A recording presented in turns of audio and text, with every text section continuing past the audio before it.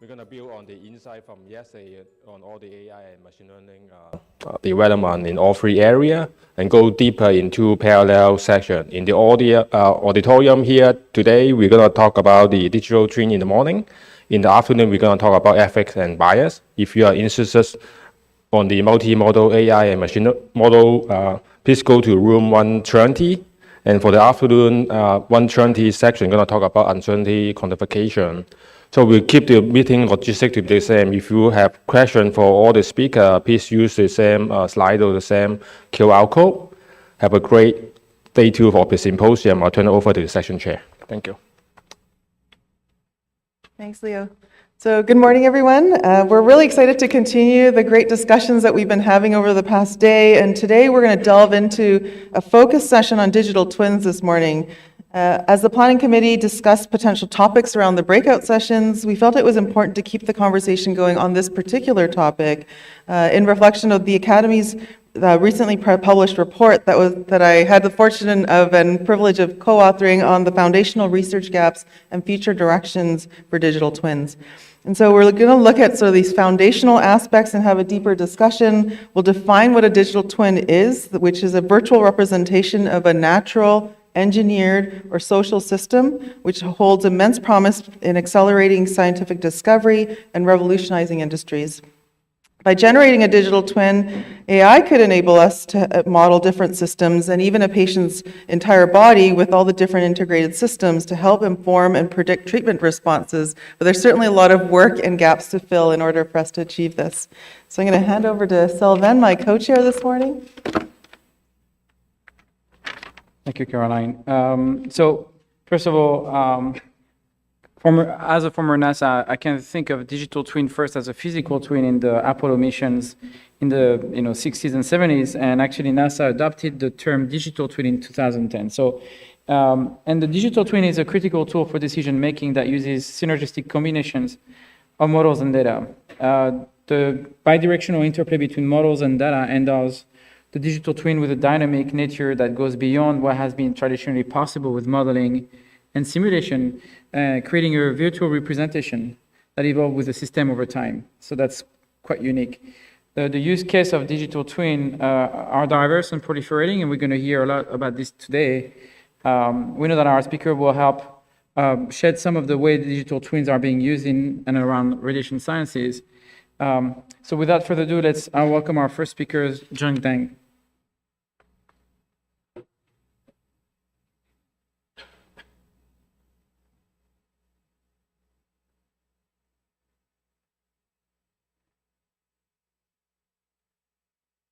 Good morning, everyone, and thanks for introduction. And today I'm going to talk about our work on digital twin and AI for precision medicine.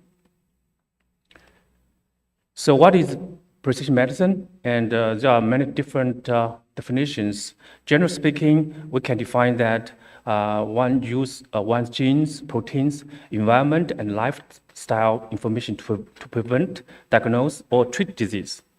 Another popular definition basically says that precision medicine just basically targets the right patient with the right treatment at the right time. 3 rights here. So how is the AI changing the future of precision medicine? You can see that in the center, AI interact with the patient, physicians, and medical community and hospitals, all these things together. But around that circle, you will see that a spectrum of applications that AI can play a role here. AI-empowered early detection of disease, real-time monitoring of patient health, identifying potential drug targets, identifying causal genes, phenotypic or genetic heterogeneity, and changing roles for physicians here. So it's just several examples of AI, how AI changing the landscape of precision medicine. In my view, there are several major AI applications in medicine. First, we talk about, we see a lot of literature publication about disease diagnosis, screening, monitoring, and treatment. Another category we can say is large language model. You will see a lot of paper publishing right now. And all these major players, companies have rolled out all these large language models almost every week. Then clinical decision support.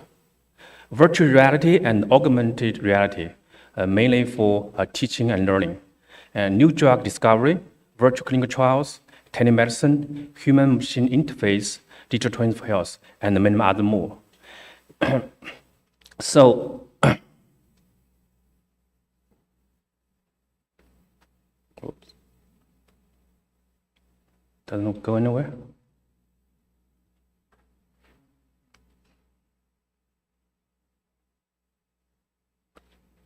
Okay, so basically modern medicine is increasingly becoming a science of information.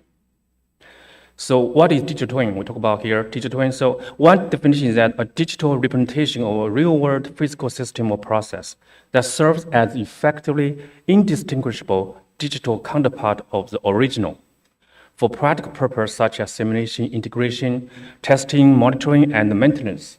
So that's one version of definition here. It's pretty much very broad here, cover a lot of things here.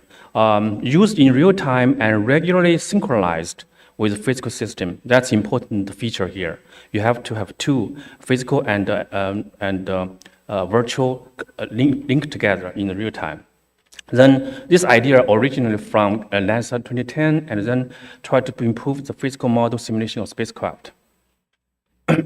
So here recently, as Caroline said that early, and consensus study report was produced by national academies, and which I take this the diagram here, which shows a very nice picture of the major process happening for digital twin. So upper is a real world patient, and down below is a digital twin. Through this number 8 cycle here, everlasting cycle, there is a data connection happening, and also the data integration, modeling, and simulation, and then that simulation results coming back to the treatment for the patient, right? This whole cycle lasts forever, in theory, and also they point out one important feature, which is I want to point out on the upper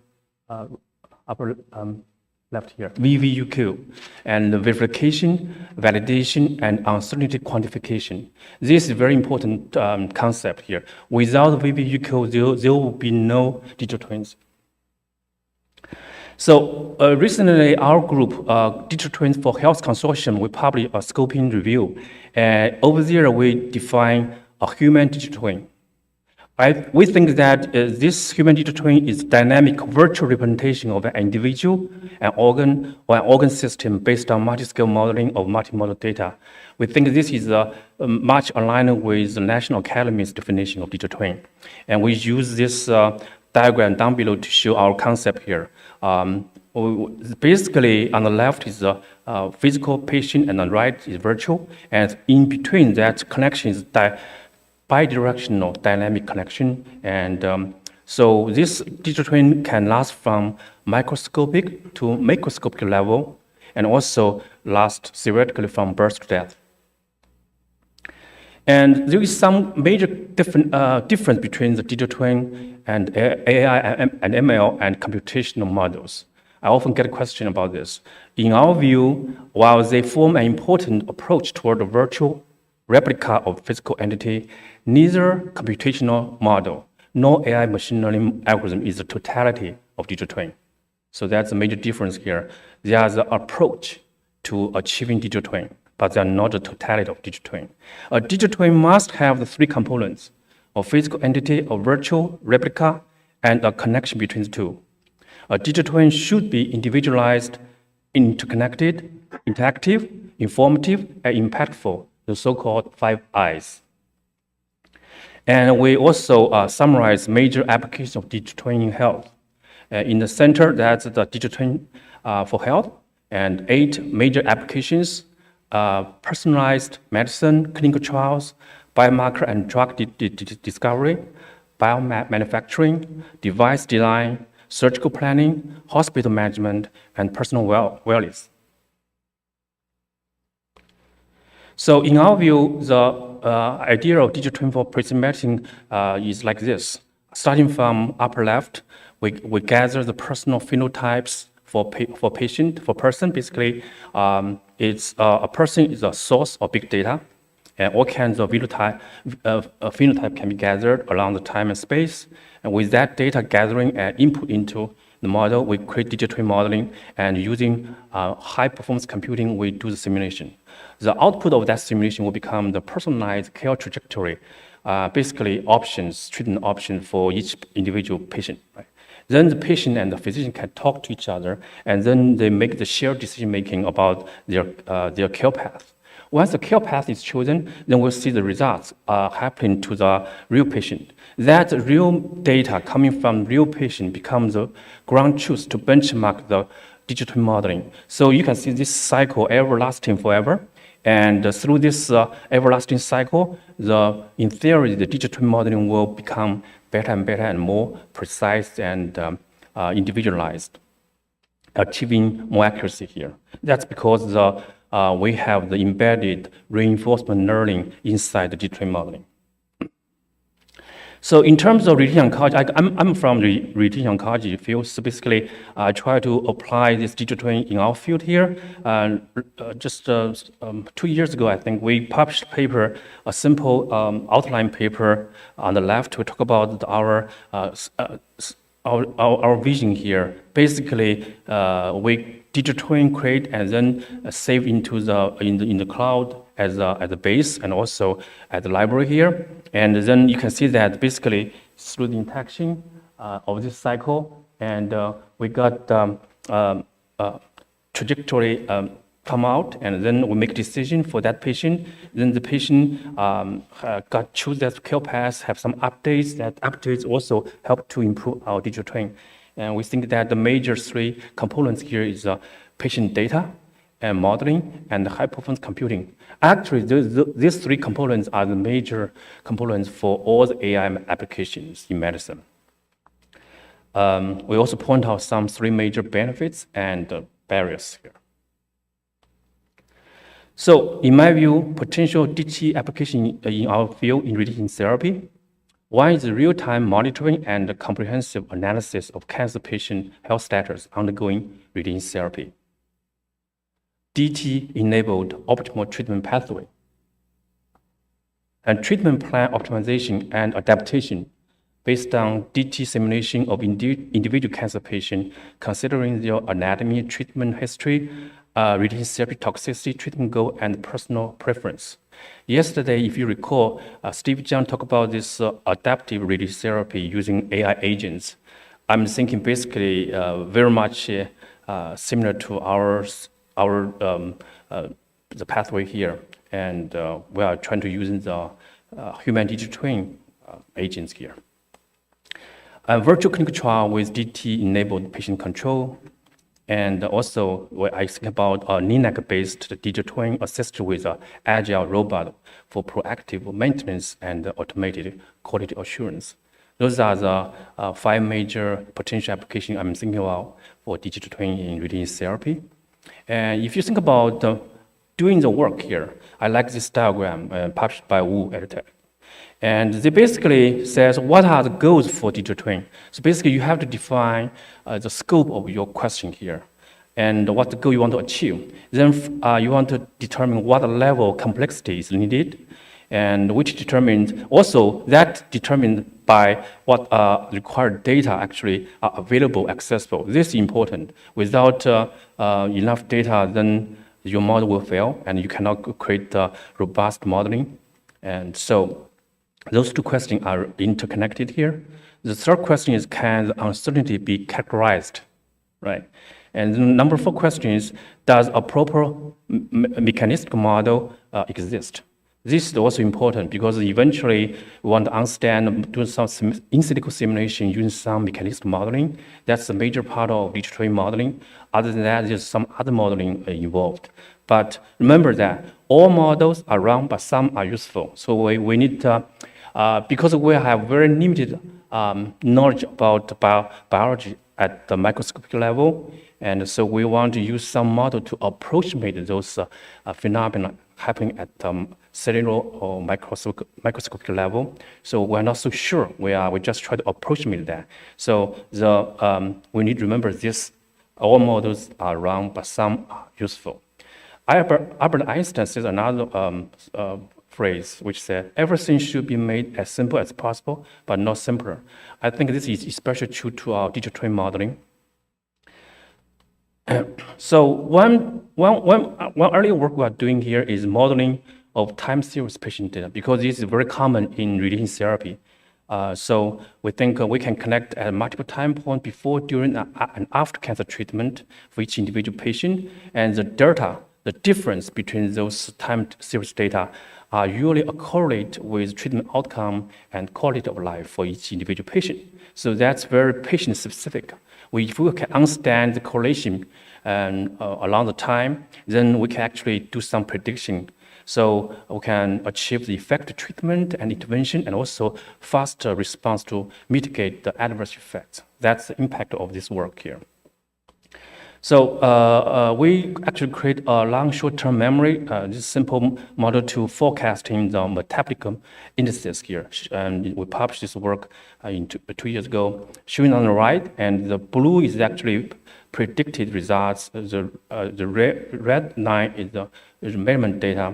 So this dotted line is a boundary. To the left is the training data. To the right is the testing. So basically, once we train a model, we test that. We test our model to predict in the future. I found in general it works well. But we encounter a problem. What if the data is noisy? So we propose another way to do that. We call that latent ordinary differential equation node. The idea is that this is physical observed data.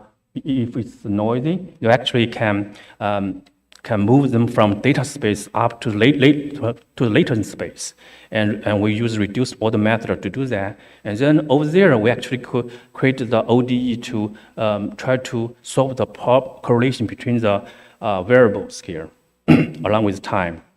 Once that correlation is solved, then we map back from latent space to data space. By doing that, we actually get a much better prediction and into the future here. And here shows the results. And basically, we can do a better job into predicting to the future for a variable indices here. Another work we are doing here is showing in this diagram.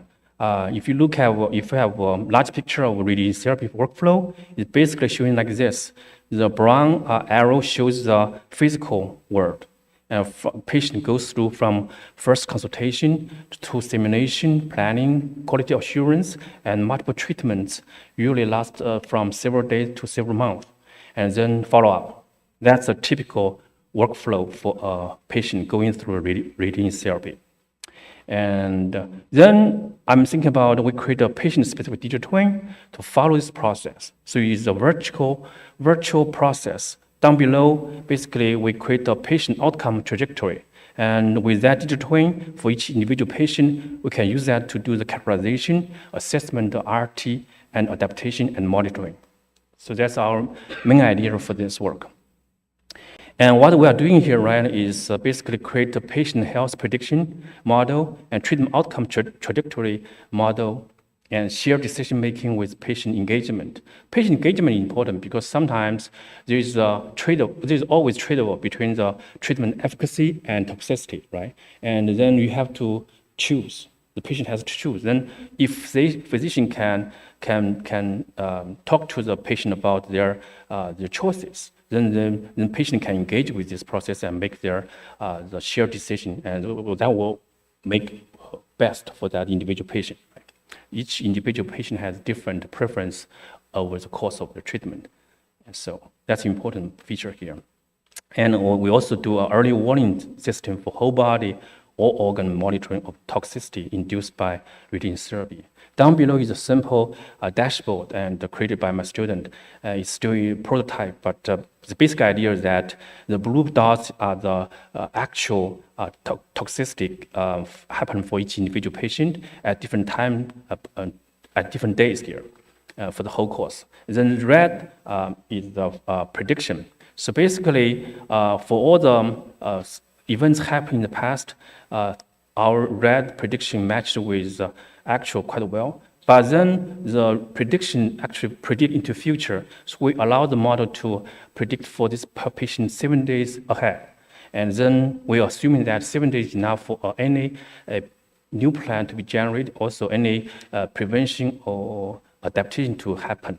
So that's the time window we give for each individual patient and also for physician to take action here. We know in advance what will happen so that we do this early warning system to prevent the adverse effects from happening. Another application we are doing right now is in the biologic guided radiotherapy. Showing on the left is that the merge of PET and CT, and we are using the reflection to do the treatment.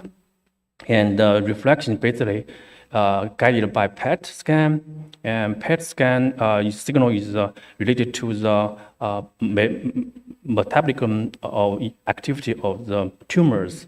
So shown here in the shiny red, that's the tumor area here. And the green is a region of interest. We want to treatment the dose focused on that on this area. However, during the treatment, the tumor volume may migrate out of the box, right? So this is the advantage of having this real-time monitoring by the PET scan. Shown here in the middle is before treatment, the PET scan shows the tumor is within the green ROI. And during the treatment, you will see the live images here. You will see that part of tumor volume actually is outside of this green area. And actually, for this particular patient, we stop treatment and then do some adjustment, make sure that the tumor volume is covered by the green. And then you can imagine for this patient, we can have multiple PET scan before and during the treatment. And we have multiple treatments. So we accumulate time series data. So basically, we want to do a digital twin for this patient. We develop digital twin to predict lung small cell lung cancer response to RT. We are integrating mechanics modeling with patient-specific longitudinal PET scan. Right. This is what we are using here. The model shown here is a reaction diffusion model, including the RT-induced cell death. Okay. So another way is to actually looking at all the parameters happening in the radiotherapy field for each individual patient. There's multiple category of data, clinical data, blood sample, imaging data, and all others. And then for each category of data, we actually from left to right, we try to build a different model for that. And then by combining them together, hopefully we got this multi-scale digital twin model for each individual patient. And the patient data is used as a ground truth to benchmark the digital twin modeling. So it's very important that digital twin modeling is individualized for each individual patient. The challenging, we all know that data acquisition, integration, standard, and quality is challenging, not only for digital twin, but also for all other AI applications here. And this is especially true for our field, and we have multiple multimodality data scattered around a different system. Number two is multi-scale modeling and simulation. It's one story to say that we can create digital modeling for that, but it's quite another story to actually do a good job modeling those phenomena at different scale, especially at the microscopic level. And because there are so many biological phenomena we don't know quite well. So another challenge is responsible AI. And yesterday, a lot of speakers talked about that. So computing infrastructure, we all know that. So for the multimodal data, I want to say that currently we have so many approaches available to us, like functional and molecular imaging, as I showed the PET scan, and functional MRI, and radiomics, right? And the liquid biopsy, the whole slide pathology, genomic profiling, single-cell profiling, patient-derived cell assay, intravital imaging, and the fetus tracker, and implantable sensors. All those tools, devices are available to us. And actually, different groups are using this to collect data very creatively.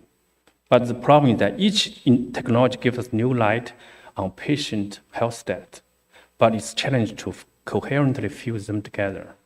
So that's one challenging I see for this multi-model data fusion.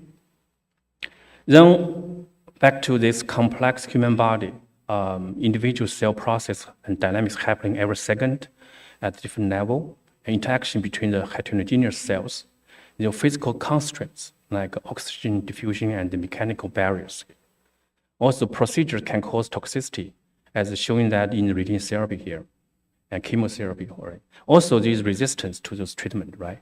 So mechanism, what's happening there, so that we can achieve better treatment outcome is a challenging story. And the constant interaction with the environment. The social determinants influence one's health and well-being across life course, and many factors involve like lifestyle, dietary, family history, and medication. All these things can play a role in human health. So if you want to create a human digital twin, all these things need to be considered, and that's challenging. As shown here is a simple story that happened in the real world. If biased EHR data is the input, then we have a biased AI program based on the biased data. Then with that, we have biased interaction with people. Then that bias reinforced, get worse and worse, right? So this is what's happening if this data is bad. And we need to make sure our AI is responsible and trustworthy. And to be successful in responsible AI is no accident. It takes some actions here. One is require right people, right process, and right technology here. Number two, clinical practitioner needs to be trained to understand what responsible AI means, what tools and the metrics are available to quantify and evaluate responsible AI. Number three, appropriate technology needs to be used to enforce responsible AI from the beginning to the end for every model, every time. So this is a large requirement here, but we need to do that before it's too late. Into the future, I see that human digital twin may be fully functional and autonomous and then deployed at human digital twin agents. So very similar to AI agents. We see the Medium publication, and everyone talk about AI agents here. So here, I'm imagining that once we do a good job, human digital twin, and actually they can be fully functional and deployed outside as the human digital twin agents. It's basically a type of AI agents. We just call that human digital twin agents. And I think they are truly companion and safeguards for people's health. And they interact with humans in physical world, and they interact with other agents in virtual world. That's very powerful. And imagine that millions of those digital twins interconnect, and then just automatically try to match and try to do some new knowledge discovery and correlation, finding pattern discovery. That would be very powerful. If we do a good job, then human digital twin simulation should be done from birth to death. So ability to simulate future has been a motivate for human intelligence evolution. In conclusion, I think human digital twin have a great potential in precision medicine, and deep understanding of human biology is the key. Multimodal data integration and multi-scale modeling are challenging. We must tame AI before the arrival of AGI. I think cross-disciplinary collaboration are essential, and that's why we actually formed this Digital Twins for Health Consortium, and those are the members from different institutions across board, government, academia, and industry. And here are the original geographic map for the members. And here are the ecosystem for Digital Twin for Health. Actually, we have a dedicated website, and right now we are expanding and transforming this consortium to a professional society dedicated to Digital Twin for Health. And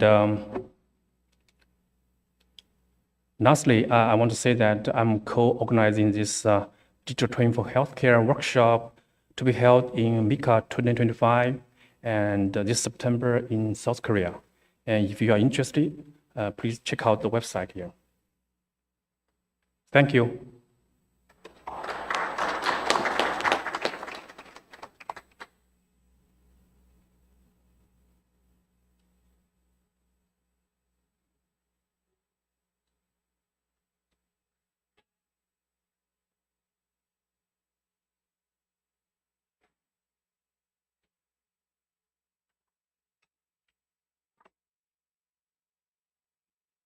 So the next speaker is Grishma Akasya from Georgia Tech.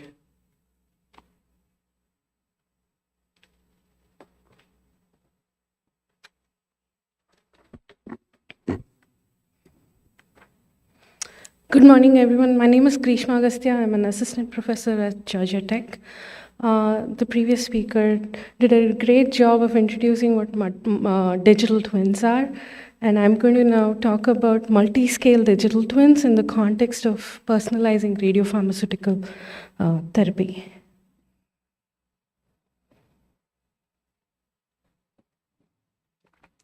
So before I do that, a quick review of what radiopharmaceutical therapy is. The big promise of RPT is that it can selectively target cancer cells while it spares the normal tissue.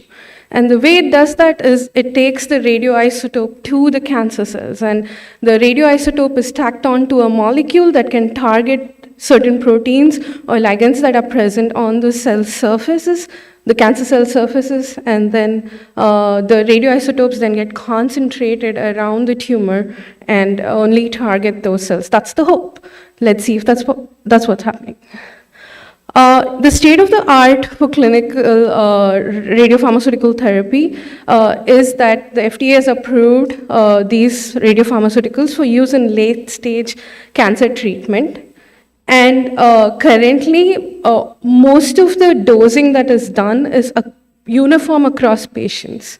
There is one drug, Xofigo, that actually calibrates the dose based on the patient's weight, but that's the only thing that we're doing in terms of calibrating the introduced activity. So when I look at the promise versus what's being done, there is a huge gap. And if I want to simplify this into an optimization problem, then what we are trying to do here is to maximize cancer cell death, minimize the other unwanted side effects, but also we want to do it in a way that it's personalized or individualized to a patient.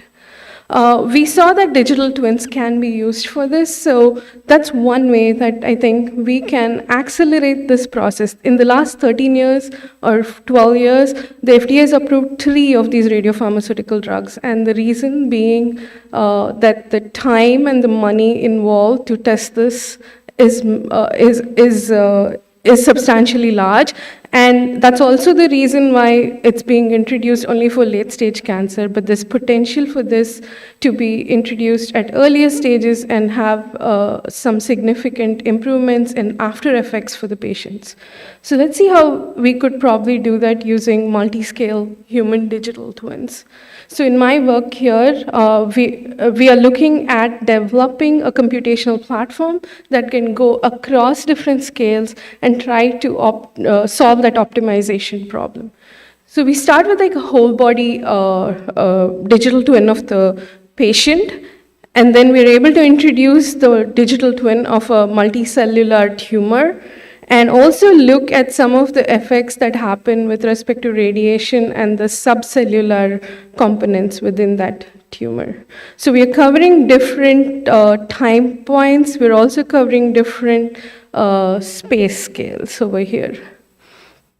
So when I want a digital twin to work for radiopharmaceutical therapy, what are the desirable capabilities that I'm interested in? One is we want to track the radioactivity across scales.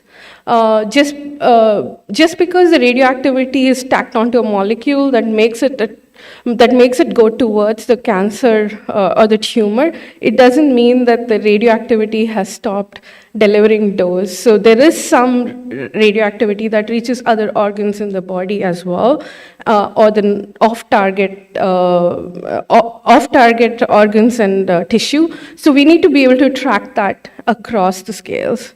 The second thing that we're interested in is actually estimating the radiation dose that is that these different both sensitive and non-sensitive tissue are receiving. And the third thing would be to simulate the drug uptake. Once we do all of this, the final things that we do want to focus on is, can we actually use these to predict the outcomes, which is an important component of digital twins, and also can we do this in a patient-specific way? So if I'm able to achieve all of these, then this is taking me one step closer to achieving the personalization goal, and also hopefully accelerating the time from research to clinic of these different radiopharmaceuticals. So we start with a virtual human population. This is a virtual human population that has been developed at Duke University's Center for Virtual Imaging Trials. These were developed from CT images. So initially, these were CT images that were manually segmented to create replicas of the human body for imaging. We have started with this as our template and then taken it to the next scales. As you can see here, this is a representation of not just the anatomy, but there is some physiology here. We can see a beating heart, we can see a breathing lung, and sometimes even the peristaltic motion can be included in this. And we can build these digital twins for any new patient that walks in. We can also, if we have the CT images, we can do this at different time points through the patient's treatment cycle. So what are the 4 scales that I'm working with here? So one is, of course, the whole body scale. We're looking at the different organs. And then we're looking at the specific organ in which we are targeting the cancer in. And then we want to also model a multiscale tumor model, which represents the tumors that are present in a specific patient. And we're going one step lower and saying, can we now see how the 3D conformation of the DNA impacts the outcomes of radiation therapy? And I'll walk you through how we're doing all of this. So for this particular sample problem, we picked a male patient with a BMI of 24. The radiopharmaceutical agent that we are testing here is lutetium PSMA. This is one of the FDA-approved drugs currently. But we looked at a dose that's not approved by the FDA, but we wanted to see what this looks like. So we use pharmacokinetic models. The way we built this platform, we could either use population-based pharmacokinetic models or the physiologically based pharmacokinetic models. Here, this one is a physiologically based one. We were able to look at the time activity curve. So this is our first outcome from our first scale. So we're able to now get the concentration of the radioactivity in the different organs that we are interested in across times from the time of injection of the radiopharmaceutical. And then the thing that we're most interested in looking at is the peak time. At what time is this going to be most effective in the organ of our desire and least effective in the other organs? So the reason we want to do that is because we want to understand what is that time at which we would be able to estimate the maximum impact that the radiopharmaceutical has had. So using those curves, we are then able to calculate the actual radiation dose to the modeled organs that we are interested in. These plots show the cumulative dose over time in the different organs. The reason we pointed out salivary glands here is that radiopharmaceuticals, some of them have a tendency to accumulate within the salivary glands, and salivary glands, the after effects of that is terrible for the patient because they end up with something called dry mouth, which affects the quality of their life after these treatments. So this is just a visualization of that radiation dose. As you can see, once we know the cumulative dose in a given organ, we are able to simulate not just the dose to that organ, but also the organs around that targeted organs. So here we visualize the radiation dose to the liver and its surrounding organs, the kidneys, as well as the salivary glands. In the second scale, we are looking at modeling the vasculature and looking at how not only does the radiopharmaceutical reach the organ and spread, but also spread or like perfuse into the organ and reach the targeted targeted tumors. So here we use computational fluid dynamics to create the distributions of the radioisotope activity again over time. I must admit this is like our biggest computational sink. Just being able to model these computational fluid dynamics for 1 second of this model takes about 12 hours, and we are working towards building surrogate models towards this. So here we are able to get the spatiotemporal distribution of the radiopharmaceutical we are interested in. The third scale is the actual tumor. How is the tumor embedded into the organ we are interested in? What are the characteristics of the tumor that we can capture? We currently have a tumor growth model, which uses computational and mechanistic models, wherein if we can seed a cancer, then we can grow the cancer with the right microenvironment parameters introduced in there.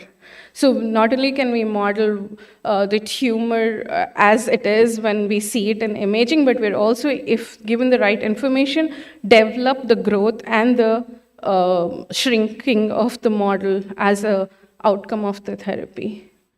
In this example I'm showing you, we've just used the exponential growth curve for our tumor, but that's not just the only model that we're working on. So then we can embed these tumors back into our XCAT phantoms, and we can then plot the radiation dose that's actually received by the tumor. This is an example where we tried to do this for external beam therapy, but we are working towards doing this even for the radiopharmaceutical therapy. The curves there show you what the response is when there's no treatment versus treatment at an early stage, treatment at a late stage, and then the fractionated dosing that's actually used in the clinics. And the final one is to look at the DNA damage, because we know the way radiation kills cells is by introducing double-strand breaks within the DNA. And we also know that there are some cells that are more sensitive to radiation versus others. So how can we capture that information in this multiscale model was the question we were going after. And one of the ways we've done that is to use 3D chromosome confirmation. We used what is called Hi-C data, which are basically contact maps that you can generate for populations of cells. This just tells us the probability of the 3D structure within the nucleus of the cells we are interested in. And from that, we can solve these contact maps to generate not just the average 3D conformation, but average plus or minus the standard deviation of the conformation of the different cell types. And using this, then we can introduce this into our multi-scale model, take the input from one scale, that is the scale of like the radiation dose to the tumor, and then calculate not just the DNA damage, but also the repair mechanics of that of a given individual cell. So this is the outcome that we are getting over here, where on the x-axis you have the dose, on the y-axis the dark blue line is the survival. As expected, the cell survival decreases as dose increases, and the number of double-strand breaks increases as the dose increases. So then the question is this, but like how are we going to introduce this into the clinic? Do we have all the information we need from an individual patient to do this? Because I talked about personalization. That is the hill we are trying to climb, or mountain range. So we are basically trying to see what kind of information is out there that we could use to actually validate these models. Radiopharmaceutical therapy is a fairly new technology, so how do we bring the single-digit and double-digit information we have and then verify and validate these models? And also, the other thing that happens in the clinic is the imaging doesn't happen between cycles of radiation therapy when it comes to radiopharmaceuticals. It only happens at the beginning. There's a treatment plan. The patient may lose weight. The patient may gain weight. The patient may go through a lot of different things between between dosings, but nothing is changed in terms of the treatment, unless there is a clinically observable quantity that changes, something like creatinine levels. That's the thing that is used to modify the treatment plan. So what we want to do is we want to look at taking the CT image of the patient, develop the XCAT phantoms, and actually modify them with the patient. And the way to do that would be to extract more information from the patient. So for now, we are going to be satisfied with using whatever information we can get from the clinical trials, and that's what we are working towards. So this just shows you that building a multi-scale digital twin can give us multiple outcomes that are important towards building the capabilities and accelerating the clinical trials. This is more information than we had before these were available. And also, in this particular computational model, the outcomes are not independent. The time activity curves feed into the other scales to be then used to get the outcomes that we are interested in. So here there is a feedback loop. I can either start with information I have about the injected activity and estimate the outcomes, or if I have information about how the patient is doing in terms of creatinine levels, I am working towards using those to also go then in both directions to estimate the outcomes. So this is a very complex problem. One, because it's multi-scale. So how do we do what we now call VVUQ, verification, validation, and uncertainty quantification? Here we're looking to integrate across temporal and spatial scales. We're also looking to look at interactions between the physics from the radiation, the biology of the human body, as well as the biochemistry of the uptake of the drugs within the human body. So then we also know that if there are uncertainties in one scale, that propagates across the scales. So this is another major challenge that we're trying to address. And then there are data requirements. We know right now that there are more than 100 clinical trials and in vivo, in vitro experiments that are going on testing different radiopharmaceuticals around the world. So that's the data we have. So we started with that. Can we start using the experimental scales and replicating them? And if we can do that, then we can slowly start validating these models. The other thing I kind of spoke about the computational sink when it comes to computational fluid dynamics. So the surrogate modeling is another thing we are considering. Can we go into a lower dimensional model to be replacing the computational fluid dynamics to do better in terms of our computational time? And the final thing that's complicated about this whole multi-scale thing is we've not even included patient variability here. We are looking at ground truth known patients with the XCAT phantoms. So then including those parameters, the patient-specific parameters would be the next frontier for this. So like I said, we started now building digital twins for comparing the live cell experiments to be able to do our VVUQ. The right side plot over here shows you that the one experiment that we tried to compare against, there was a overestimation from the digital twin we built. So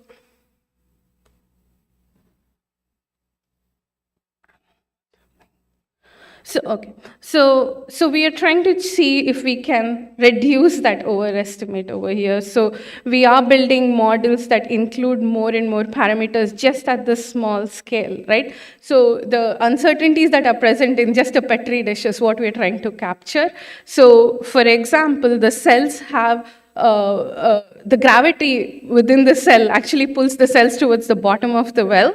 And then also the actinium that is introduced we use actinium-225 in this experiment, which has some affinity to the material of the cell well. So these are things we hadn't accounted for, and these are things we are learning to account for as we go towards the validation of these models. And you can see here we did better. The plot there, the red curves show you the the red curves are the survival fraction of the cells over there.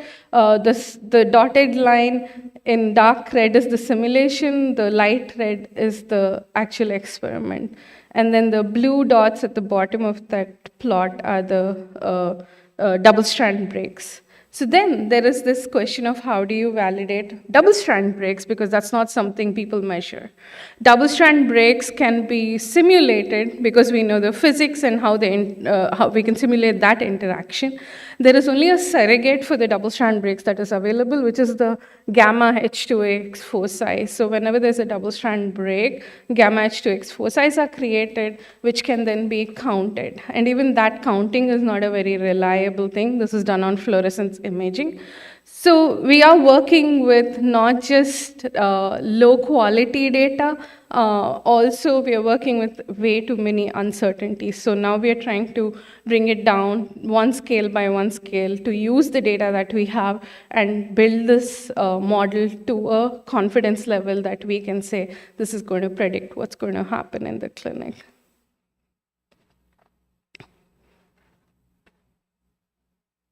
So what's the future work over here? So we currently don't have patient and disease-specific multiscale tumor modeling. That's what we are working towards within this.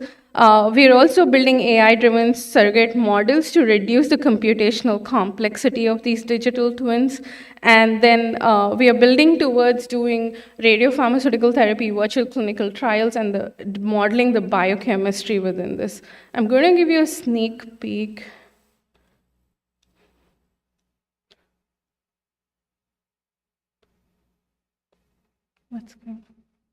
Into what we've done with synthetic data generation at the population scale. So this is a study that I'm part of that's coming out of Oak Ridge National Lab. We've taken a total of 491 virtual patients and done 10,000 simulations of different CT protocols for adults, pediatric patients. This total simulation time is average of 35 to 100 minutes per patient. The average is 45 minutes. So if I were to do this in a day-to-day compute server, that would take a total of 317 days. But we used the Summit supercomputer, which was the previous version of the supercomputer at Oak Ridge National Lab, and this whole thing took 2 weeks to run. And it generated 125 terabytes of data, and we're currently working towards analyzing this. And please keep an eye out for this. This can be a great resource to do things like AI democratization, dealing with all sorts of AI-based issues once we have this data ready for everyone. So here's the sneak peek of what we're doing with the molecular dynamics. There's a video, can you play that? The right lower. If it plays. Okay, anyway, so the thing that the thing that this would have shown is that yellow ball over there is a molecule that's trying to get through the membrane of the cells. So this is one simulation that a collaboration of mine is doing at Oak Ridge National Lab. So that's the part with the biochemistry that we are working on.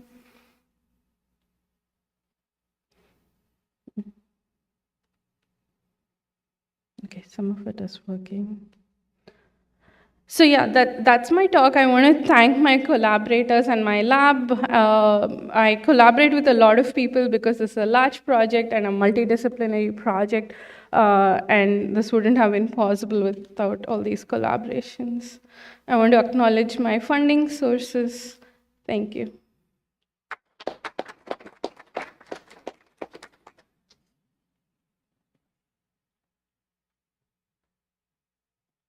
All right, before I announce our next speaker, please use the Slido if you have questions, and please submit questions along the way as you listen to the talks. It's a pleasure for me to introduce our next speaker, Charlie Taylor from the University of Texas at Austin, and he'll be talking to you about cardiac digital twins.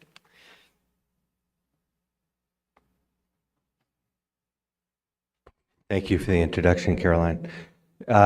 Yeah, so I'm going to talk about some work. I phrased it from the academy to the clinic, and one of my colleagues at University of Texas said that when we talk sometimes about going from bench to bedside, in fact, it's from bench to business to bedside. So I'm going to tell you a little bit about that journey for me. So disclosure, I'm a founder, board member, shareholder of HeartFlow. I'm going to talk about this technology today. Because that's, of course, how we got it into the clinic. So I know the National Academy's report has been much discussed. I've tried to kind of boil down a synopsis of a biomedical digital twin. Again, I think everybody's very familiar with this. Virtual model biological system mimics the system, fit for purpose, created and updated with data from the biological twin in a predictive capability. So where did it start for me? It started about 30 years ago when I was a graduate student at Stanford between the Department of Surgery and also the School of Engineering, starting to build models for medical image data. And this is actually the very first patient that I extracted a 3D model of their abdominal aortic aneurysm and simulated blood flow. So back 30 years ago, started to build tools to try to predict outcomes of interventions. Built a software system. Actually, it was built with Java, virtual reality modeling language, and an old Netscape browser. So I'm really dating myself, and you can see the really old computers that are being used. We demonstrated this system at the Society for Vascular Surgery, a system for surgical planning and predicting outcomes of different alternate treatment procedures for vascular surgery. Wrote a paper after that 25 years ago, talked about a paradigm where we could think about moving beyond a diagnostic empirical paradigm to start to predict outcomes of interventions by building patient-specific models of the vascular system, software systems, and for designing improved patient-specific treatment plans. Spent 14 years in the faculty at Stanford, and then started to think about how to bring some of these technologies into the clinic, and started a company, HeartFlow, in 2010, really focused on diagnosis of coronary artery disease. So I'm going to just take a minute and talk a little bit, for those of you that are not really familiar with the manifestations of coronary artery disease. It really is one of the primary causes of heart disease. A primary heart disease is coronary artery disease, where we have atherosclerotic plaques build up in the coronary arteries, providing blood supply to the myocardium. Can first represent symptoms or angina or chest pain, and typically first seen during exertion rather than rest. The challenge is it's not really that a progressive narrowing of vessels is what cause heart attacks. What typically causes heart attacks are ruptured plaques that then release a very thrombogenic contents of the plaque, or provide contact into the bloodstream in clots that form, and ultimately reduce or cut off part of the blood supply to the myocardium.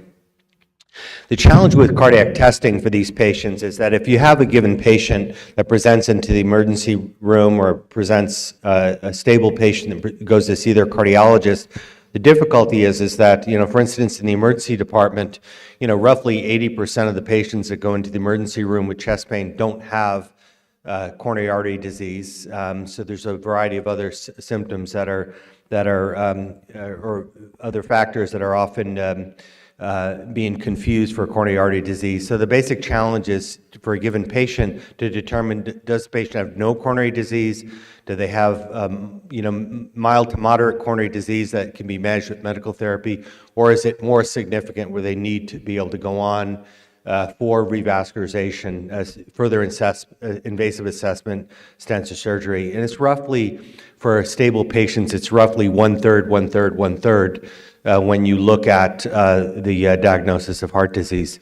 The difficulty with traditional testing historically has been that a lot of non-invasive functional tests, there's no direct information about blood flow or disease in the coronary arteries. There's no visualization of the coronary arteries.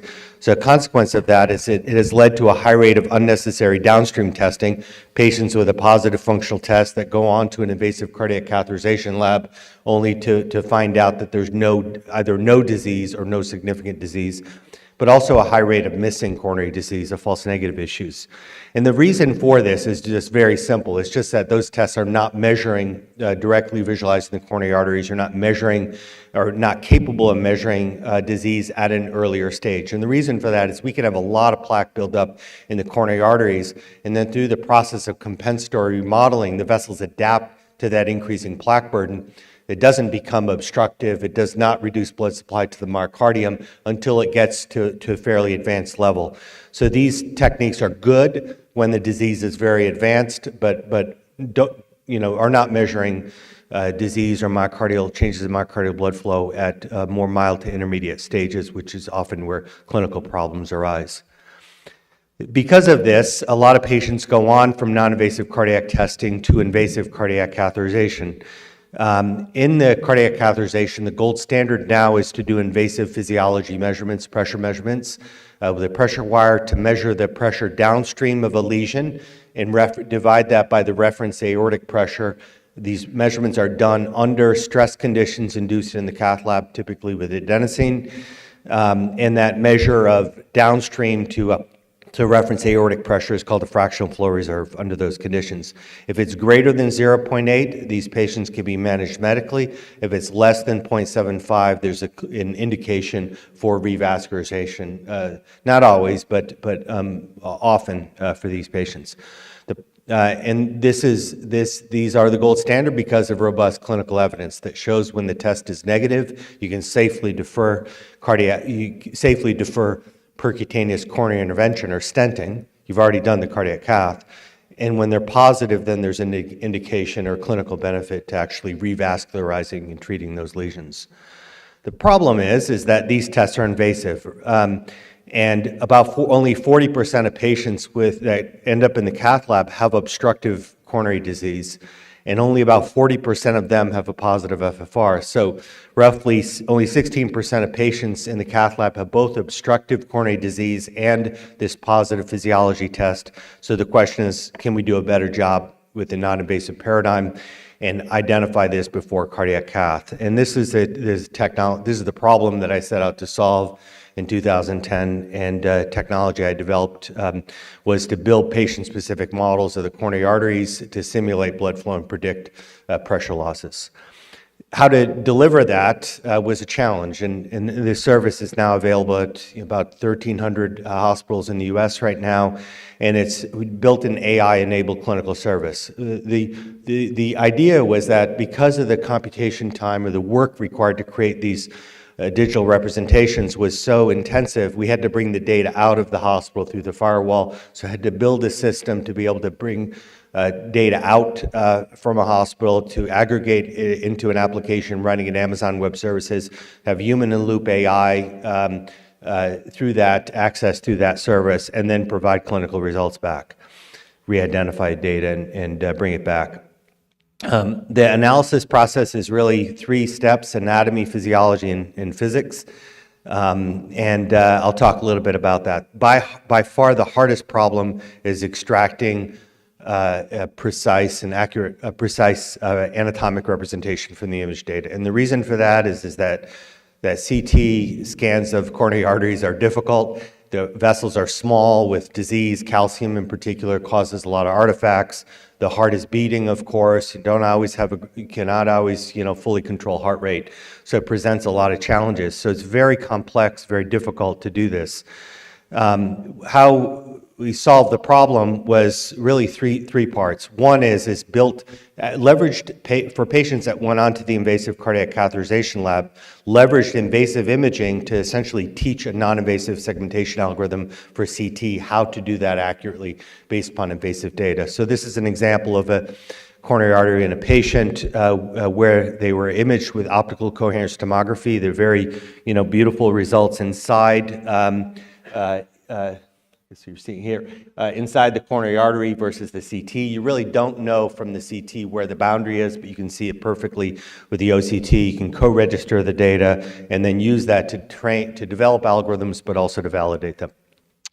The second part was building a human-in-the-loop AI foundation, and this process is automated algorithms, deep learning algorithms to do the aorta and large structures, coronary tree centerline evaluation, lumen boundary detection.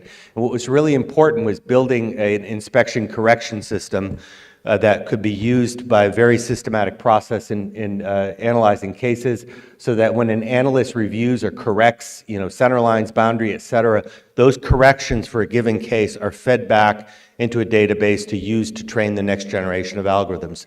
So through a series over a period of years, the algorithms got better and better. And these deep learning algorithms have been used for about 8 years or so in a FDA-cleared product. As a consequence, you can process cases that a person could not interpret data. For instance, a patient with very significant calcification. This is a patient who went on, based after the CT, directly to cardiac surgery for bypass grafting in a trial to see whether we could operate based upon non-invasive data. And again, it really is that process that is important. The third part of how to make this work was feedback. Because the data was being sent to a centralized location for data processing, reports were being sent back. If we had discordance between the predicted result and a measurement, or a patient went to the cath lab, we're required to be able to do a complaint investigation. It's FDA cleared product. You have to investigate these complaints. To say, whenever I visited customers when I was at Harflow, I would say, please complain about our product.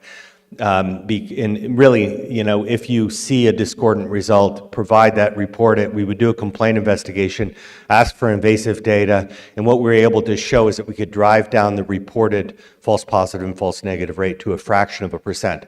Obviously, both are underreported, right? So I'm not claiming that you can do this that accurately. What I'm showing is that you can reduce, with feedback, you can reduce false positive, false negative rate, or at least the reported rates through that process. So this is a key part of the technology. Physiology, I'll go through quickly. I've published this before. A recent paper that came out describes this. And it really is using anatomic information and form-function relationships to infer information about patient-specific physiology. We have population-based models for physiology. They get specialized or customized for an individual patient based upon their anatomic data. I'm sorry I don't have time to go through that. This is the easy part, is the computational fluid dynamics. The calculations take a couple of minutes or so now, running on Amazon Web Services. And this is an easy part because it's been 50 years of research in developing these types of methods. Data is provided for the entire coronary tree. There have been over 600 peer-reviewed journal papers now describing the technology. It's been used now in over 400,000 patients, basically all top heart hospitals. Actually, now the number is more than 1,500 centers, and it's paid for uniformly in the U.S. healthcare system. Diagnostic accuracy has been evaluated in multiple studies, been compared head-to-head against other non-invasive testing strategies. It's a paper in Journal of American College of Cardiology. This is another one that came out, American Journal of Cardiology, and showing another comparative study.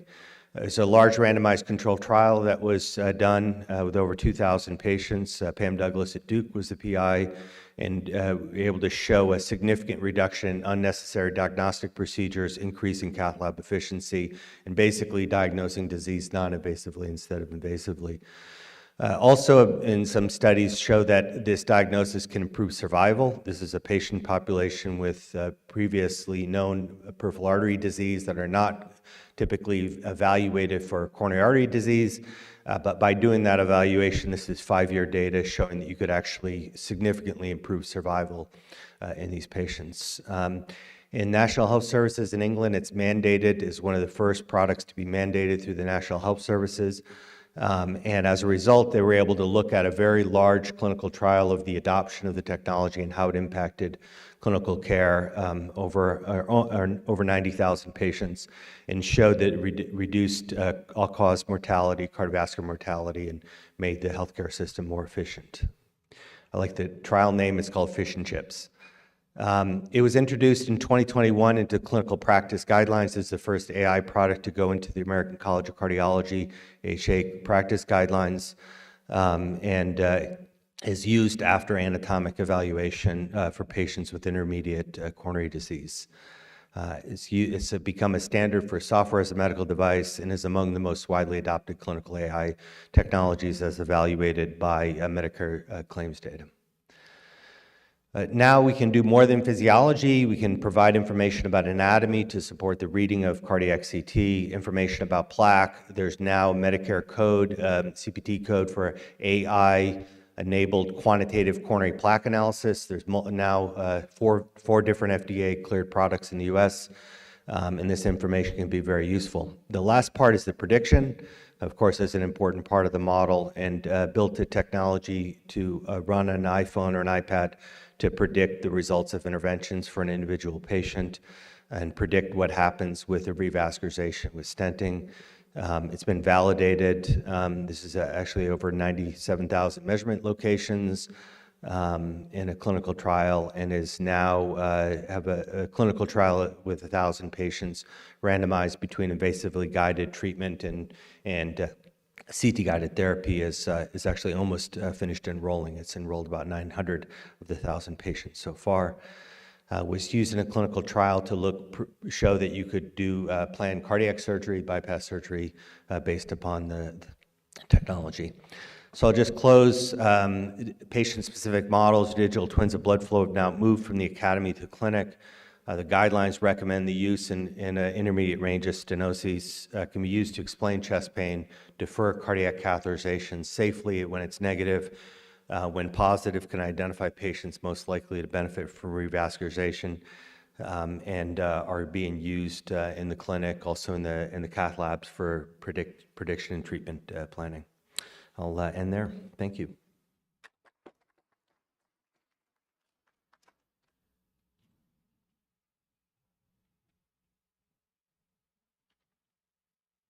And our final speaker this morning is John Walsh, who will be talking about digital twins for disease modeling and drug development, applying it from Unlearn AI. Yeah, thank you. All right, so thanks for having me to talk. I'll talk about application of digital twins to clinical trials. So I'll cover why should we be interested in clinical trials? What's the problem here? Talk about the way we approach digital twins for disease modeling, and then how to use twins in clinical trials with a case study.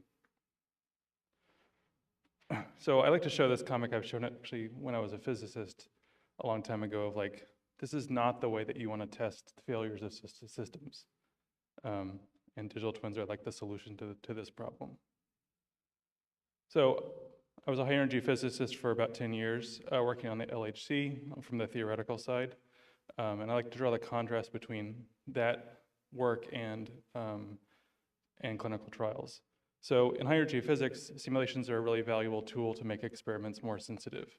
You have this machine that costs $1 billion to run every year. When it runs, it collides protons 600 million times a second. You have to take data all the time. Backgrounds are huge. And you have to sort through complex data to get to signals that you really want to see.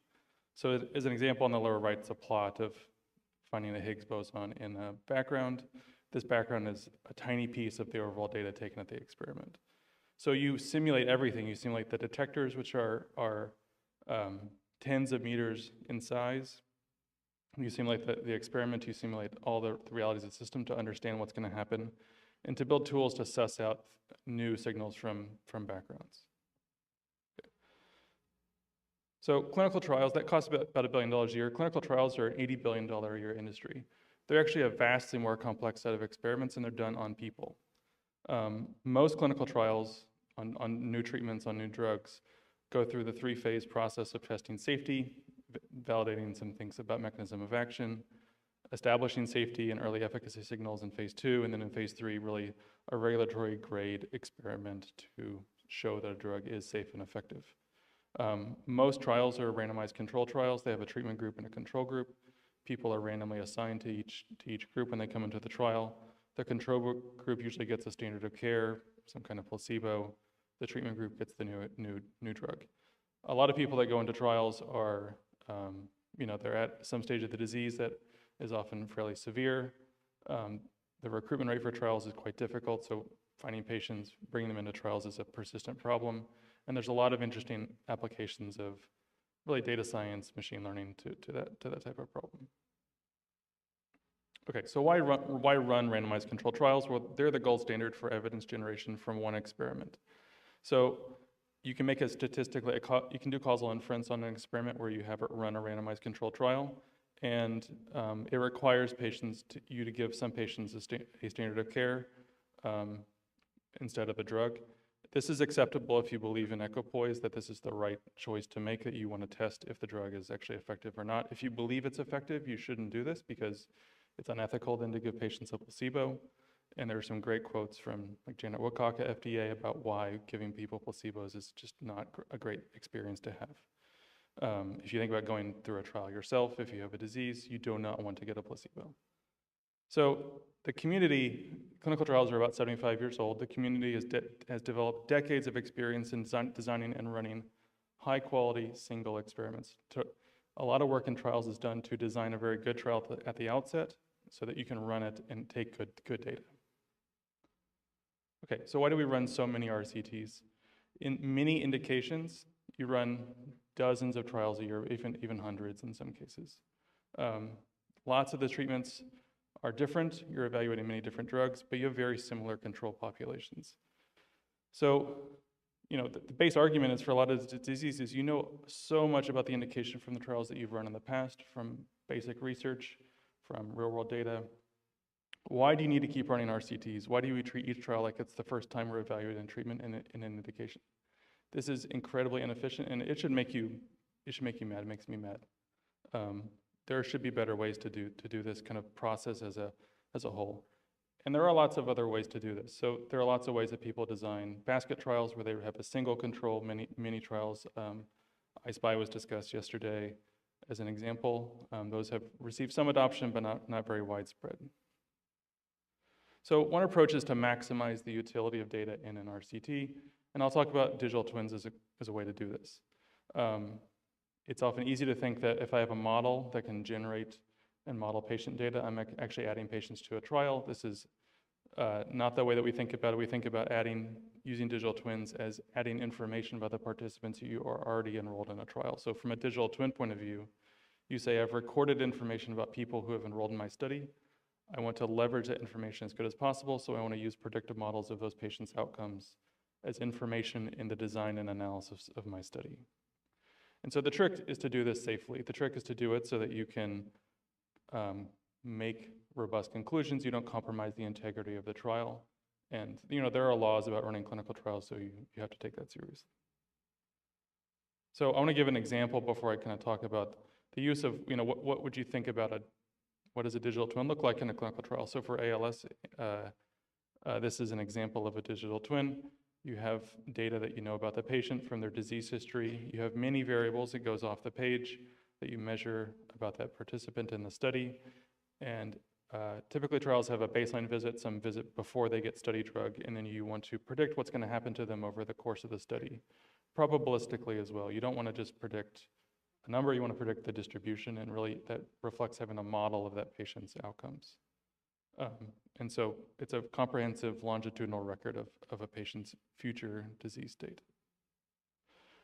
We've chosen to approach this problem really from a long distance point of view, from a view of what the clinical data is that you see of a patient. We're not trying to model things mechanistically or biologically. There are lots of indications where you might think about doing that, but in a lot of cases you really have this whole person view of what's happening to them. Okay, so go through the basic problem. This is a basic machine learning problem. You have data about a patient's health. It can be complex. You want to build a probabilistic model of longitudinal health for patients with the disease, and then you want to make comprehensive probabilistic predictions of their future outcomes, and that's the digital twin. It's got the ability to be personalized. It has feedback mechanisms from future data that you might record, and you can then use it to make decisions in trials. If I think about this for a single variable, I want to predict what's going to happen probabilistically to a clinical variable over time. And the more precise I can predict it, the more personalized this becomes. And this is going to be writ large then over many, many variables. So really what I want to do is to learn a joint distribution over a data set. I want to model some complex joint distribution longitudinally over many variables. And if I condition on a set of data from a patient, I get a model of their future health, their digital twin. So if I have this kind of model, then I have a lot of control over how I can use it in application. I can use this to ask many different and answer many different questions. And I'll talk about one particular approach. Okay, so the basic process is reflective of a lot of what we've seen of building models. You first have a data curation step. This is usually a highly resource-intensive piece. It's the most time-intensive piece, and if you get it wrong, if you don't get it right, then you have a lot of problems building good, robust models. So you spend a lot of time doing harmonization across different data sources. Clinical trial data is not particularly abundant in many indications, so you combine this with observational data, registry data, and in some cases you might want to leverage real-world data as well. There's a lot of QC processes, and just making a data set that's representative enough for machine learning is difficult. So one of the things that we've worked on in our work in disease modeling is building a set of architectures that we can reliably use to model disease from different patterns of disease progression. You can think about degenerative diseases, progressive diseases where you steadily get worse over time. Think about relapsing diseases where you have flares, and there can be other diseases where there's more like homeostasis in disease states. You want to validate this along many different dimensions of performance, so it's not just a simple, the loss function is typically like a sample level loss function. You want to ask, can I produce predictions from this model that are probabilistic, that are samples that look like real data, and so you can analyze it in a lot of different ways. And then when you go to test time, this is, because they're trajectories, we actually use a Markov process. We do sample level prediction with Monte Carlo sampling, and then you can take moments of prediction of sets of samples, so an individual patient's data is represented through many different sample draws of their future outcomes, and you can take like the mean, the variance, any other statistics you want. The thing you really care about for new studies is generalization. So a problem that you face in this kind of application is you train on historical data, and some of it may not be particularly contemporary, some of it may be very contemporary, and you want to generalize to new studies very, very well. So that can be a difficult challenge to understand how are patient populations changing, how are trials changing, and how do you actually ensure robustness. Okay, so our effort in doing this at Unlearn is about almost 8 years old. We've invested a fair amount of effort in the core machine learning problem, really started from a machine learning research point of view. And I think the tenets of this working with clinical data is in some ways a little unique from a lot of other architectures. So we've developed architectures for this type of problem. You want generative models, you want to have tabular time series data, multimodality across different data types. Missingness is very common, you can have systematic missingness, not at random missingness you have to handle, and you can have very small data sets. Okay, so I want to give an example of incorporating digital twins in clinical trials. As I mentioned before, there's lots of different ways to imagine doing this.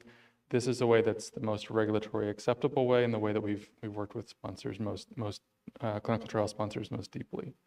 So an endpoint in a trial is let's say it's a change in a cognitive test score over the trial duration. I measure someone's cognitive state at the beginning of a study, I measure their state at the end of the study, and I take the difference, and that's a measure of disease progression.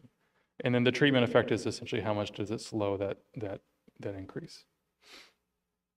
The predictive value of the endpoint is extracted then from the digital twin. So I take their baseline data, I feed it into the model, I get a prediction of their future state of that participant, and then that's the predicted endpoint value is pulled out, and that's a covariate used in covariate adjustment. So covariate adjustment is a statistical framework that is used to, when you actually estimate treatment effects, you can incorporate data that you know about the participants ahead of time to lower the variance of the treatment effect estimate and get a more precise measure of how good the drug is working.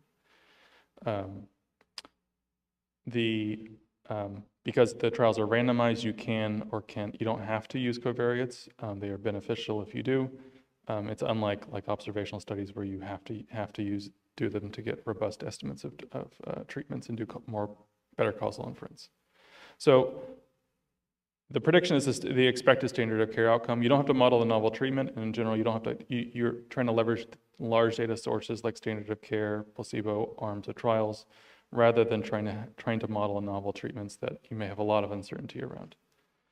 So covariate adjustments common in almost every single clinical trial. The FDA issues guidance. EMA also issues guidance on the use of covariate adjustment. And basically the guidance says, if you believe you know prognostic factors, you should adjust for them because they can then help you run a more precise trial, especially ones you believe are strongly associated. Okay, so in terms, mathematically, you're thinking about doing a regression where you're going to estimate the top equation, a treatment effect, and you have an indicator of whether or not individuals are assigned to a treatment arm, and you incorporate covariates. So if you can predict the outcome of a given endpoint, that's actually mathematically the best covariate you can choose.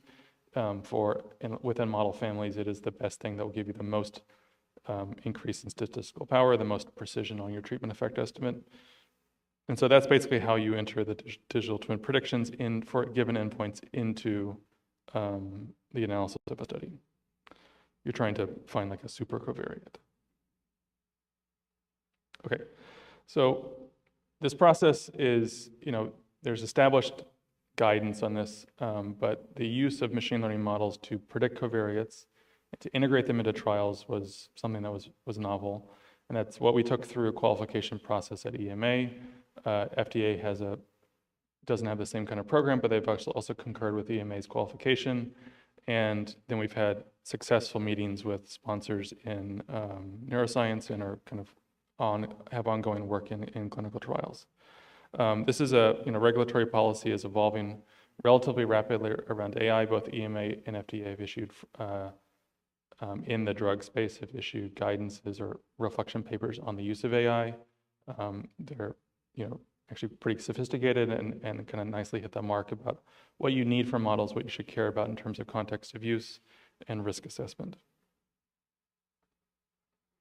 Okay, so going to talk about a case study. If you want to include this kind of approach in a clinical trial, it's actually relatively simple because you need to preserve the components of randomization. You only have a limited set of data that you can use to apply to the model to predict digital twins. This is, one of the big complications is you don't have long patient trajectories. It's uncommon for patients in trials to have their medical records linked into the trial. So you have really, most of the time, one visit where data is collected. You feed that data into the model, you could create a digital twin. You want to keep that locked away like an escrow. It's just like data from your trial in the sense that you need to make sure that there's high fidelity and security around the data. And then the patient goes through their patient journey. They're randomized, they either receive placebo or treatment, and then they go through follow-up visits and you do some analysis you've pre-specified at the end of the study. So I'll talk about a case study in Alzheimer's disease. This is presented at the Alzheimer's conference, AAIC, last year. There are really 4 steps to this process. You define the model, you generate the digital twins, you reanalyze the study, and you plan for future trials. Okay, so the study that we reanalyzed was, this is a recently completed study, ended in 2021. It was a phase 2 trial with 453 participants in early Alzheimer's disease. So participants who are showing some cognitive symptoms that are measurable with assessments, but they're not particularly severe, and they may have MCI as well, so mild cognitive impairment. The model that we used was trained on more than 8,500 participants from control arms of almost 30 past clinical trials, observational studies from early MCI to severe Alzheimer's disease. And there's about 60 variables that go into the model. It's demographics, biomarkers, baseline severity measures. So these will be items of cognitive assessments or functional assessments, questions that are asked to participants in studies. And then the outputs are item level predictions of those things over time. Okay. So the generation of a digital twin for a given participant really relies on making sure that the data that goes into the model is representative of both the data that was recorded for the participant and the way the model needs to receive data to make predictions, and so you have to do QC steps to make sure that there's no distributional shift as you measure assays at different, as you measure labs with different assays across time. You have to make sure that everything's calibrated properly so that you actually get robust predictions out of the model. And then you run through, kind of standard model inference and digital twin creation.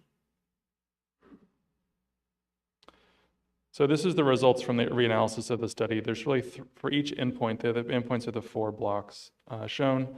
There's 3 things captured. There's the analysis with no covariate adjustment, the analysis with standard covariates. This is adjusted for the baseline value of a score, and the DT is the digital twin. The vertical axis measures the variance reduction, so it's basically how much more precision are you gaining in the treatment effect estimate. And this study had 3 different dose arms for the treatment, so there's 3 different measurements plus a combination for all groups.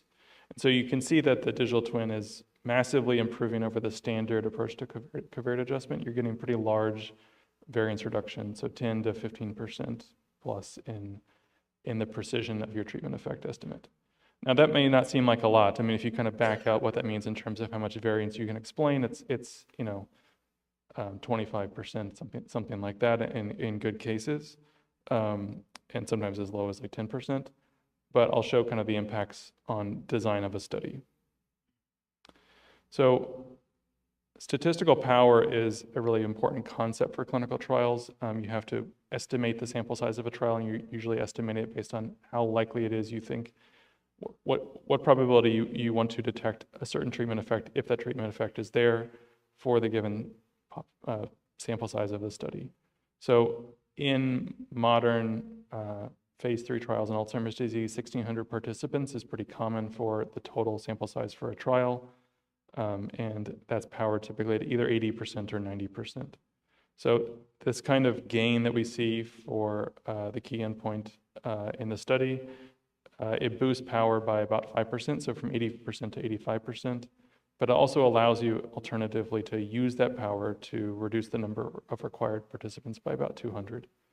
That's what these 2 curves show, is that you have a standard power curve, and these are actually quite sensitive then to the number of participants. If you increase the number of participants by 10 or 20%, you have pretty large changes to your power.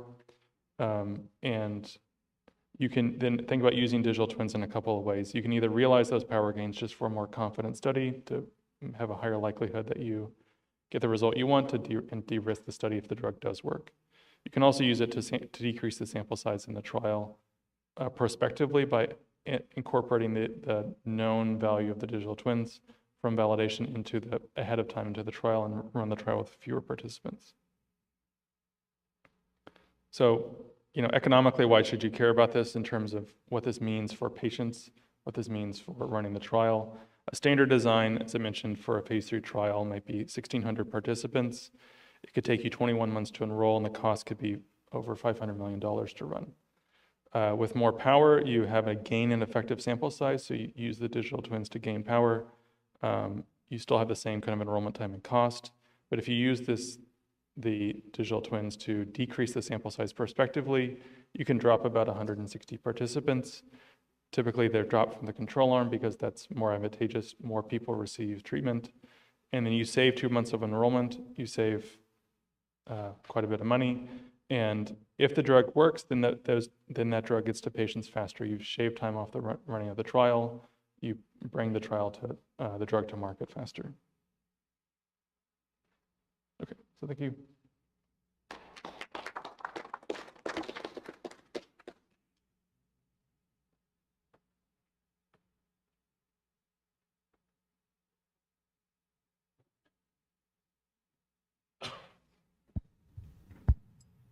Well, thank you, everyone. It was very interesting. Let's see. So we have a series of questions online, and also we have our questions ourselves. So I know Caroline, okay, you want me to start? I think it's just my feeling from this session is that we don't have the same definition of digital twin. I think, John Deng, I'm kind of like with your definition, which is this interactive system where the time dependence and the interactive aspect of it is critical so that you keep interacting back and forth. And I think we're also talking about models. And I think many of you were describing mainly models that have that time dependence, but not necessarily the interactive aspect. I think I wanted to make this clear because I think we may be not comparing the same thing as we discussed in this session.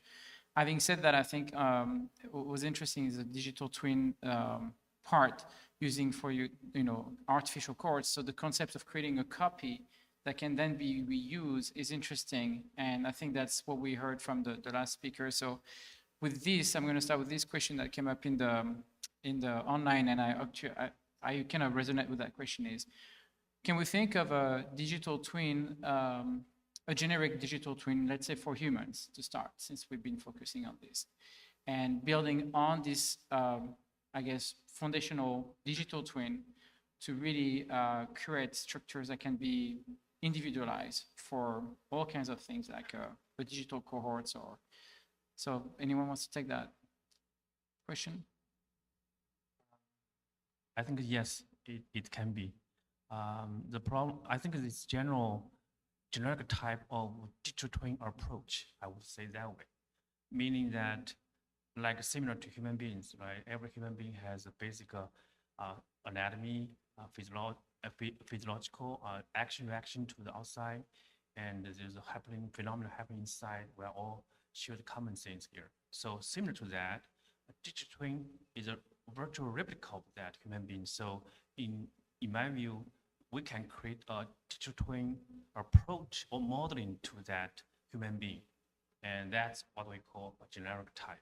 So inside, it's basically you just divide into components like organ system, right? Heart, lung, liver, or this brain. You can create organ-specific digital twin for that. And for each organ digital twin, you must have the generic, basic, minimum required data. And also, for those data, the modeling for building the model for that, so that you can actually do a basic simulation and in silico simulation and prediction analysis of that organ. And then combine all these organs together to create a generic human digital twin. That's what I imagine could be done. Then based on that, each individual person has its own data, which is very unique and time variant. And that's basically the ground truth to use to recalibrate this digital twin so that it becomes its own individualized digital twin. That's my vision.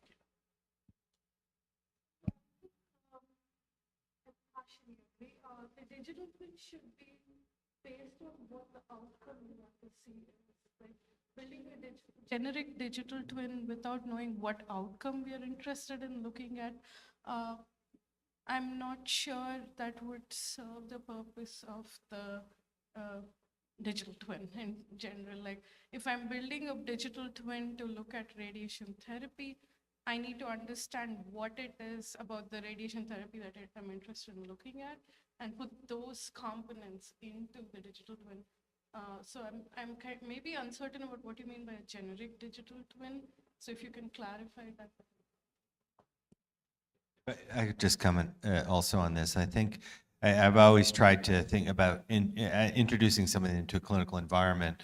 You know, it's Einstein often, or there's a paraphrasing of Einstein's expression where you talk about the simplest possible model, but no simpler, right? Because on the one hand, we would like to, naturally in an academic environment, we want to kind of add complexity to try to, with the hope that it's going to become more and more faithful to the virtual model, be more and more faithful to the real situation. But I think one has to also be, to understand that as we set out to do it, to solve a particular clinical problem, that sometimes a lot of added complexity to the model, really gets in the way of actually delivering it into a clinical environment. One of the challenges, and again, I absolutely agree that ideally you have feedback, back and forth information between the physical and the virtual twin, but in practical settings, it's often not possible to do that, or at least for some conditions. With heart disease, we don't have, real-time feedback. Yes, you could do an Apple Watch and provide information, but to be blunt, that's not really very useful for making a decision about coronary disease. You can't continuously image a patient. So one has to think about how do you get, intermittent information that's being fed back and ideally updated the model. You can track disease progression, but you're doing that over longer time intervals, typically, rather than the kind of constant feedback. Yes, you could introduce things that have real-time feedback, but quite frankly, they wouldn't add a lot of clinical value in my estimation.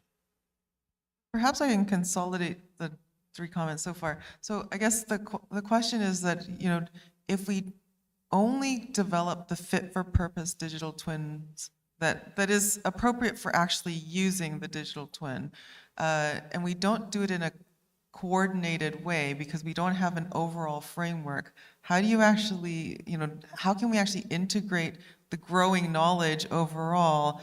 And also, as you zoom in on scales, how do you apply the broader physiology into that finer, microscopic or submicroscopic scale model? Because the blood flow, the physiology around that tissue, when you're looking at the tumor microenvironment as an example, it applies, but if we actually ignore that, so how do we actually integrate? And so I guess the question is, could we create a more generic framework of building out that whole human so that we make sure that we have interoperable models that can actually layer in to the greater knowledge?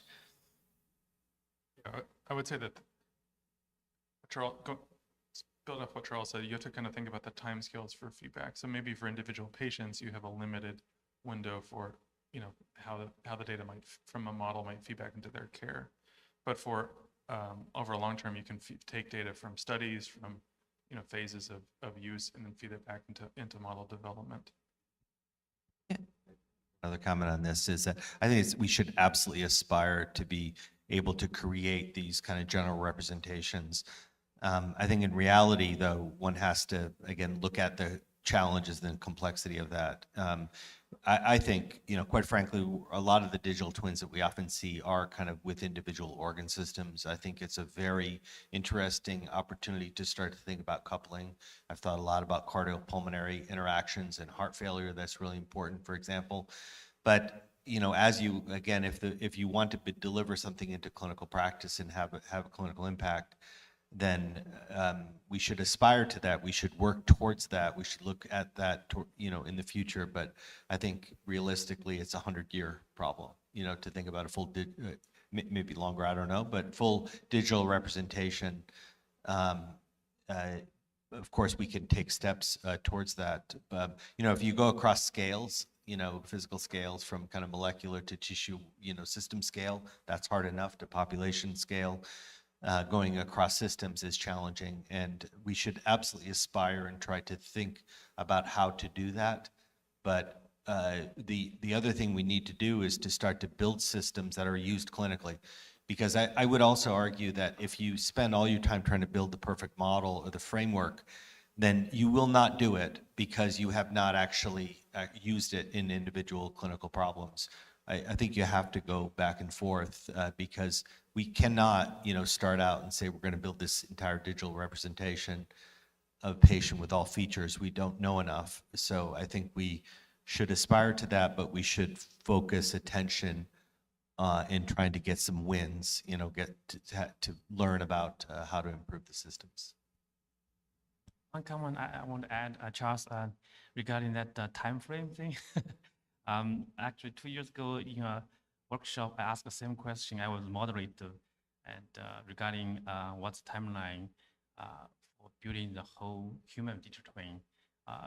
Those speakers actually gave me a kind of more optimistic estimate of what time year. They told me probably 5 to 10 years they're going to see something like that. Of course, that may be the overly ambitious project, but still, probably 100 years too far away. But I think in between that, probably will make it happen. It's kind of two sides of the coin here. And Charles is emphasized on the clinical practice and validation and operation there. And we are, the consortium we are leading here is actually more toward collaboration and then building individual system and then share together, right? By working together, we actually can hopefully one day in a few years, we actually can build whole human digital twin together. And then linking them together is another story, but at least you need to have the individual one connected, created and connected together. Right? So that's basically what we're doing here. Can I propose something in between?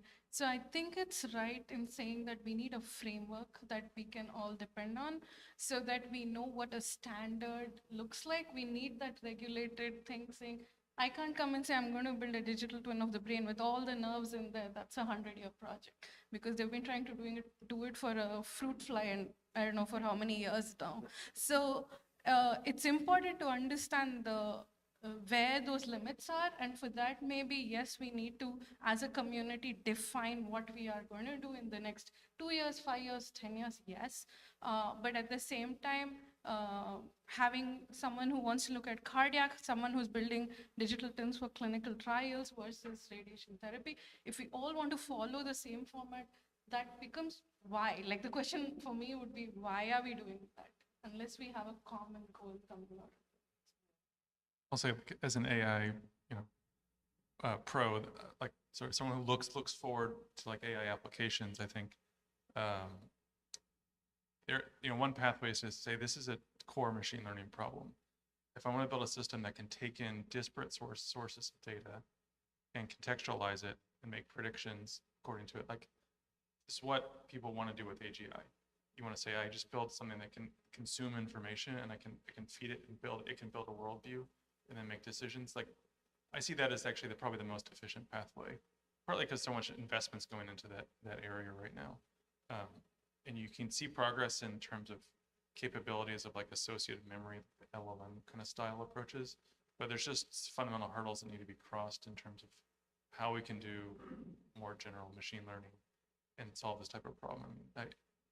From a human perspective, it's difficult to think about other ways. I would agree with Charles, it's probably a 100-year problem if you want people to build these systems.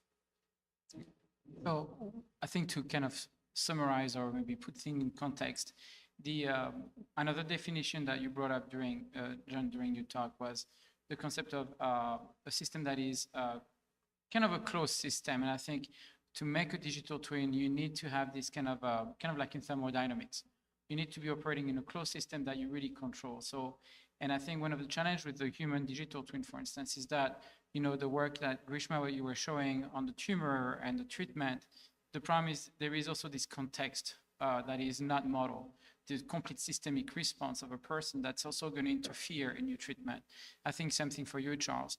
So I think to put things back together, I think the digital twin community should be really focusing maybe on this closed system that they can control well, they can model well, and then eventually kind of John's ideas, like bringing them together. So that's where the interoperability becomes critical, kind of like Hugging Face, where we can have this repository for all the models. We need maybe a repository for digital twin very much focused on building these components. And maybe it's not a 100-year problem, maybe it will be a 10-year problem. So I don't know if you have any thoughts on this. I guarantee it won't be a 10-year problem. I'm sorry, but I've worked on this problem in cardiology for 30 years. But and to be frank, I completely agree that there's going to be tremendous advances with large language models, AGI. But I still think ultimately you have to feed measurements or observations of a system to be able to. It doesn't matter. We take the world's body of literature and try to explain a system if the world's body of literature has never measured particular phenomena. But I'm a big fan of that, and I do agree it'll definitely accelerate some of these things. All of this being said, I think we should absolutely work towards standardization, right? DICOM standard for medical imaging, has made tremendous advances, forward in all image analysis. Areas. So I think we should absolutely think about now is the time to start to build a framework, standardized framework, to think about how could we share data. Many of this, that doesn't happen today in digital twins. I think it's it's wonderful to be able to do that. I would say coming back to the heart, I really focused on the coronary vascular system. It is possible to do more sophisticated models of the heart and a whole heart function. It's absolutely being done, never in a patient-specific manner. But I do think we're still decades away from being able to just take in cardiology to have a patient come in, build a digital model inform it from all the different available different sources, multimodal, data sources. And we can make progress in that. And we should. We should make progress. We should aspire to that. But now is really a time to be talking about this and think about standardization. That would move the field forward. Completely agree. And I think that's where I was kind of leaning towards the framework of actually saying what is our, let's say, 50, 100, however many years we think it's going to be, that future state of connecting all the dots. If we don't actually aspire to connecting the dots, that shared motivation of connecting the dots doesn't exist. And then it becomes a giant data assimilation problem. And it'll make uncertainty quantification become very, very difficult. And so. By the way, we'll solve many, many clinical problems along the way. Oh, yes, I'm not just implying standardizing that, the data. It's already happening, right? I mean, there'll be tremendous advances made forward in medicine, along the way, and we'll see many of these gains in a much shorter time interval. But it's an incredibly ambitious, problem. Probably none that has been more ambitious in science, given the complexity of living systems. Definitely. I think one final piece is that I think, Jim, what the academic group is aspiring to do in terms of enriching our mechanistic understanding is a very different goal. And this is where the National Academy's report really called out the fit-for-purpose nature versus the pragmatic, let's get something that people can actually use to make clinical decisions, are two very different purposes. And I think that the granularity that you're aspiring to gather and the data that you need and the complexity of the models will be relevant to what your purpose is. So just wanted to call that out. Yeah, that's why in my talk, the last conclusion I said is cross-disciplinary collaboration is essential. We found out along the way, and our consortium consists of many people from different background and domain knowledge there. And we also feel the need to actually talk to the clinicians. Actually, several clinicians, actually including our consortium. We need more of the people.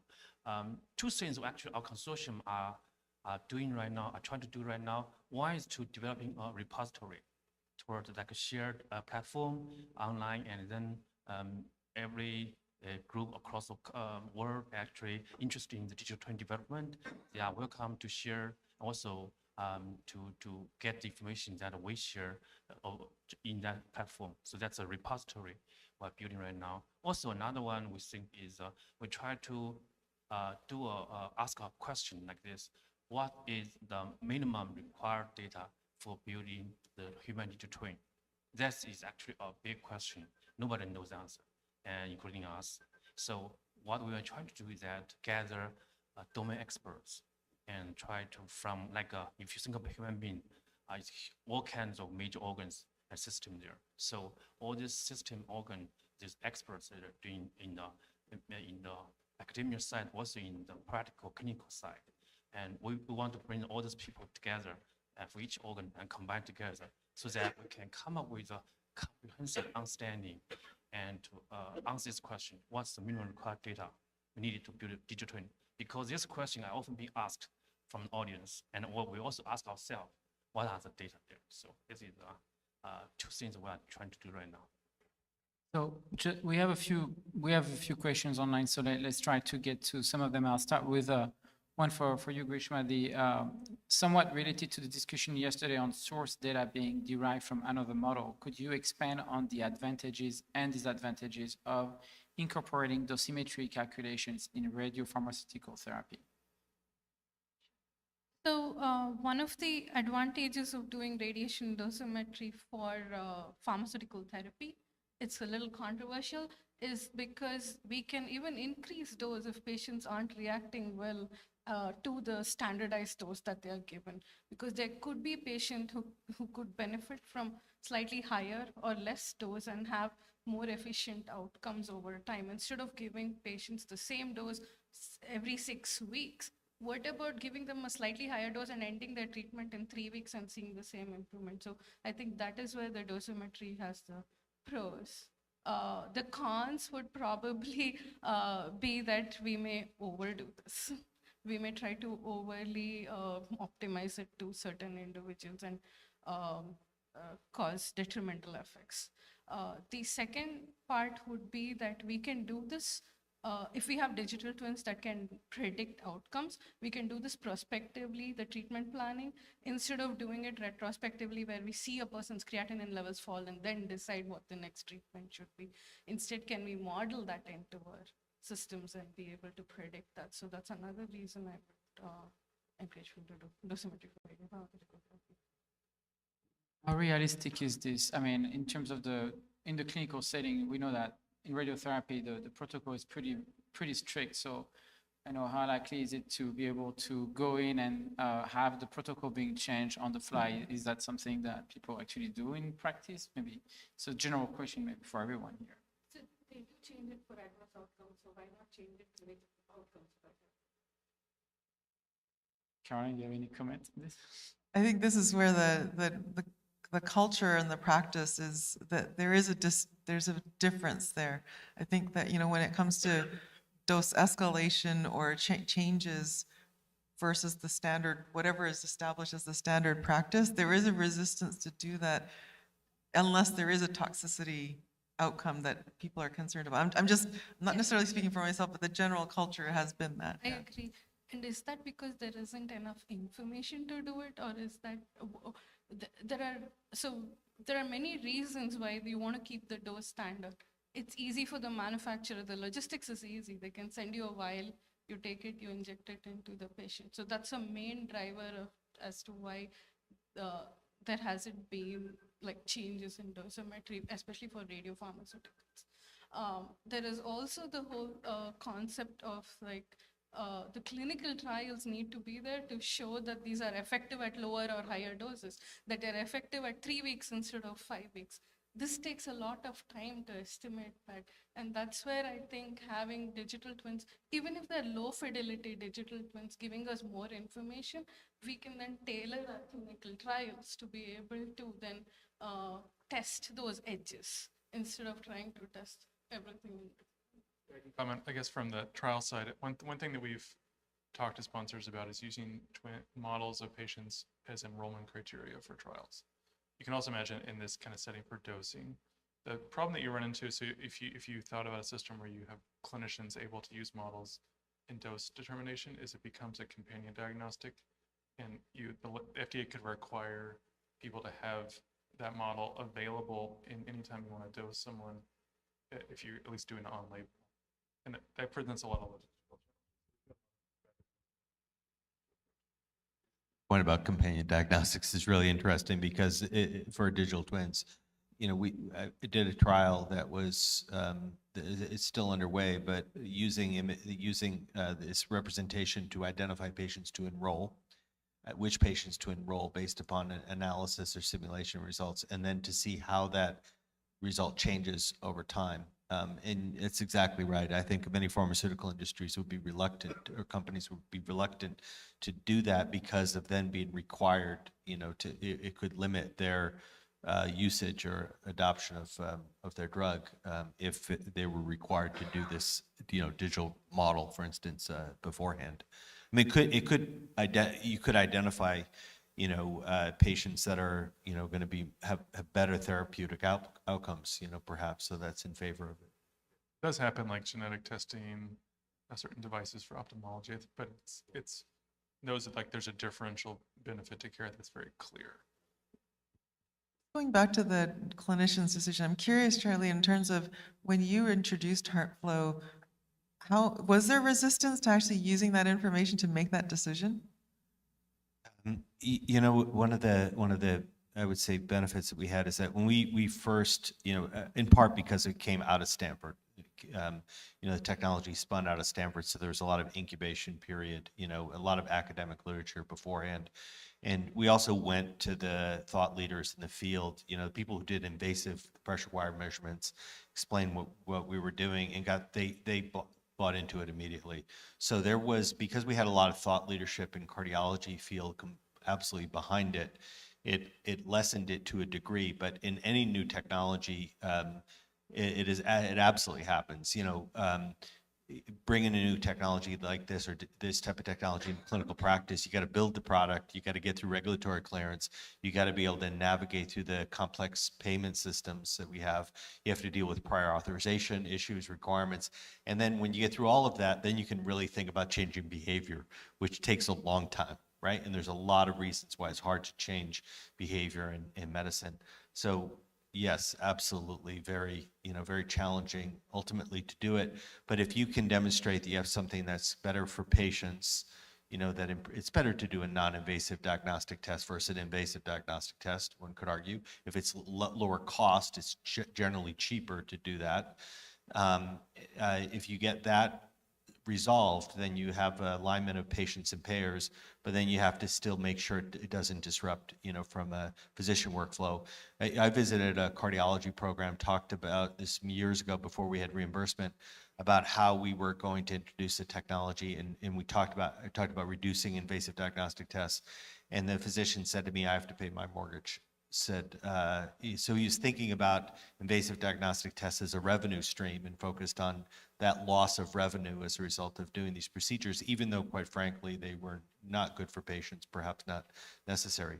Fortunately, I went across the street the next day, and there was a competitor hospital that said, if it's good for patients, we'll do it. So this is the reality of introducing products into healthcare. I mean, I don't think that most physicians are making decisions on that particular situation, but of course not. I think this does. But it does happen.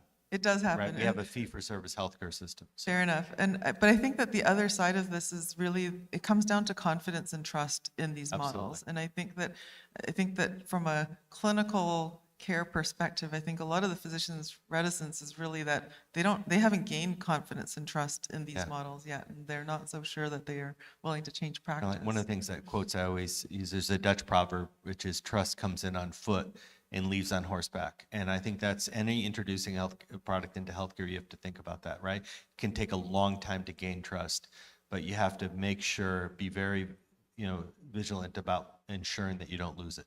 Because if you lose it, then of course, even if it's one aberrant case in the, or adverse event, then you can absolutely lose trust overnight. So.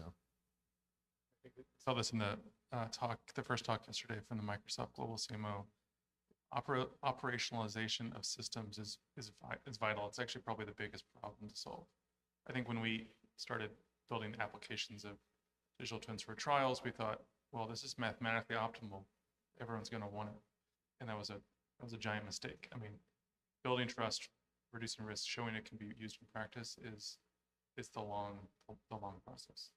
Got to prove it, but the benefit is that if it's financially beneficial, I wish I had it when we spent over $100 million in clinical trials. I wish we had this technology beforehand. But I think you have to show value, right? You have to demonstrate value, and you got to prove it in the end, right? That you can do perhaps a trial with the same power with a lower number of patients, but you have to prove that, right? Yeah. Technology is a testament to that. We're going to switch gears a little bit, Charlie. This question came in from the audience for you. How does the myocardial motion affect the CFD simulation and subsequent assessment of FFR? And what is the gap in modeling to achieve a patient-specific digital twin of the human heart? Yeah, it's a great question. And first, we looked at that issue. So the issue, of course, the heart's beating and the coronary arteries are moving. Because the quantity of interest, this invasive fractional flow reserve, is time averaged over multiple cardiac cycles, we could predict a time average quantity without factoring in all the details. But we did early on that we did modeling with all of the details, and we realized it wasn't influencing the predicted results to any measurable degree, less than the coefficient of variation of the measurement test.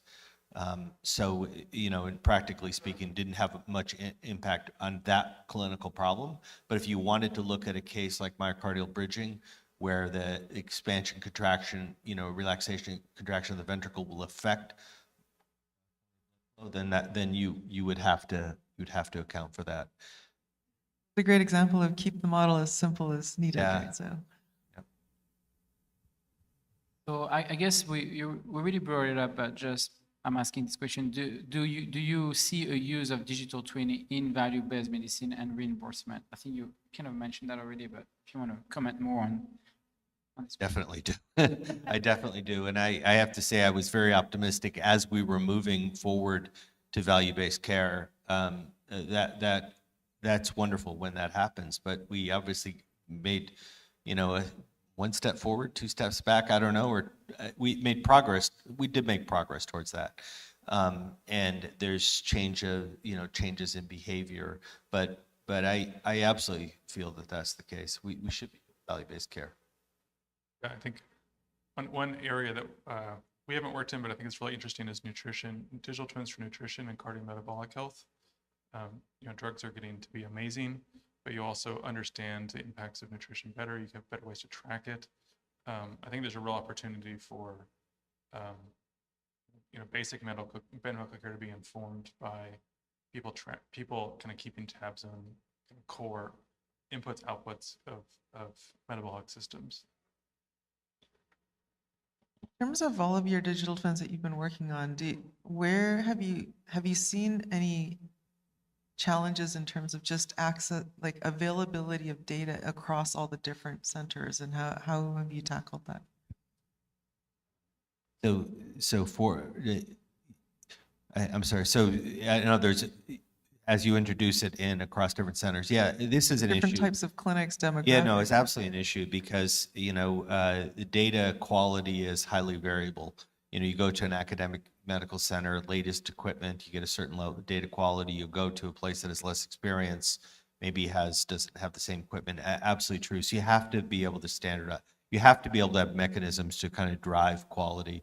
And one of my colleagues in imaging, cardiac imaging, is actually the father of coronary CT angiography, Stefan Achenbach, Germany, said that one of the best things we did for the field was actually enforce image quality standards and reject cases of low quality. And then we trained sites how to do high quality coronary CT. It was really just following clinical practice guidelines, but to be able to identify best practices for input data is tremendously important because it's absolutely true, garbage in, garbage out. We saw this in clinical trials. Our first clinical trial we did for regulatory clearance, we missed our primary endpoint. And it was largely because of the image quality, the CT image quality, and actually the quality of the invasive experiments. We redid it. We learned from that, and we did a new clinical trial, and we got FDA clearance. But that was a very painful experience. So I think when we're building digital models, we have to absolutely think about input data coming in, data quality, standardization. But then when we test it and validate it, we also have to think about the quality of the measurement system to validate the digital model. The difficulty I encounter is that, as I mentioned, we have multimodality data scattered around. Even within our yield system, I got IRB approval and I'm able to access data, but actually to get data into my group to work on, it's still, troublesome. I got some resistance there and it's time consuming. And if I want to know, be sure that the data quality, then that take me more time to process, to analyze that. So definitely, even within my own system here, I personally feel that the great difficulty and resistance in getting high quality data gathered together for each individual patient. Talking about many hundreds, thousands of patients, and they are going through the clinical workflow daily and for a period of time. So all this data gathered and it sits there in the silo, right? So kind of wasted. So definitely, we need to have a creative way to systematic approach to do that. I'm happy to see that actually many institutions, including Yale, start to realize that and try to help the researchers and clinicians and scientists to gather this together, patient together, and also, of course, per HIPAA compliance, try to protect the patient privacy. But by following that standard, you calculation here, and they try to help the researcher like us to do a better job in gathering data so that we can do further work in digital twin modeling. I also see that this effort actually is beyond each individual institution.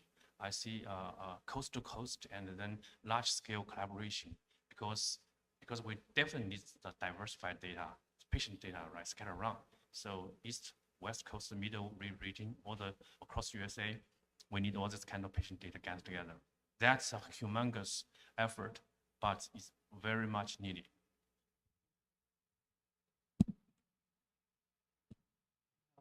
I have a question, Grishma, the question for you. Given the rapid biological clearance of RPT drugs that are not bound to cancer cells, what is the biological advantage for patients if patient-specific dosages are administered rather than a one-size-fits-all dose? The reduction of side effects. Those toxicity monitoring, for those of you who are doing the toxicity monitoring, can you describe sort of availability, quality of that data? Yeah, so I'm currently trying to find collaborators to look for that data. I've reached out to people at Emory University actually, and they are doing a clinical trial with 6 patients. That's their goal. So that's the data I have, and that's the data I'm going to use to validate my models. But this is a newer technology. I'm sure, like if it's a more well-established technology, hopefully you'll have better quantity of data. Yeah. My work that regarding the toxicity tracking and monitoring, and I rely on those data agreed upon. I mean, those criterion and then guideline agreed upon by the community, like Quantac, right? This guideline regarding the toxicity level for each organ and risk, and during the radiation therapy, and what will happen if there is like a there is some damage, radiation damage done on those organs that cannot be undone, and that's a critical issue. And then the society has already set up some guideline and then criterion for those organ risk at different treatment scheme there. So my model tried to use that as a baseline, and kind of the prediction model also follow that, so that we can do a better job to prevent the adverse effects from happening. But I believe that those guideline knowledge is actually from our long-term knowledge accumulated across a long time here in our field. It may need some revision and revisit once we accumulate more efficient and then accurate data regarding the toxicity level for each individual organ, and then impacted by different treatment schemes here. So those data are not, I'll say, 100% accurate. Probably need some revision here in the future.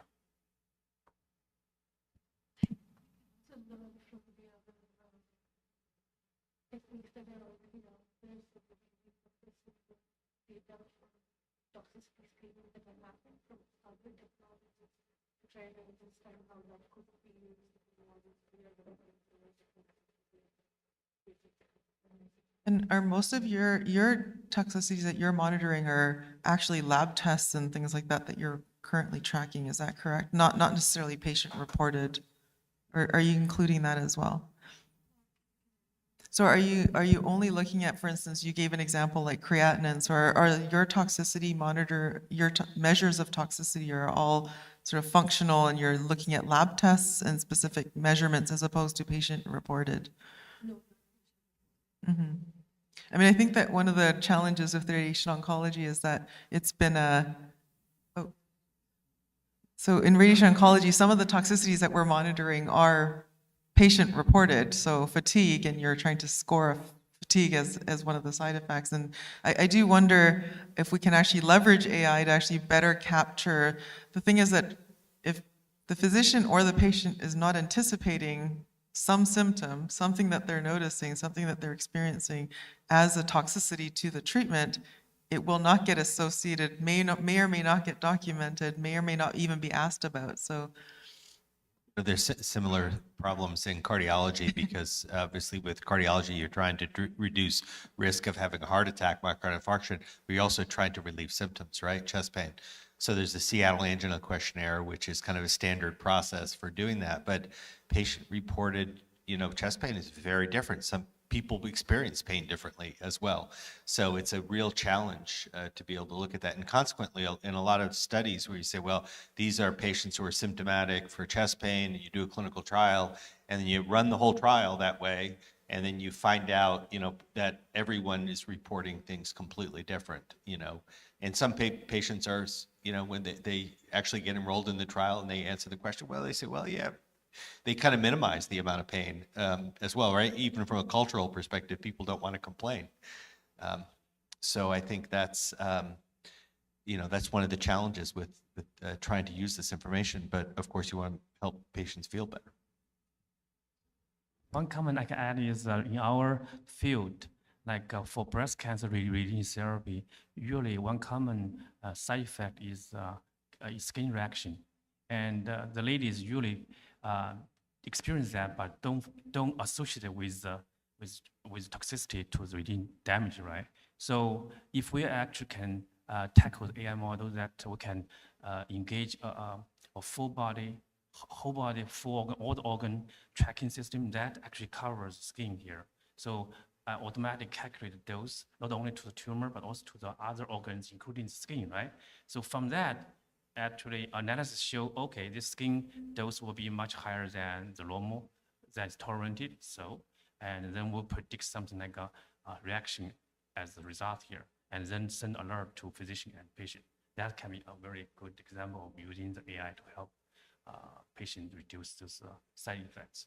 Actually, once it happens or before it happens, it will be better, right? And this is a good example for using AI. So on this point, there's a couple of questions on genomics and genetics and predisposition. So I think the toxicity you're talking about, John, is actually some studies have shown that it's actually driven by some genetic predisposition. And so there's also a question about pharmacogenomics and how you can get the data from pharmacogenomics. So in the context of what you guys are doing, how do you fold in genetic information? And I would add also the past of a person, because it's not just genetics, also epigenetic, as we discussed yesterday. So how does that fold into your models? Because we haven't heard too much about that yet. I can answer simply say it doesn't right now, other than obviously who presents. And this is, I think it would be wonderful to be able to fold that in a risk score, for instance, because before you do non-invasive imaging, you typically start with risk assessment for the patient. And I think there are wonderful opportunities to better risk stratify patients and find out who's going to go forward, to do an imaging test where it's not a question of risk. You can see whether they have it or they don't have it. Of course, genetic profile could determine how fast they progress, the disease progresses, how they respond to therapies, medical management, for instance. But I think it's wonderful to do that. By the way, the reality also, as you introduce product into a clinical environment, the more you ask for a given site, the more input data you want to feed into your digital model, the harder it is to actually implement it in clinical practice.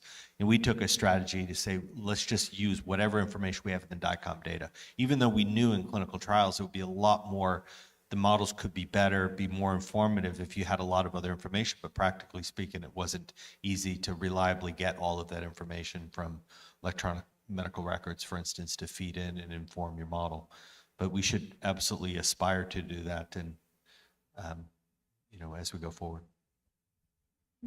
Future where if we do a liquid biopsy, get the genetic information of the cancer type, then we can tune the dosing as well as the outcome prediction better, but it's not there yet. And we use genotyping information. Polygenic risk scores are not uncommon. The question really is, are they collected in trials? And what data do you have available? In the past, we've done also kind of problems with workaround using RNA sequencing to predict stage grade of tumors or other clinical outcomes. I think for trials especially, actually, you care about change more than you care about diagnosis. And that's an understudied area of how much genetics contributes to rate of change once you have a disease. For trial eligibility, I guess going back to Sylvain's question around the prior to the trial, a patient, you can have 10 patients that are all eligible to that trial, and yet they've taken 10 very different paths prior. And we've done some analyses, especially in the phase 1 trial in cancer. These patients, you would not expect them to have the same kinds of toxicity because their baseline, consequences of their prior journey can actually influence what's happening. And so I'm curious to hear how you're tackling that. From our side, so it really depends on what data is collected. In some cases, you have more detailed disease history, comorbidities, past medication history, time since symptoms, kind of rate of decline, major events, things like that. Trials sometimes have run-in periods. It's somewhat uncommon, but there are some studies that even have run-in observational studies. I'd say the norm, unfortunately today, is that there's like one time shot of a person. You measure things about their medical history at that time, and you're not linked to their medical records. That's probably going to change, but that leaves you with essentially a dearth of information for prediction. One of the things I wish we could figure out is how to get past this 80-20 rule of clinical trials, where 80% of your patients come from 20% of your sites. I mean, having done so many clinical trials, you look at the top enrolling sites, and but yet you spend a lot of money enrolling a whole bunch of other sites that oftentimes don't enroll a single or enroll a handful of patients in a multi-thousand patient clinical trial. So somebody could figure that out, how to know site selection, et cetera. That would be tremendously helpful. Sounds like a digital twin of trial sites would be useful. The healthcare system to figure out who could enroll. Part of them, I don't know which is happening. I'm losing my voice on this. Basically we're looking at the imaging and trying to see who are the patients who have a higher likelihood of cardiac adverse outcomes after radiation therapy, but we are trying to use their images before radiation therapy. So that's one way that we could start including that information if we can understand where the source of that adverse outcome is. Is it a consequence of their past plus the radiation therapy, or just their past? That's a question that we're trying to answer. So maybe one idea that comes to mind, at least in the context of not only what we're doing here, but also the industry, the wearable, the iPhone, the phones we use, and the tracking that's already happening. One would imagine that maybe one potential idea could be the creation of a very simple digital twin of ourselves. And we already exist in a digital format in most corporations. Google has a digital view of us, so does iPhone and whatever you're using, right? So one could actually leverage this for healthcare. And I think we see it a little bit with wearable, with the the Fitbit and the Apple Watch, but it will be interesting again, and we're back to the concept of data standardization, coming up with a consortium where we really create a digital entity that then can be a leverage when you go to the clinic to have some kind of pre-information of where you are in your trajectory. So not only the genetic, but also the past. And I know, of course, there is a huge issue with privacy of data in this idea, but. Yeah, I mean, CGMs are a great example of this. It's one of the best feedback systems for your CGM to tell you you shouldn't eat that food anymore. But I'm curious on the clinical side, how much clinicians are willing to use information that comes from models like these in care decisions? Because I feel like it creates a problem that there's an onus of, did you check that this patient, what is their digital twin model? What's what are their wearables telling you?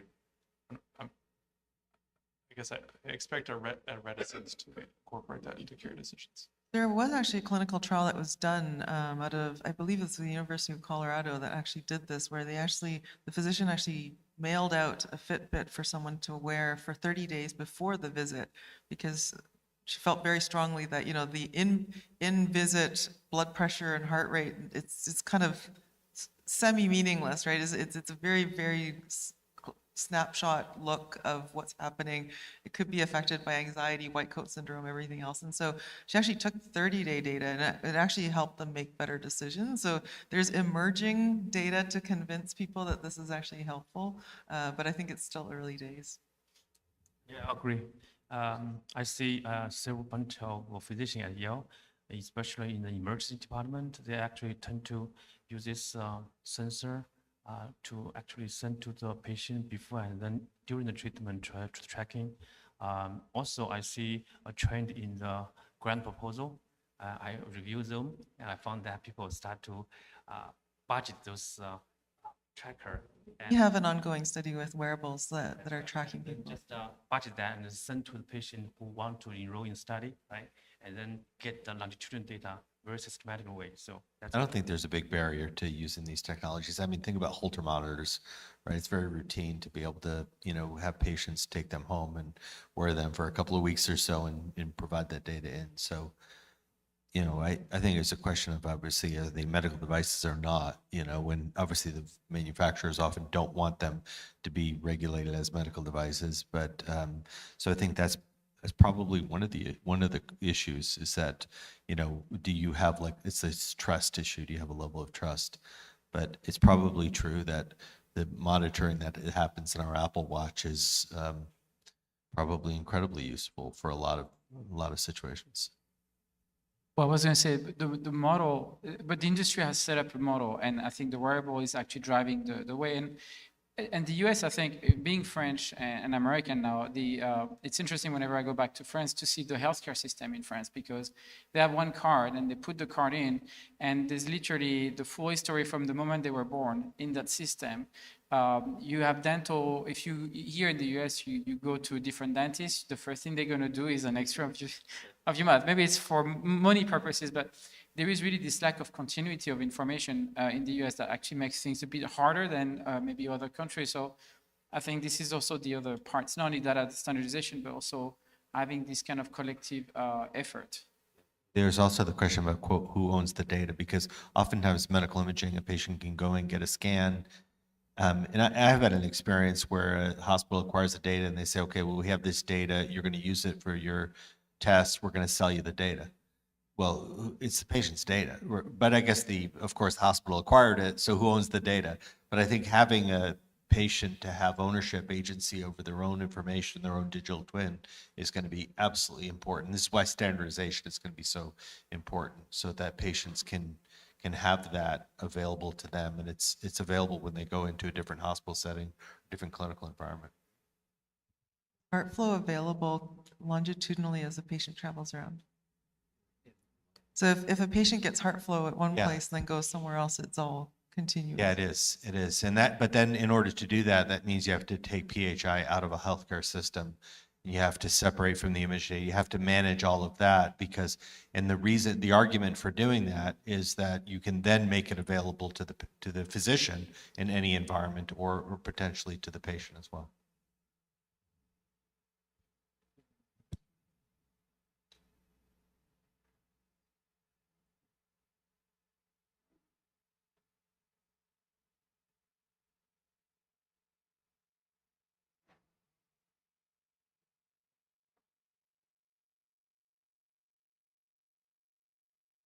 Yeah, some of these are comments. I am trying to see if, and also feel free to raise any points that you feel we haven't covered yet in this discussion. So I don't know if anyone. One thing that would be interesting is to see if we could use digital twins to compare outcomes from different clinical trials that are trying to test the same thing. So the standardization, coming back to that, if we have a standard model, then if there are two clinical trials looking at the same drug with either the same or different, with different outcomes, then we need like a reference to make sure that they're doing the same apples to apples comparison. I think the use of digital twins in such a context is something that's important. Done that? Yeah, so clinical trial data taking is notoriously challenging because you have many sites. You have to train everyone the same, and trials have been ruined by the fact that sites aren't trained effectively. So when we've had the experience many times of feeding data into our models, seeing bad predictions come out and tracing them back to a data source issue. You can use models, predictive models, as essentially diagnostics to tell you when data is bad. Even if you train them, sometimes they might not always do it. So I've seen that in clinical trials that we've done. We've seen differences between the sites, and you learn that even though there's a protocol that they're supposed to follow, the protocol's not always followed. And when you have to identify protocol deviations to be able to understand that. But that's the challenge of doing. Even when you do your best to standardize, what you actually get out of it can be very non-standard. In terms of clinical trial, there's one question here. I'm trying to, so I think it was to you, Jonathan. Great example for clinical trial, truly effective, but most of the cost of a random clinical trial are spent before inclusion. It is not that linear with the number of participants. So it's more of a comment, but I wonder what you think of that. Well, I know some clinical trial costing models. I guess my understanding is that patient acquisition is a huge piece, and then the operations are a huge piece. So if you can reduce the number of sites that you need to need for your trial, that's probably one of the biggest difference makers for cost. As Charles said, there's an 80-20 rule. I think actually it's just from there's like a Poisson process happening. But if you can cut down the sites that you feel like are less likely to give you patients, then you can save costing quite a bit. Also reducing the enroll. I mean, it's absolutely true when you're doing an outcome study, you're tracking patients over time. There's a tremendous cost that is resulting from the number that is directly proportional to the number of patients you're enrolling. So I think if you could, have the same power and do a smaller number of patients, it's incredibly cost effective and valuable. There was another question I made, but the danger of using a digital twin, in the context of a clinical trial, if you use a digital twin in the wrong context, you may give yourself the false information that could be really detrimental. How do you deal with this? How do you know that you are working within the context of the training? Yeah, so context of use is really important for the application. The application I described is one where you're integrated into the analysis model as a covariate, and there's actually kind of a statistical guarantee if you have any reasonable sample size over like 30 or 40 people, that you can't decrease the precision of the treatment effect estimate. You can't bias the treatment effect estimate either. It's kind of this magical thing that randomization guarantees to you. There are other ways to use digital twins for sure. You can run an open label study where you use them as an external comparator, and you say, I'm going to predict what happens to people who are receiving treatment, what happened if they receive standard of care, and a compare. And then you're kind of fully exposed. If the model's biased, you can have a biased treatment effect estimate. But the whole idea is you need this VVUQ, you need to validate, you need to do uncertainty quantification. I'd say that's becoming more standard in the space, but this is, the alternatives to doing this are compromises, I would say, that people have made using real world data and matching that has its own kind of sets of problems. Along that lines, it's one thing to actually look at trying to reduce the number of patients in the clinical trial. The second piece is that once a clinical trial is done, and let's say it's positive, and the findings are there, and the drug indication is made, et cetera, then there's the who actually gets that drug, and are the people getting prescribed the drug really with meeting the original eligibility criteria of the trial? And could you actually use digital twins to probably provide better evidence to support where that expansion potentially could, be more data driven, perhaps? Yeah, market access is a big question of asking who should get a drug, what populations does it apply to. I talked to, some notable trialists will say, every trial is special. You can't predict what's going to happen to the patients in my trial. So the natural response is what you say is, if that's true, how do you know the drug's really effective for the population? They say, well, maybe it's not that special. So there's a compromise that happens, and there's been a big push until very recently that the FDA needs to enroll more diverse populations in trials, precisely because you want more robust estimates of efficacy. There's no reason why we shouldn't be sponsors should be enrolling populations they believe the drug will be effective for, but you shouldn't be excluding people just because you want to increase the likelihood that you can sell a drug. There's also perhaps how the drug gets introduced or paid for as well, because it is absolutely true that you see clinical trials that are done where you have a very whole set of exclusion criteria, and that really narrows the population of patients that are actually enrolled into the trial. And then the drug hits the market and then it can get prescribed by physicians to a broader range of patients. But I think connecting that back probably to the payment systems, I don't know how to resolve that, but it is a real issue that happens in healthcare, right? Where, there's, a broad, obviously a manufacturer will want to have it to sell to the largest population as possible, but yet they will want to do a trial with in some sense that kind of narrows the most predictable, subpopulation.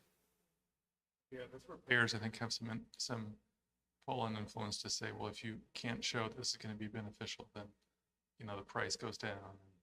But it's complicated.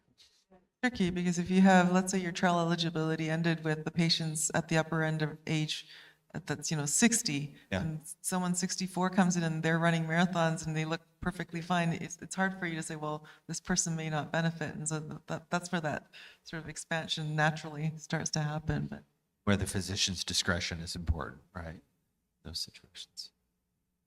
But I guess that's where I'm just curious to know if there's an application of using these digital twins to potentially at least anticipate what is that realistic range and maybe informing physicians who are trying to look at this. Yeah, and I think the idea of building models that extend beyond strict trial populations is required. You want to support as much as you can extrapolation to new populations. And one of the goals long term in using models to support development is to ask, so increase personalization questions.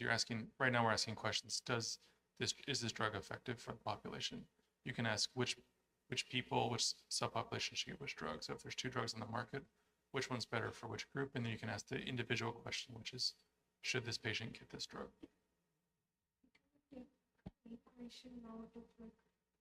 Some 10 patients getting drug and other 10 patients getting drug. We were using the same 10 digital tools to test drug and so we can have a comparison, taking away some of those patient-dependent uncertainties. You've also mentioned using registry or other observational type data. Do you find that there's better representation in those data sets that you can actually, build out the expansion cohorts with confidence? There definitely is more data. I always describe it as a pyramid. At the top, you have really highly relevant, high quality data. The assessments match what you're going to do in trials. As you go down, you have academic trials that can be a little more general in terms of population, more data, but less relevant endpoints. And then you go into observational studies, registries, and real world data. At the bottom, it can be very irrelevant data, but you have lots of it. So you have to kind of define how you cut things off. And I think this becomes an AI problem to figure out how can you leverage less relevant data usefully. I'm a fan of registries and real world studies, often before you then do the randomized control trial, right? And planning or preparation for that. To be able to see how people are actually really using it, in a randomized control trial, you say this is how you have to use it. But then in a real world or registry study, you can take that off and see how they're using it in clinical practice. I think it's valuable, to do that in conjunction with randomized control trials. I have an announcement there. There's a microphone in the room, so if anyone wants to also ask a question, it's right there. While I've been, waiting for someone to show up, let me go back to, we have about 10 minutes left. So going back to the concept of building different digital twins, I know NIH has been putting a lot of energy into NCAT's program where they're doing basically tissue on a chip. And so the beauty of a tissue on a chip is that you can really have a completely closed system. So there is no more systemic problem there. You have the system, you also have the interactive action, so you can actually act upon the tissue as you're growing it, as you are playing with it. You can also fold in the genomics in there, so you can have iPSC or other kind of like stem cells that you can fold in. So I'm wondering, what you think about this kind of fundamental model. I think Grishma, I think I imagine you're interested in this because your work was very fundamental. But how do you see these kind of like efforts in terms of data generation in the context of the clinical aspect, which is much bigger in scope? Right? I have a seed grant right now that I've submitted, so let's see. I'll not talk about it right now. Then cats. I could just comment on, thinking about from an imaging study, obviously there's a lot of advantages of kind of physical phantoms, synthetic data sets. There's a lot of things that you can learn from those studies. Also animal models as well, thinking about that. But my experience is they're always very useful, but sometimes what you learn, if you're able to actually do the studies in patients and human subjects studies, then you obviously you cannot change as much, but you can. I think you have to get to that point, obviously, right?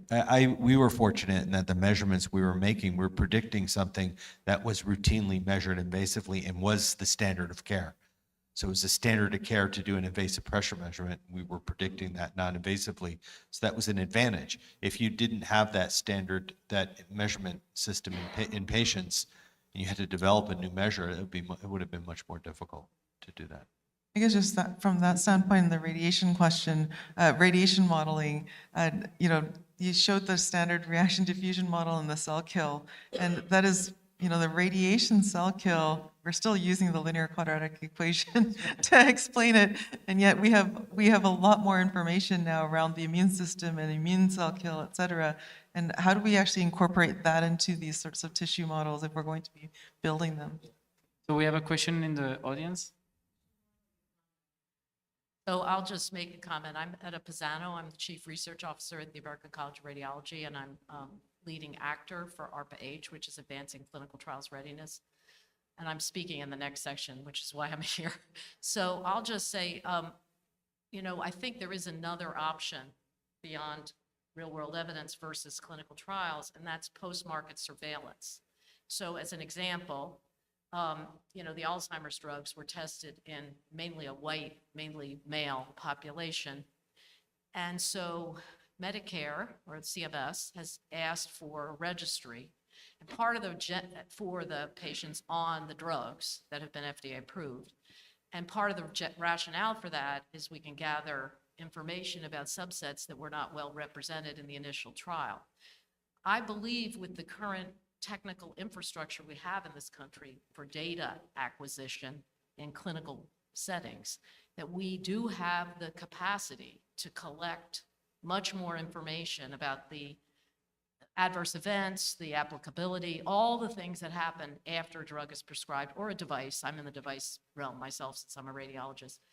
I feel like we're underutilizing the EHR to help us understand what's actually happening, and that we have technical solutions that we could do that, and that would be really awesome if we started doing it, because then we'd know perhaps what genetic abnormalities or genetic differences impact the efficacy of drugs in a much more systematic way than we do right now. And so I think that's the solution, is to run smaller clinical trials to get to the first point. You said trials need to be smaller, I agree, but and more targeted. But downstream, we need to pay more attention to the impact of the things we're putting into people or using on people. Great point. For instance, in England, they do a great job of obviously getting that information afterwards through the National Health Services, where all this data is input. You can do large. This is why we were able to do a almost 100,000 patient study afterwards. It was real world use afterwards because they were gathering the data. I think it would be wonderful if we could do that more systematically in this country. Yeah, I agree. Leveraging the health system to monitor and understand in real populations what treatment effects look like, how heterogeneous they are, what's causing, it can be a window into what's causing disease and what's how disease is evolving in the population as you monitor patients on drug. I would say that to the question or the point about trials being targeted, I tend to disagree that, Alzheimer's drug is a good example. The drugs that are approved now are going to tax the radiological system for MRI scans in the US. And there are real risks about patients on at least the first generation of drugs. What happens if underserved populations have worse reactions?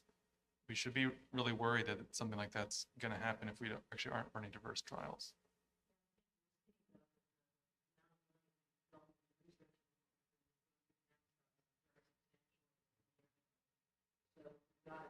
I personally would prefer to see trials and post-market surveillance than digital twins myself. I feel like that's modeling with a different name. So, I mean, it's worth something, but I don't think it's quite the same. And if you stay around and listen to my talk, you'll hear some examples where the FDA's process failed us and we don't know they were harmed, but the products didn't work as advertised or as approved. And so, we run the risk if we don't run trials, we use modeling data. We don't know, really. We're making guesses. So I really am an advocate. I'm running a huge trial myself right now, which is why I'm not full-time at ARPA-H. I'm running TMIS, which has 108,000 women in it, to look at breast cancer screening. So anyway, I'm with you. You need big trials, you need studies, but I think we have to face the fact that the federal government right now is going to be downsizing the amount of money going into research. They're also maybe also downsizing the efforts for post-market surveillance. That's, I would say, just as big a concern for me, which is happening. If you look at cardiovascular business, you see almost every week there's another study, another device that is being pulled off the market. What's going to happen when we don't have that ability to be able to surveil the technologies that are out there? I'm very concerned about that. Yeah. Just wondered about my position on that. I think it's horrible that the government's pulling money. It's basically the driver of all our innovation. So we're in a situation where I think it's like, why not both? We can do great surveillance. We can also design trials to be extremely efficient with data. And just on your comment, the difference between, I agree with you, a lot of, we went back full circle in terms of what is a digital twin versus a model. And I think we are still looking at model mainly, and the digital twin aspect, that there's the word twin. The twin idea means that that's kind of what I was trying to go in this discussion, is this individuality, the genetic, what makes it really a unique twin versus a generic model. So I think we've been kind of like going around this point quite a bit today, and I wanted to just emphasize this. We have another question. Twin inherently is personalized. Can you guys comment on RCT of N of 1, where the same person is the control and experimental? And then why is it that we are not thinking about digital clinical trials at the level of, if I happen to have a multi-scale physics, if I happen to have ADME-tox simulations, can I create digitally what would be the response of certain medication if I happen to have too much of a salt intake? From a PK perspective, PDES, you can think about trying to predict what's going to happen to drugs in the system of the body. I think integrating it across scales and asking, is this drug going to be effective before you run a trial, is incredibly difficult. And I don't know of great examples of people being able to kind of call their shot ahead of time of the true efficacy of a drug. I will say that for N of 1 trials, this is a super interesting concept as talked about. You can, if you have good models of patients, you can, especially in like rare indications where you either know what the expected outcome looks like from a population sense, or you can personalize it sufficiently well. But we're nearing cases where there are some indications where you can do trials of a few patients and see really clinically meaningful benefits to effective drugs. Clinical trials are a possibility. We are working towards that. There are a few out there. I don't think they're going to replace clinical trials. They shouldn't, because we don't have all the information in there. But they can make clinical trials more efficient, for sure. because we can reduce some of the uncertainties that the model actually captures. If I could just make a quick comment about this kind of role of digital twins. I look at it, think about the pillars of science, theory, observation, and experiment. I think digital twins are a wonderful tool for kind of encapsulating theory and how a system works to build perhaps mechanistic models for how to understand how a system works and then to exercise and use that. So I don't think it's an either or between a digital model versus experimental measurements and observations. I think it should be, as it is in so many other fields, right? Theoretical framework has been used in so many other fields to make advances. And one thing I wanted to point that I think the session did good job today is that the digital twin doesn't have to be an AI activity. It's really a different concept. I know we are in an AI ML application symposium, but I think the digital twin, and I think you guys did a great job at bringing up also all the mechanistic work, all the pharmacokinetic information that we are folding into this model, because I think it's really important to merge AI and mechanistic model. I think we have about 5 minutes left. I don't know if we want to call it a session or... I guess we can open up for final comments from each of the speakers. If there's any take-home points you felt that were gathered from both your presentations, you listened to each other's presentations and the great discussion. Yeah, I would say that data standardization is probably the key to unlocking potential for this area. We need, basically, think about like a multi-scale system. You need some sort of API across scales to model systems, to understand them. And you see this in trials. I think that's the hard work that has to be done. I completely agree, John. I think just a couple of things. First of all, let's make sure we don't overhype, the idea, because I am a huge believer in AI and have seen it firsthand, the power of it. But we also are in a period of, probably overexuberance right now. And let's make sure we don't do that with digital twins. Let's do the kind of careful work to be able to build the models. I would advise against making 5-10-year predictions, because I pretty much guarantee you they'll be wrong. But let's start to do the hard work of the standardization, trying to bring these technologies forward, do the academic work, bring them into the clinic, and be modest about what they can and they can't do.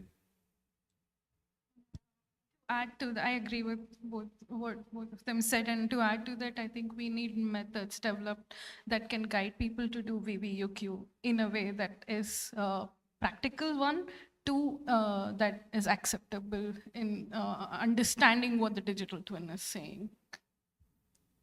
I agree with all the points made, and for Charlie, just forget about the timeline. We don't bet our life on that, and every group, we all try to strive hard, try to make some progress here and there, right? Try to generate the big picture, and we are try to, what we do is just making a small piece for that big puzzle there. Anyway, I think to me, the data access and the multi-scale modeling are the challenging part. Especially, I emphasize that we have little knowledge about the biological phenomena at those microscopic level, and we need to reach out to those domain experts and then work together and to build some kind of approximation. Basically, we call that digital modeling, to understand better and use the measurement from patient data and outcome from patient data, the real world data, to benchmark our model. That's how we make our model more accurate. And hopefully we can actually, with this results prediction, we can impact the patient treatment outcome in a positive way. Great summary. They were all heartwarming points from my perspective. I think that these are definitely points that we tried to definitely reinforce within the National Academy's report. And so really thank you for a really thoughtful discussion. Thank you to the audience for all of your great questions. Hopefully thought-provoking for many of you, and inspiring for others, so that we can actually work together towards a great future. Thank you. Thank you, everyone.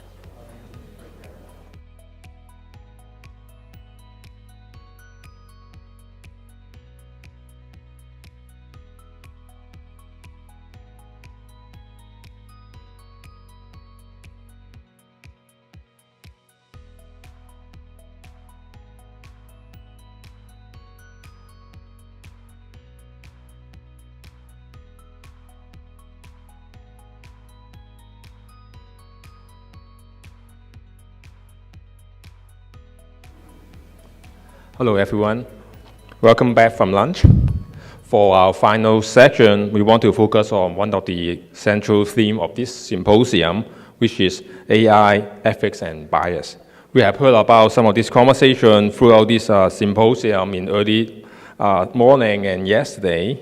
And this session will allow us to have a more focused conversation about the implication and bias of our model, especially when it's pertaining to radiation and human health.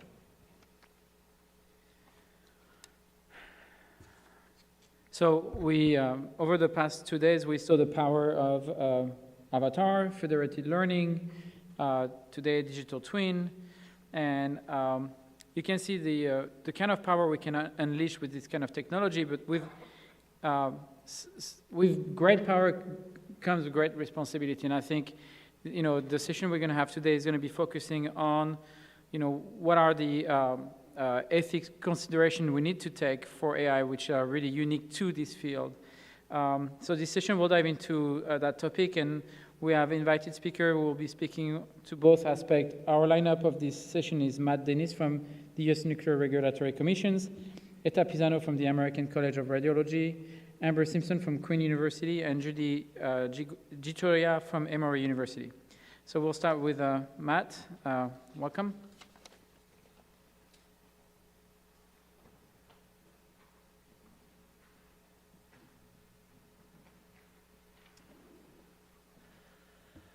Thank you very much for having me here for the symposium. It's quite an honor to be here and participate in the Beebe Symposium. So, and I guess part of why I'm here is in the ethics and bias session is as a regulator, I'm supposed to be ethical, right? So some of the things that we're considering, and I'm going to, so I'm a senior data scientist in our Office of Nuclear Regulatory Research at the U.S. Nuclear Regulatory Commission.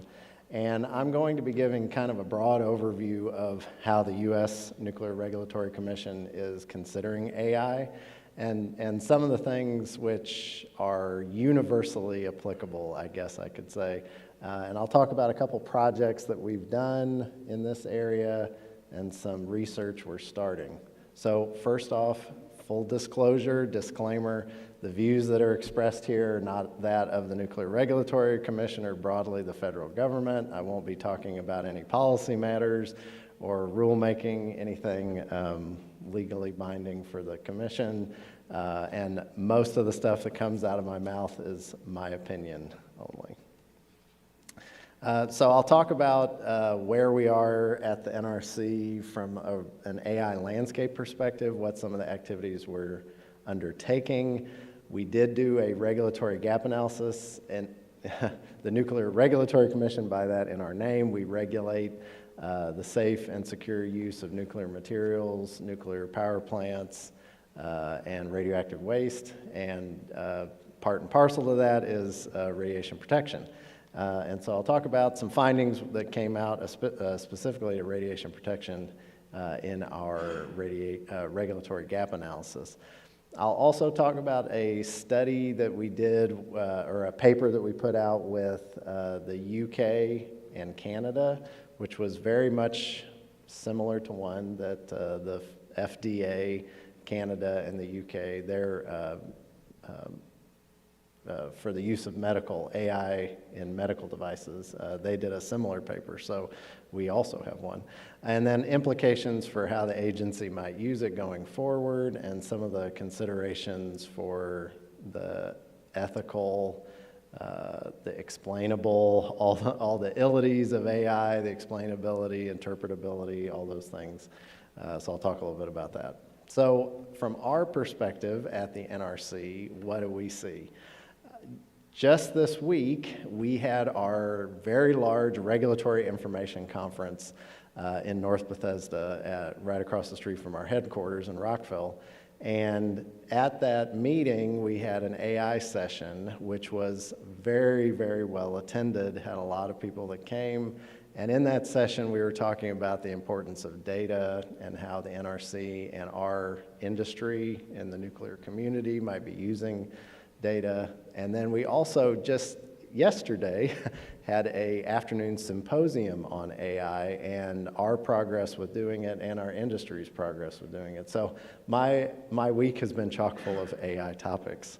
But so the regulated entities that we oversee from the NRC really do want to use artificial intelligence primarily for an efficiency gain.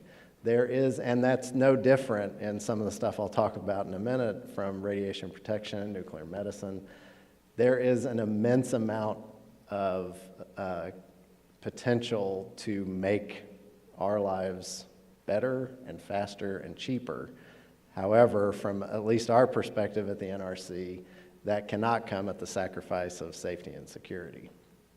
And so our industry, the nuclear power industry in general, is being quite judicious about applying it in a safe and secure manner. And so we came up with a strategic plan a couple of years ago, and that's been our guiding light for implementing all of the things that we're doing at the agency to prepare our staff to know about AI and how to understand it, but also to prepare ourselves for anything that could walk in the door in the next few years that we may have to review. The federal government, as you're probably all very well aware, had a lot of initiatives through the previous administrations on AI, and this one will be no different. And so there's a lot of activity going on in the federal government on AI, pushing us forward, and lots of activities in the research area as well. So internal to us, as far as the regulatory component, we are also very much interested. So we want to be a user of AI technology as well as potentially overseeing its use in our regulated activities we oversee. And so part of that was last year, our commission put out a request to the staff to go look at all of the activities that we might throw AI on top of to make ourselves more efficient regulators. And we came up with a lot of activities. I'll talk a little bit more about those later.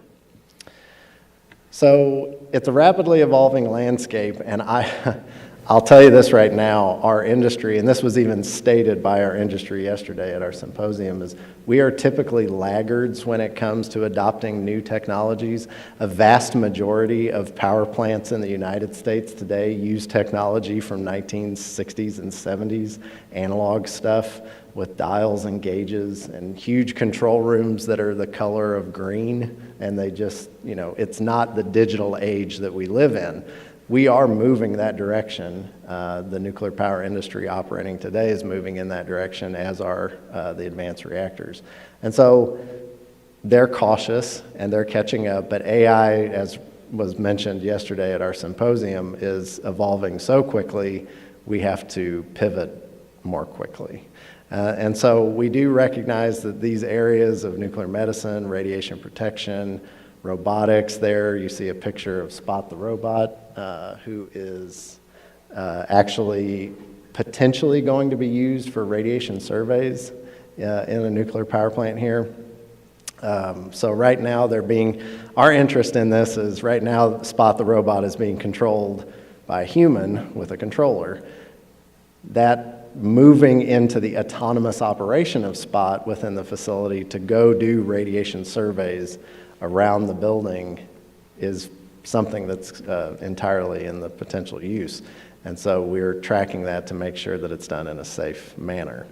The fusion industry is really getting going, and in fact, there's links on all of these slides to papers that I have personally found quite interesting on the status of an application of the technology in this area. In the fusion area, they're using it to actually predict and control the fusion,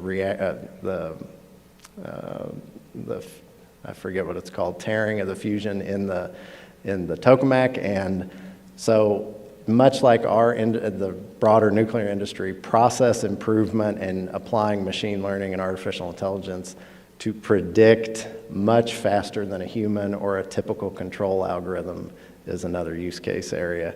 And then you've probably heard recently that Microsoft and the large companies who have an appetite for lots of electricity for AI have been courting nuclear as a potential solution. primarily because nuclear power is a great baseload electric generator. And so we have seen an incredible resurgence in the nuclear industry right now with interest in either reopening power plants that have closed or building and licensing and building new advanced reactors to supply the energy demand. And so Microsoft is one of those who is partnering with a utility to bring a power plant back online to supply energy for their AI, for the data centers, basically. So a little bit more about our strategic plan. The purpose of it is to enable the safe and secure deployment of AI in the nuclear sector, specifically those activities that are under NRC's regulatory purview, to promote stakeholder engagement and encourage further AI research and development. At the very beginning, I mentioned I'm in the NRC's Office of Research, so I'm a researcher at heart, and I really enjoy watching our Nuclear Regulatory Research Group go find use cases and areas where we could apply AI in novel applications and see value in that. So the strategic plan came out a few years ago, and I mentioned that was our guiding light. So we have sort of some things that we are marching through progressively to prepare how we would do this. And so you might be asking yourself at this point, what on earth does this have to do with ethics and bias? And going into it, again, I said our guiding principle was it has to be done safely and securely. And part of that, as a regulator, is reviewing the application use case areas and making a determination that it is technically adequate for the application area to meet the regulation. And so part of that is understanding that the technology will be applied safely and securely. And so how do you do that? 4 or 5 years ago, that was a little bit of a difficulty. The research has been progressing quite substantially, and we had FDA come and speak at our Regulatory Information Conference I think 2 or 3 years ago, and at the time, all the questions were centered around, you can never confirm AI, there's no way to predict what it's going to do, that kind of stuff. And that has changed significantly in the last couple of years.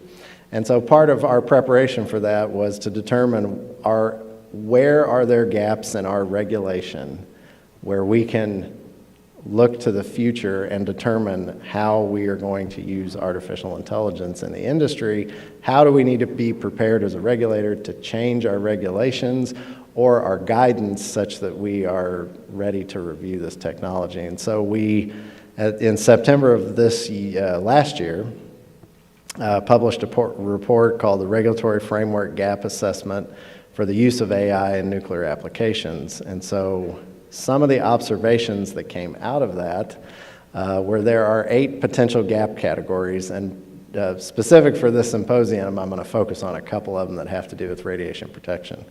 And so out of the 8 gap categories, there were implied manual actions. Our facilities are designed and built and run by a licensed nuclear operator. And even, and I'll skip ahead to the radiation safety support. The radiation protection programs are based around a radiation safety officer and either a committee and other support staff that collect dosimetry and develop reports and submit those reports and do all of that. So there was, when we started looking at the gaps, we realized that the regulation, much of the guidance and regulation that we have was really written to be centric to a human and not centric, or maybe there's some gaps on its adaptability for automation or AI applications. And so going back to the second one, special computations, we recognize that there is a trend in the scientific community, especially in modeling and simulation, to maybe utilize machine learning in place of physics-informed or physics-based computational codes. And so there is opportunity for that, and that's just a little bit different than what we've been used to.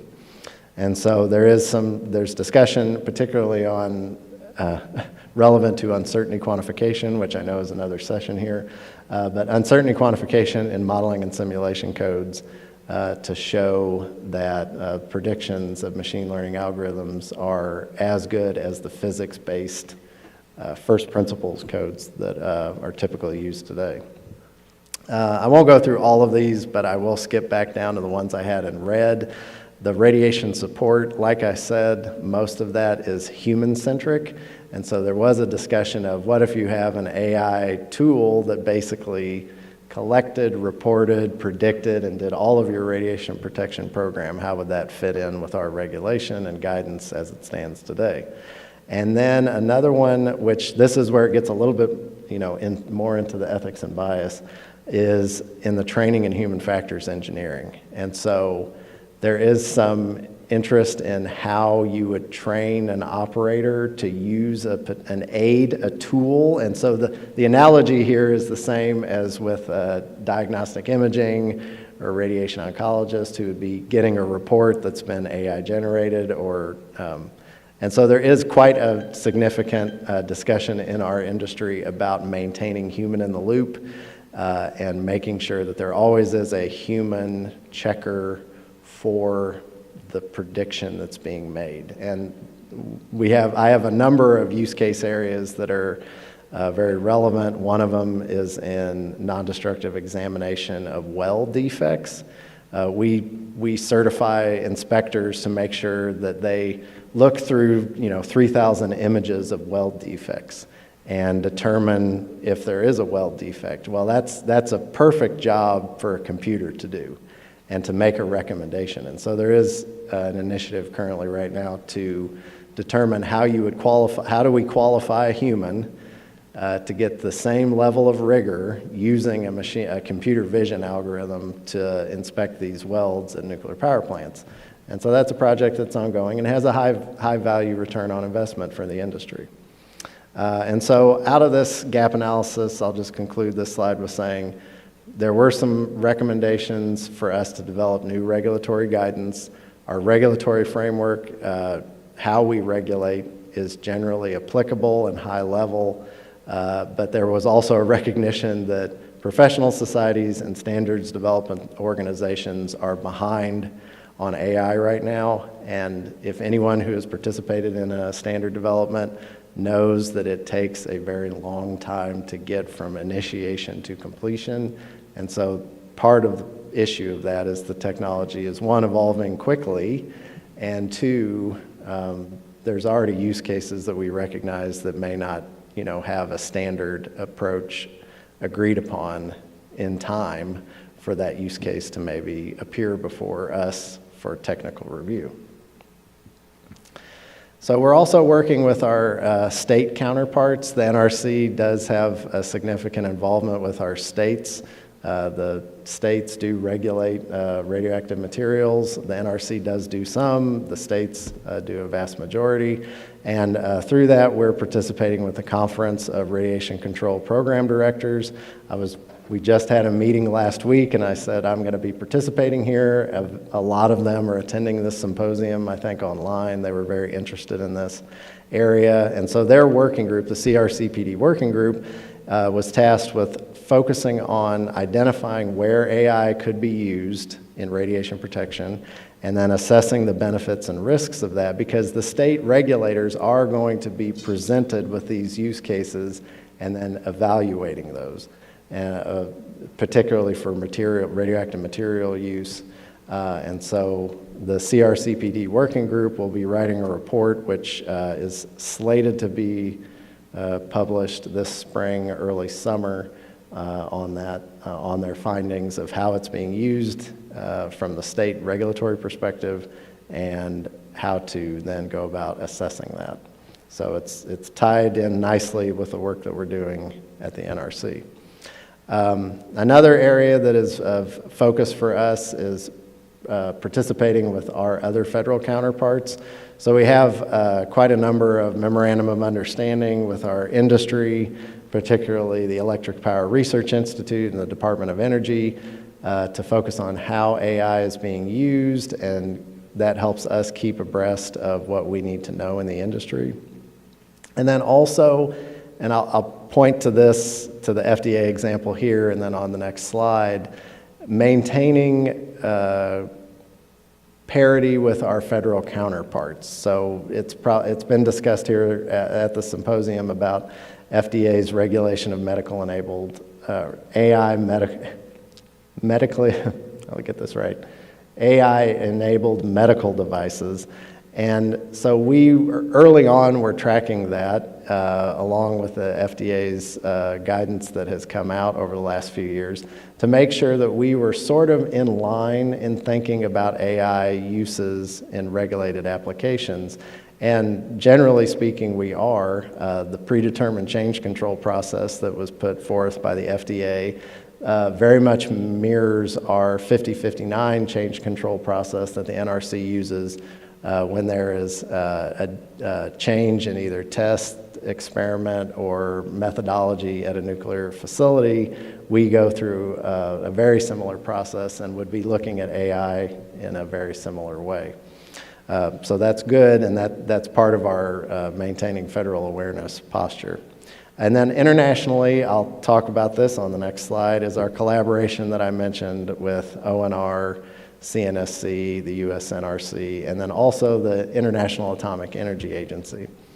So this Canada, UK, US, the Canuckus AI Principles paper, like I mentioned at the outset, it's very similar in approach to the FDA, Health Canada, and MHRA papers that have been put out. They put out one on good machine learning principles and another one just recently.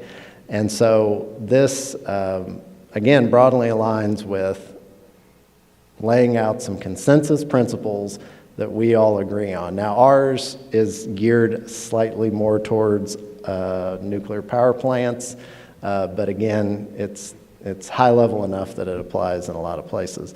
The NRC is also, I'll point this out, a risk-informed regulator, which means we do both deterministic and risk in our regulation.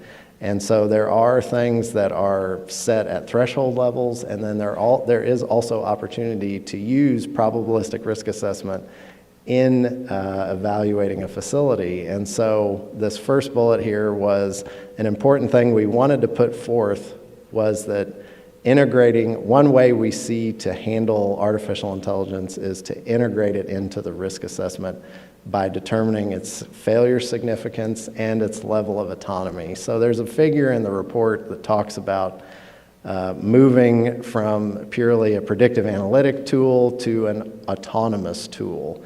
And that again applies in the same area of nuclear medicine, radiation protection.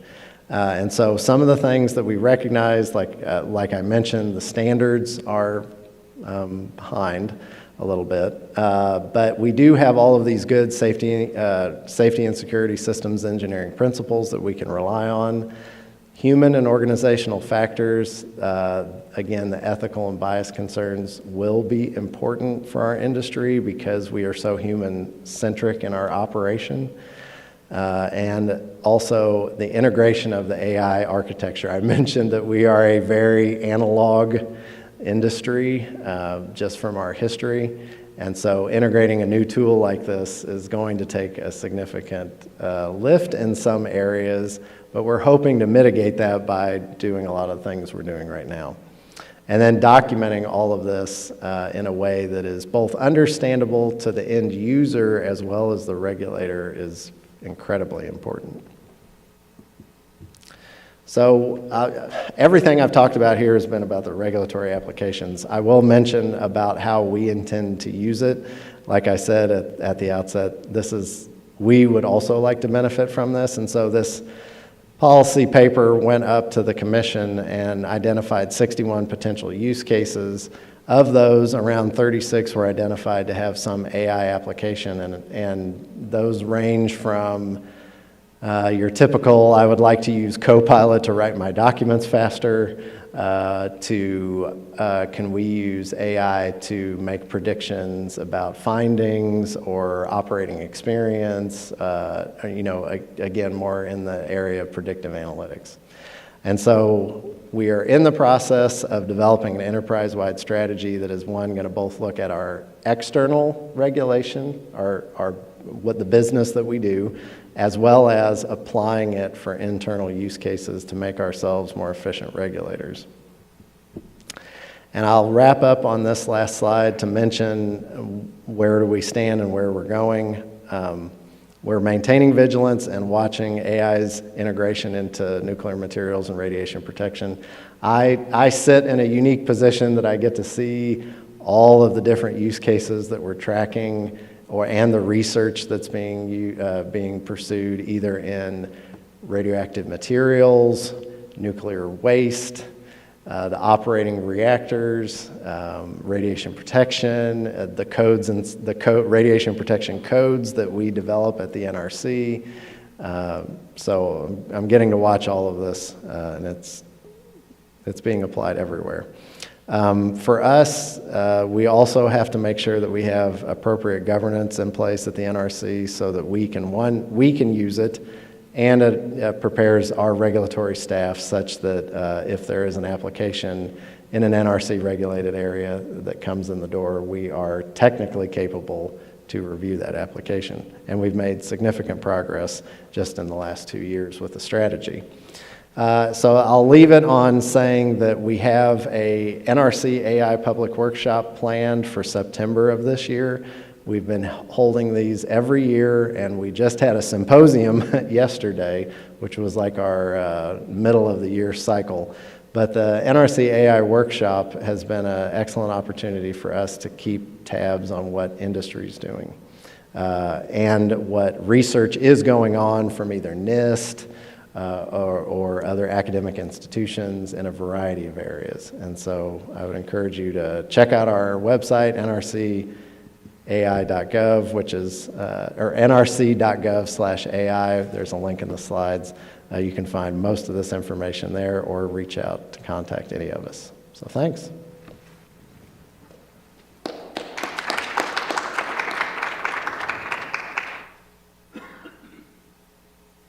Thank you. The next speaker is Eta Pisanov from the American College of Radiology.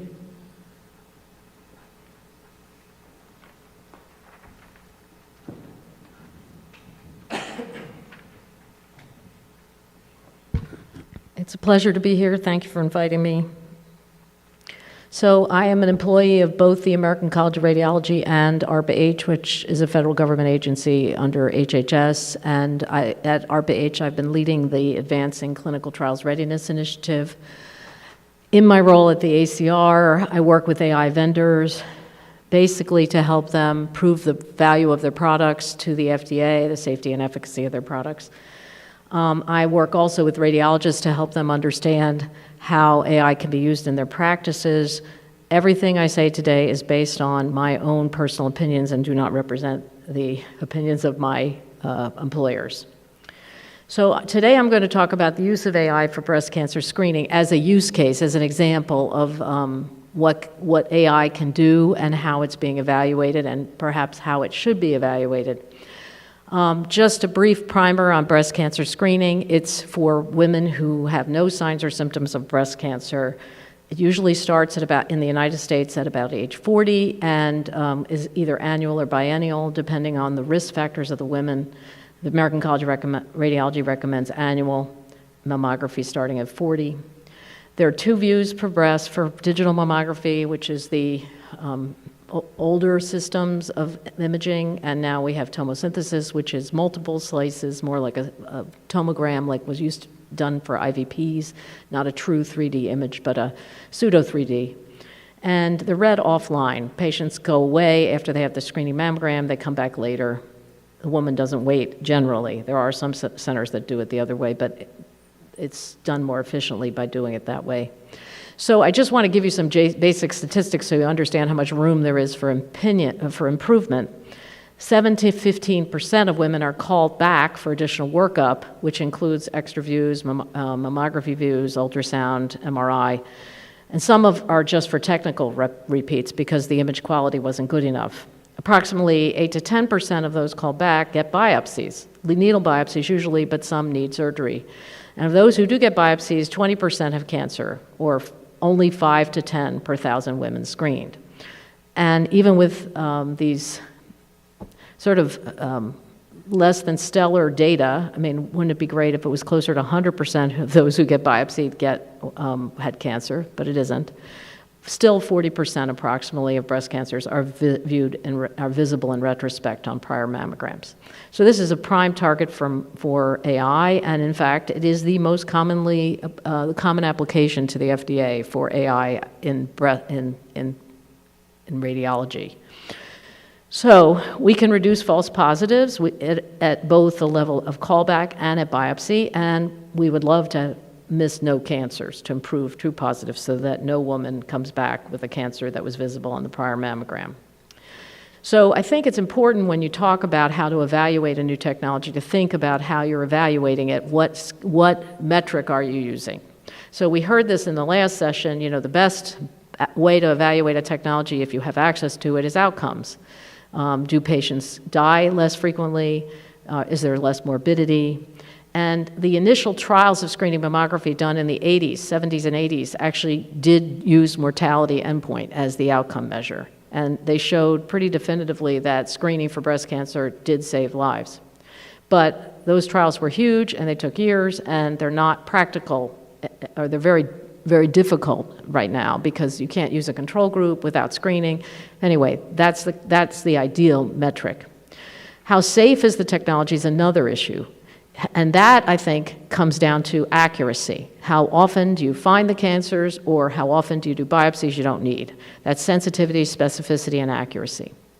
How much does the technology cost? Can AI save us money? Is it more expensive without change or less? Does the technology increase convenience to patients? And does it help radiologists do their jobs better? And by that I mean not about sensitivity, specificity, accuracy, I'm talking about other ways. So this is the schema which I think we all need to think about when we think about AI and breast cancer screening, and any application really.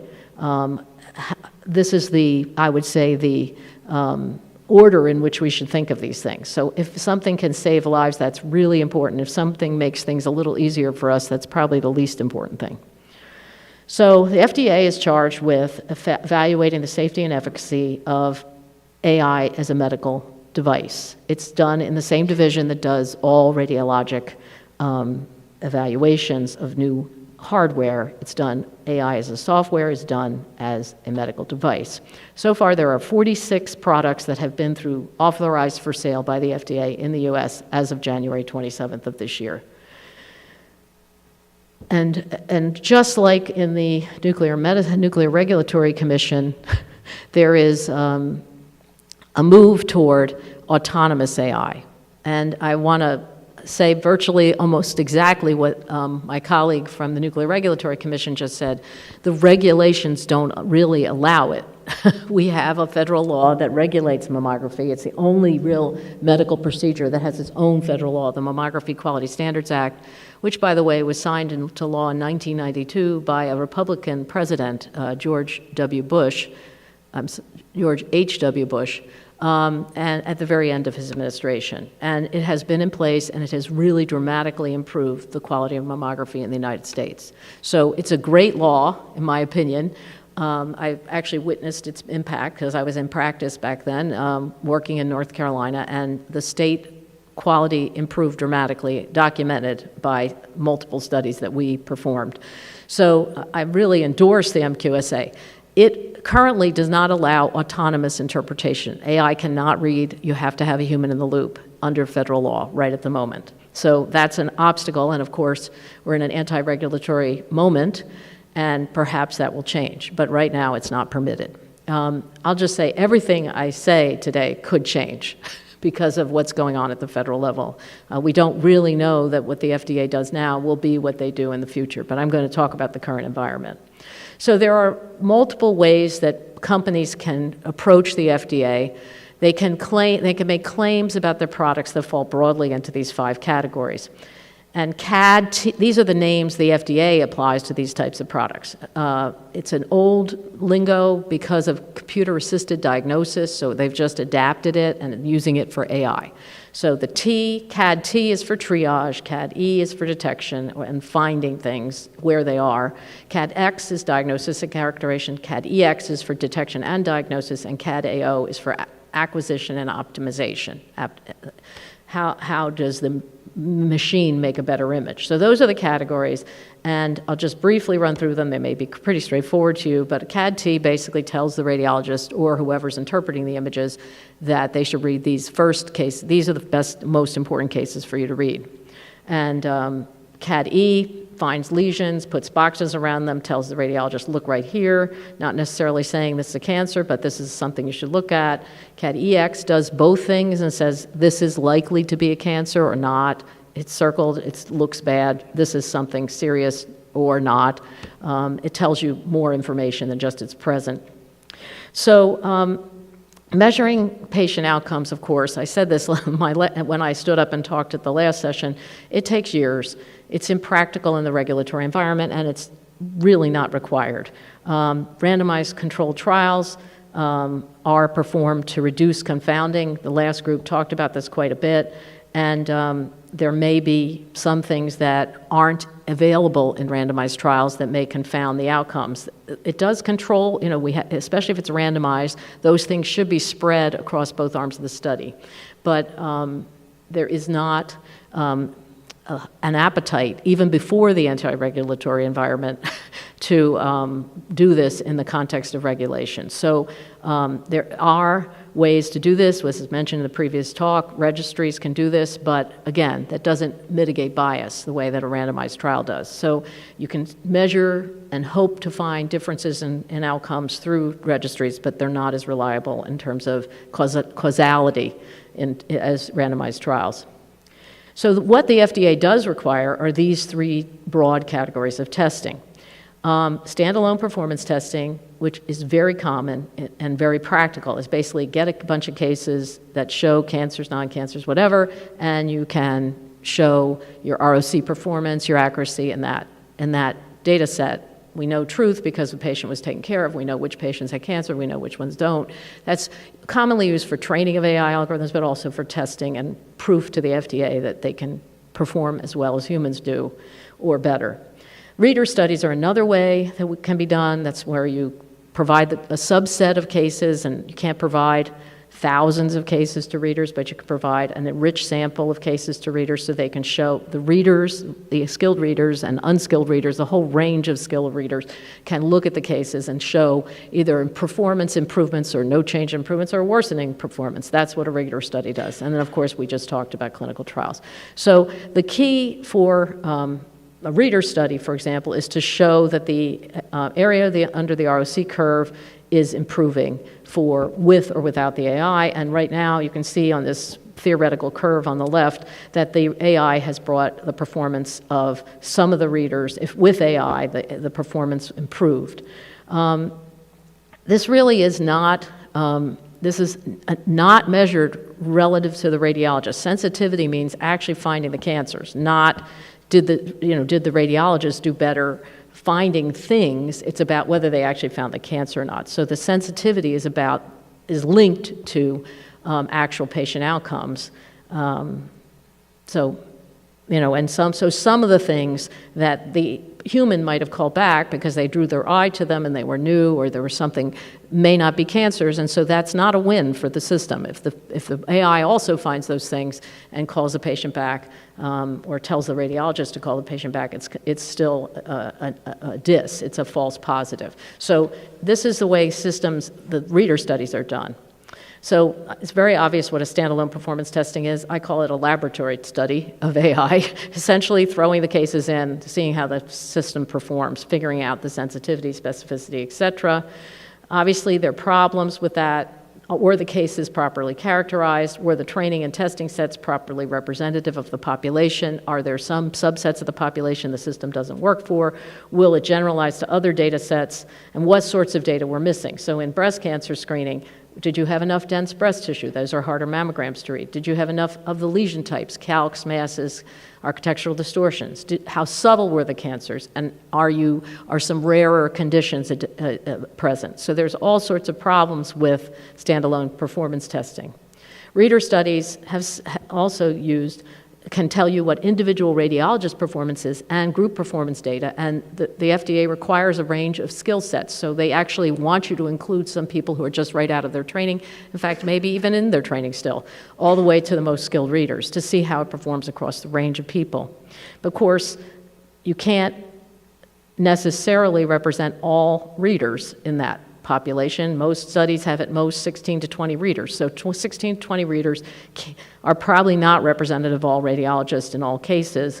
And since no patient is impacted by the reader studies, it's very possible that you don't read in the same way. You're not actually calling a patient back, you're not actually doing a biopsy, so you may be a little more lax in who you call back. Or you may be performing, you know someone's watching you may perform more obsessively than you do in real life. So it's really, there's some question about reader studies, whether they're actually representative.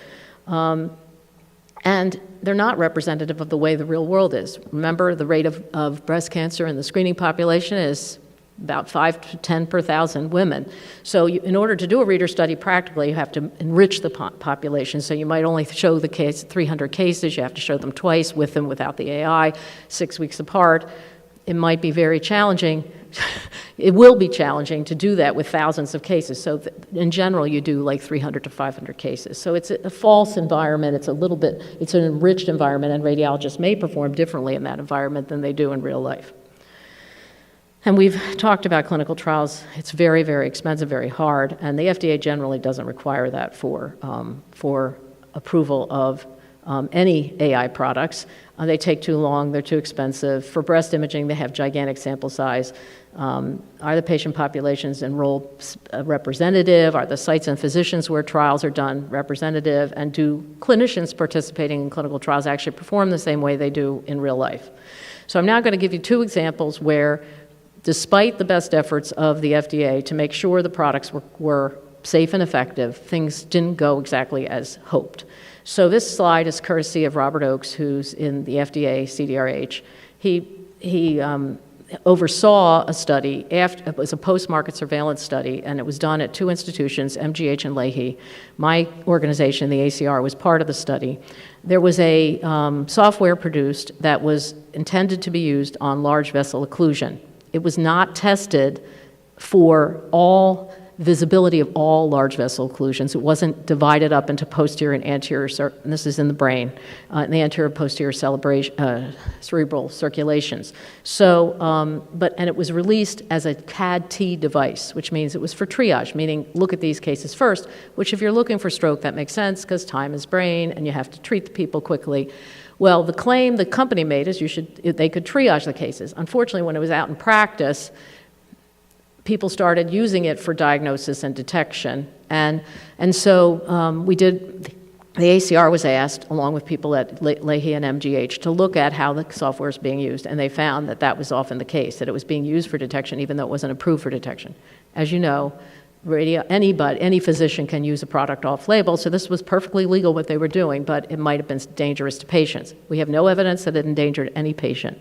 But it's a little worrisome that a product that was just approved for triage was being used for detection, because when they actually looked at the cases, there were many instances where the software missed posterior circulation thrombosis. So it really is important that the AI, which was being approved for triage, actually be used by dedicated people who understood what its limitations were. And I show this to you because it's a very flagrant example. It led to a black box on the product saying, please only use for triage, make sure you have a human in the loop for this product. Another example comes from the older literature of CAD, but I think it's very relevant to AI. We had for years a product that was approved for assistance in diagnosis for mammography. It put little boxes and little lines. There were various products, but they were all approved. And because there had been data that suggested radiologist performance improved dramatically, there was extra payment for it. And so the extra payment drove adoption. So everybody was getting, and from Medicare I'm talking about, from CMS. So the private payers were paying for it. It was about $20, which sounds like very little money, but in fact, when you're doing thousands of mammograms, it ends up to being a lot of money. So it was adopted. This paper, done 20 years after the technology was adopted, revealed that there was no difference in the actual patient outcomes in a large registry, and it was published in the New England JAMA Internal Medicine. So the point is that even despite preliminary evidence from reader studies, there was not really, in real life, there was no difference in patient outcomes. So that's always a risk when you run something besides a clinical trial. You don't really know how something's going to perform in real life. So I'll just say I'm worried about them dismantling the regulatory framework because it's predictable and we learn from the regulatory trials. We can go online and see what backs the claims up. We're going to have to become much more, we radiologists are going to have to become much more aggressive in understanding what led to the claims. We're probably going to have to ask for data ourselves if they do dismantle the regulatory framework. And, so essentially, and also, right now we have the problem of people using software off-label, and I worry about that too, that maybe software that's approved for triage is going to be used for detection and diagnosis. In addition, of course, we still have the same old problem of maybe we don't know that it works well on all patients. And we know that AIs drift. So there's a lot of issues that are still coming up and will still be a problem into the near future, even with the regulatory framework we have right now. So I just briefly mentioned I'm not part of ARPA-H's Precise AI initiative, but it is going to be setting up an infrastructure to look at AI products in breast imaging after FDA approval. They're in the midst of, they've finished reviews, and hopefully the lift on new contracts will be gone soon and they'll be able to make awards. But this is exactly what they're proposing to do. So I'm an advocate for other things than what we've been doing, and I mentioned that a few minutes ago when I stood up and talked at the earlier session, that real-world evidence could be a pathway to use of autonomous AI in breast cancer screening. If you haven't heard, we're short of radiologists right now. There are about 10 jobs for every one person looking. So it's a real problem. Lots of places, images take weeks, months to be read. It's getting similar to the NHS in England and many institutions. There are just too few of us. So there really is a need for autonomous AI if we can figure out how to do it effectively. And maybe semi-autonomous is the better way to think of it, with a human in the loop, but not necessarily spending the amount of time per image that we spend right now if the AI tells us it's negative. So one can imagine a way to figure out if an algorithm actually works in your practice. There are software tools. The ACR has one called AI Lab that you can install and run your cases through and see how your software performs. That's a standalone performance test. It doesn't tell you how the radiologist would perform with AI. It does tell you how the software performs with your cases. That's a good start. But what you could do is install the AI and run a little experiment in your practice where you have two readers read every case, and one uses AI and one doesn't. And you can spread it around to all the people in your clinic. And you could actually do this with the consent of the patients. You basically tell the patients, I'm going to use AI on you, and you can, if they don't want it, they can opt out. I think this is a way to do an experiment in a clinic that would be useful to figure out if an AI works for you in your practice with your readers. And which if both people think the patient needs to be called back and worked up, that happens. If both people don't think the patient needs to be worked up, that happens. And the cases where the people disagree is where there has to be some conversation. And you could perform this. Most mammography, high volume mammography centers read at least 100 screening mammograms a day. You could probably do this study pretty quickly if you intentionally think about it and do it. If we had the right, in other words, you suck out the information instead of people entering data. It can't be done the way clinical trials are done. So this is what I just said. We talked about clinical trials. Patient comes in, she says, she gets told, we're going to use AI on you unless you tell us you don't want to. Most of them will say yes, because people have a bias toward technologies. They will say yes, most of them. Then there'll be two people reading, and the data will be auto-extracted.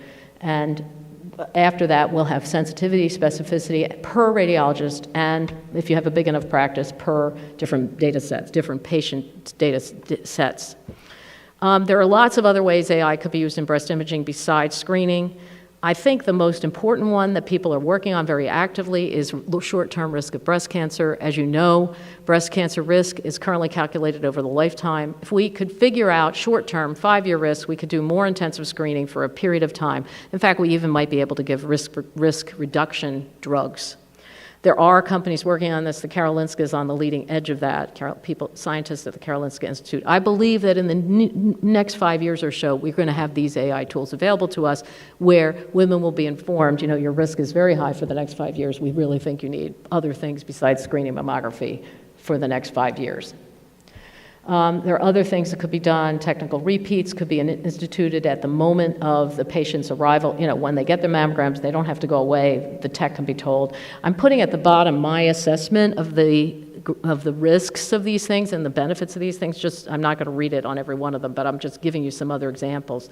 Another thing, workup could happen while the patient's in the clinic. It would mean restructuring the entire workflow, but it could be done, and it would probably mean some people won't fall through the cracks because people with complicated lives go away, come back a few days later. They might not have time for that. Life gets in the way. So we would not miss cancers because of that sort of stuff if patients were worked up right away.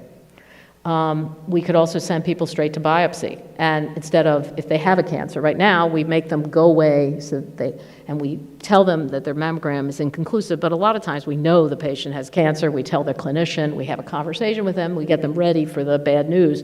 We do that partially as a humane thing to do, but if we could have a conversation before the patient left the clinic, it might be just as good or better for patients. So 2 final points. The EU is way ahead of us here. It's surprising, I know. Everybody thinks so much regulation, so much red tape. How could that be possible? It is possible. It's happened. The UK, and I put May on this slide because I didn't know this, but they actually are funding a breast cancer screening AI trial. They will cluster randomize women to AI for triage. AI is the second reader. In the UK, they only screen every 3 years, which means they have a lot more missed cancers than we do. And they have 2 readers every time. So they're going to see if they can replace the second reader with AI. There's also a control group that has the standard of care. And the PI of the study is Fiona Gilbert at Cambridge University, and I found out yesterday that this study has been funded. So they are really way ahead of us in understanding the value of AI in patient populations in the NHS. So that's all I have to say. I'm happy to answer your questions when we get to the panel. Thank you for listening to me today.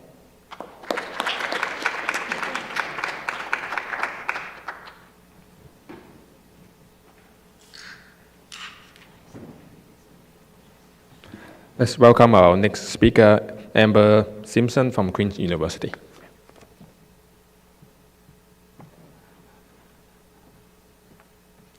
Great, thank you so much. And thank you for the invite. Really amazing to be here in what I understand they call the Temple of Science. So really cool, thank you so much.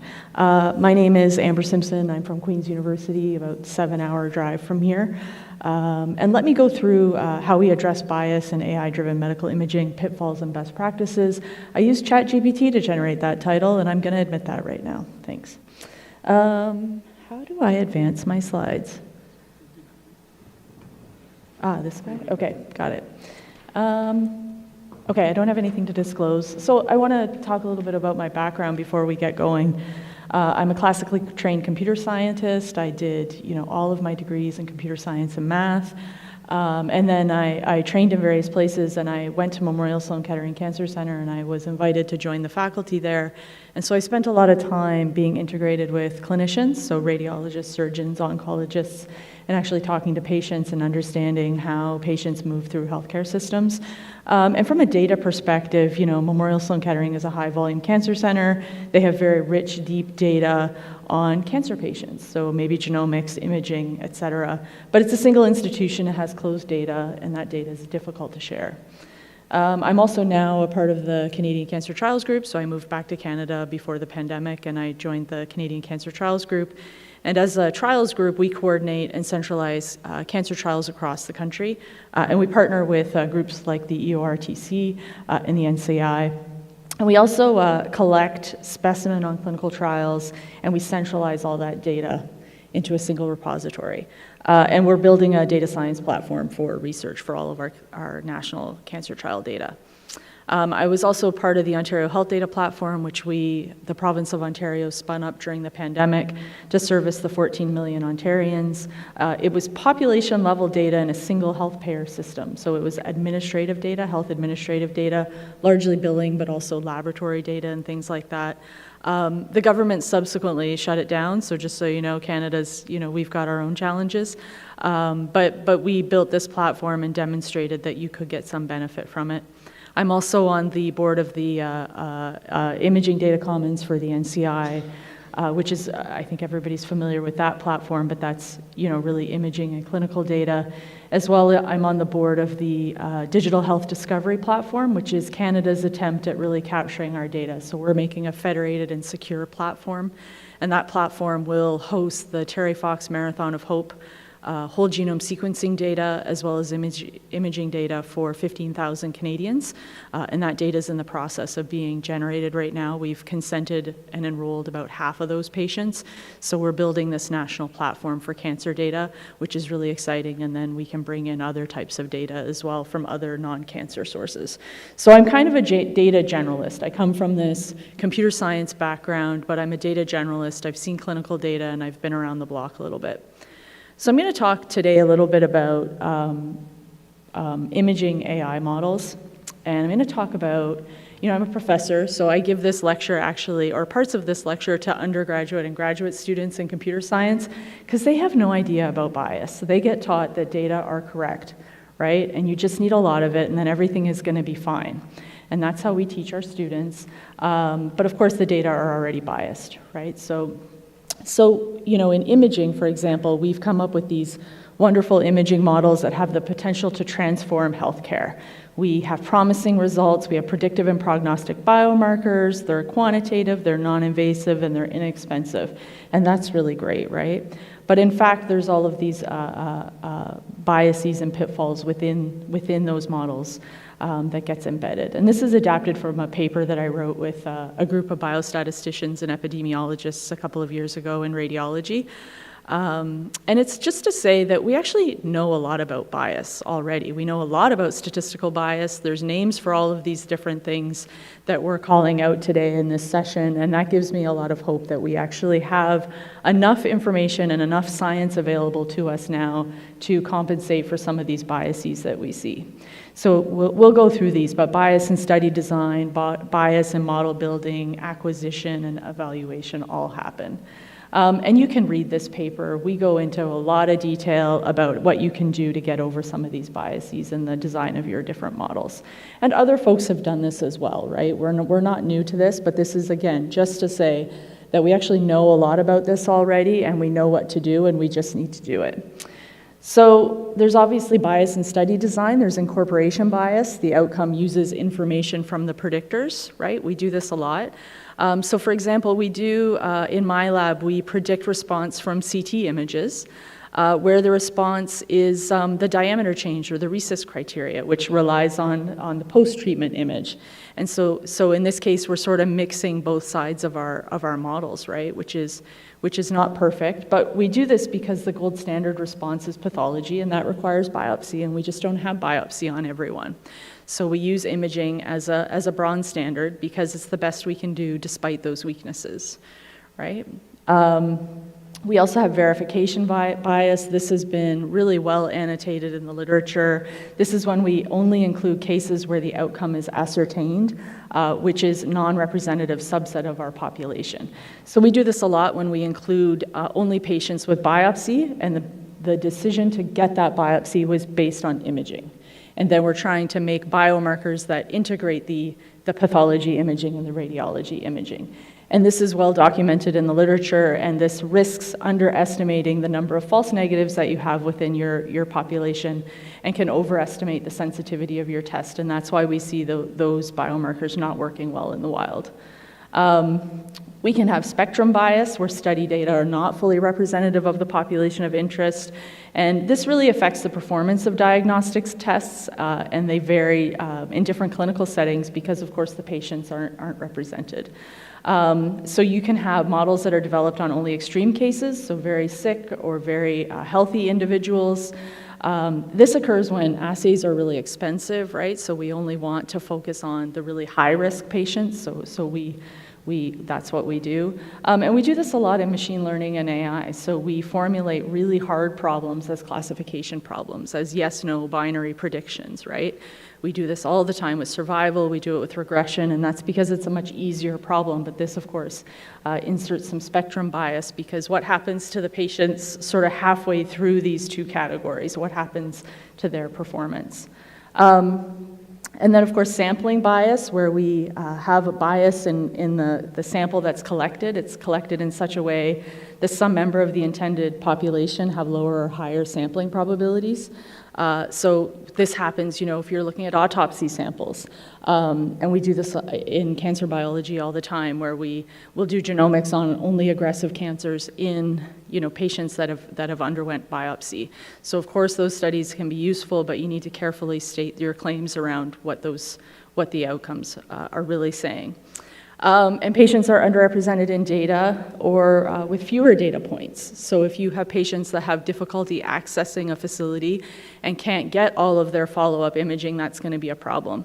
So this is an example. So we've been doing some work in the far north of Canada. This is Moosonee and Moose Factory, Ontario, which is at the base of James Bay, which if you think all the way up to Hudson's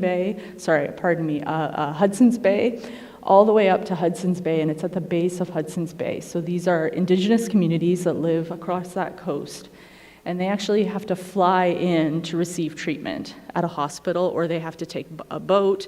So this is an example of one of the boats. So these patients just have fewer data points, right? Because they have a harder time accessing the healthcare system. It's harder for them to go for follow-up. But it's also a really interesting time for them because of this widespread availability of digital technology that's happening. We now have satellite access everywhere in Canada. We have an ability to operate some of these tools remotely. So this is an example of our new CT and MRI suite that we set up in the north of Ontario. This is a hyperfine machine, which is of course the portable MRI. Hyperfine lets you take advantage of cloud, right? So you can actually upload the images to the cloud, and then the radiologist can read the images there. So this is a remote Indigenous community. So part of Indigenous people's concerns over AI is that they want to have ownership and sovereignty over their data. So we actually set up this MRI scanner. So it went to a cloud, but it was a cloud that was controlled by the Indigenous community, so that they could actually control who had access to their data and when, which for many, that's just not always the case. We can have statistical bias and variability in the acquisition of images, right? And so we talked a little bit about this yesterday. So this is an example of a CT image collected with different protocols and dose reduction strategies. So the first image on the left is from what we call an outside institution. The second one on the right is from Memorial Sloan Kettering. These are taken 10 days apart. And these are, this is the same patient. These are both considered portal venous phase CT scans, but they're very different, right? We see this when we start playing around with slice thickness in CT scans. Hopefully you can appreciate in this picture that in the 5 millimeter slice, you can see it's a little bit blurrier. The borders of the tumors are getting blurrier. And what does those kinds of changes do to models that are developed on data with perhaps different slice thicknesses? We also have dose reduction strategies in CT. So here's an example of a filtered back projection image, or what we call a 0% adaptive statistical iterative reconstruction image, and a 60% ACER image. And ACER is a technology that we use to reduce dose in these patients. But you can see that in the image on the bottom right-hand corner, it's starting to get blurry again. When we're thinking about tumors in cancer patients, we want to know where the borders are. So we want to think really carefully about these different strategies for acquiring that data. And then how do we train our prediction algorithms based on those images, right, under these varying protocols? And so we actually have a study that's just now concluded. It was a prospective study. We call it the espresso break study. That was a nod to Larry Schwartz's coffee break study that he did a number of years ago. But this is a scan-rescan study that we did prospectively in a group of patients from Memorial Sloan Kettering and MD Anderson Cancer Center, where we added a second portal venous phase scan. And we varied the second portal venous phase scan by plus or minus 15 seconds. And then we did a number of reconstruction and some acquisition parameters. And so the idea of this study was that contrast fluid is administrated to patients prior to the scan, right? It's a portal venous phase scan. And the liver attenuation is dynamic with respect to time. So you get this, you have the routine portal venous phase, which is in the center of the slide.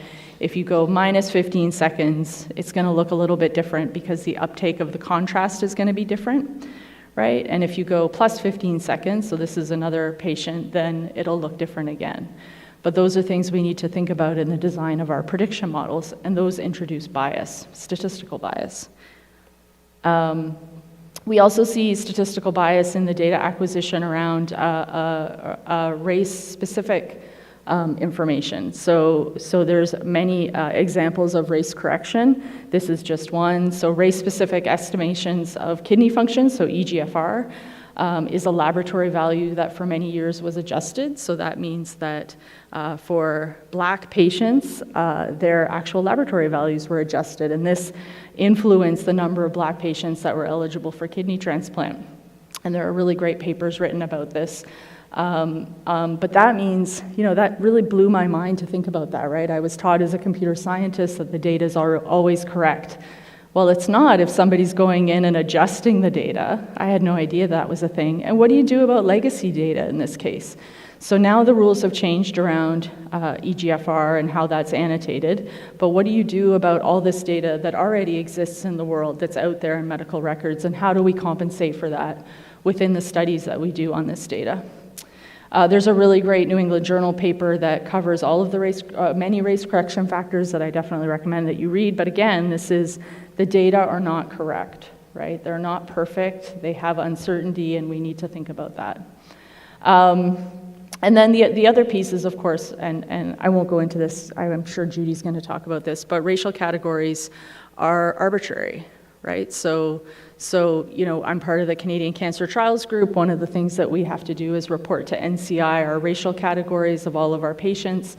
Well, we're in Canada. The way we describe racial categories in Canada is very different than in the US. Just as a simple example, right? We don't use African American within our context. That doesn't make sense to us. But this is true across many of these different factors, right? Or many of these different ways that we apply the category of race to our data. And then we get into, analysis variability and the pre-processing that we do. I won't go into that too much. Many people yesterday and today, including Etta, talked about variability in measurements that we have of tumor volume, right? These vary based on variability in our readers that are looking at that data. Overfitting is a big deal, right? And I always use this example to explain to my students what overfitting is. So in overfitting, a model is capturing spurious associations in the training data, in addition to associations that would be replicated in similar data sets. This always gets a laugh out of them. And so we've looked at this. We've looked at data overfitting in practice. We took a couple of publicly available imaging data sets. So these imaging data sets have a outcome associated with each of the patients in the data set. So what we did was we randomized that outcome, and we took out the link between the data and the outcome. So in theory, if you were to run a prediction model on this, your AUC should be 0.5, right? It should be a coin toss. Well, that doesn't actually happen. And what we see, and you don't have to look at this in great detail, but the AUCs vary from 0.5 to 1, and we can actually predict anything, right? So if we have a small enough data set, and we're trying to extract as many variables as we can from that data set, it's going to result in overfitting. We can predict anything. And even if you have big data, right, if you're asking very specific questions, the data gets really small really quickly. So if you're saying, well, I want to look at all the data of the patients that have a CT scan, and a whole slide image and genomics, right? That number is going to go down quite a bit. But that's even true across many different research questions or clinical questions that you would ask of data, that the data can go from being big to really small really quickly for individual questions you're asking of it. And that can lead to overfitting. And this is all wrapped up in this concept of optimistic performance bias. So when you start looking at metrics like AUC or accuracy, that you can really get this additional accuracy or this additional AUC that's just not really real. And so those are the types of things that we have to look at. But we also see this a lot. I still see a lot of papers that try to mix up training and test sets, right? Or they do a feature selection on the entire data set and then they split it into training and test for actually building their model. We know that that's not the right way to do it, but we still see plenty of papers out there that are doing this kind of thing. So what do we know? We know the data are incorrect and biased, right? It doesn't matter how much of it we have, it already has, uncertainty buried within it. But we already know a lot about statistical bias, and I actually think that we have all the tools that we need to address many of these problems, but we have to do it, and we have to agree to do it, and we have to be nuanced about that analysis. And then there's risk in doing nothing, right? And I don't think we've really said that in this meeting so far. There's risk in doing nothing. There's risk in leaving our data locked up in repositories for no one to use, right? There's risk of not using AI at all. And we really have to think through the bias mitigation strategies. We have a couple of podcasts that we've done with some community members on different aspects of AI ethics, and we try to do it from the lens of decolonizing AI ethics. So we have the Digital Twin podcast as well as the Responsible Use of AI podcast, and we look at things like race correction in AI and indigenous data sovereignty, and this is my way of using all my titles to help community members get their message out there about bias in AI. And this is just to say that Canada's not perfect either, so this is my health card in Ontario. This is, there's a number on this that takes me to every hospital across the province. But what in Ontario, we're a single-payer health system. So the Ontario Health Insurance Program is our single-payer health insurance program. Our hospitals are not-for-profit private corporations, so they're not exactly linked, right? And we have this issue across Canada that everything is still siloed. And we saw this in the pandemic. This really hurt us in the pandemic, that there was no way to track, for example, COVID vaccination status across provincial borders, that even though we have agreed to having a healthcare system that's accessible, we have not agreed to having our data available across the whole country. So that's just to say that we're right there with you. And as always, I thank all the really great students in my lab and all the different funding organizations that support our work. And I just want to leave it with this question of how are the algorithms programming us? I heard that last week, and I can't seem to get that out of my head now. How are the algorithms programming us?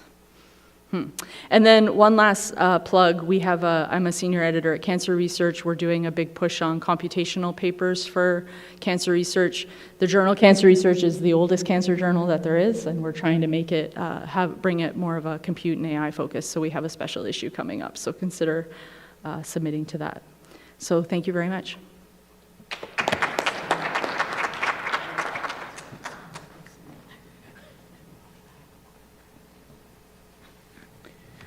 The last speaker of the session is Judy Warriva-Gikoya from Emory University School of Medicine.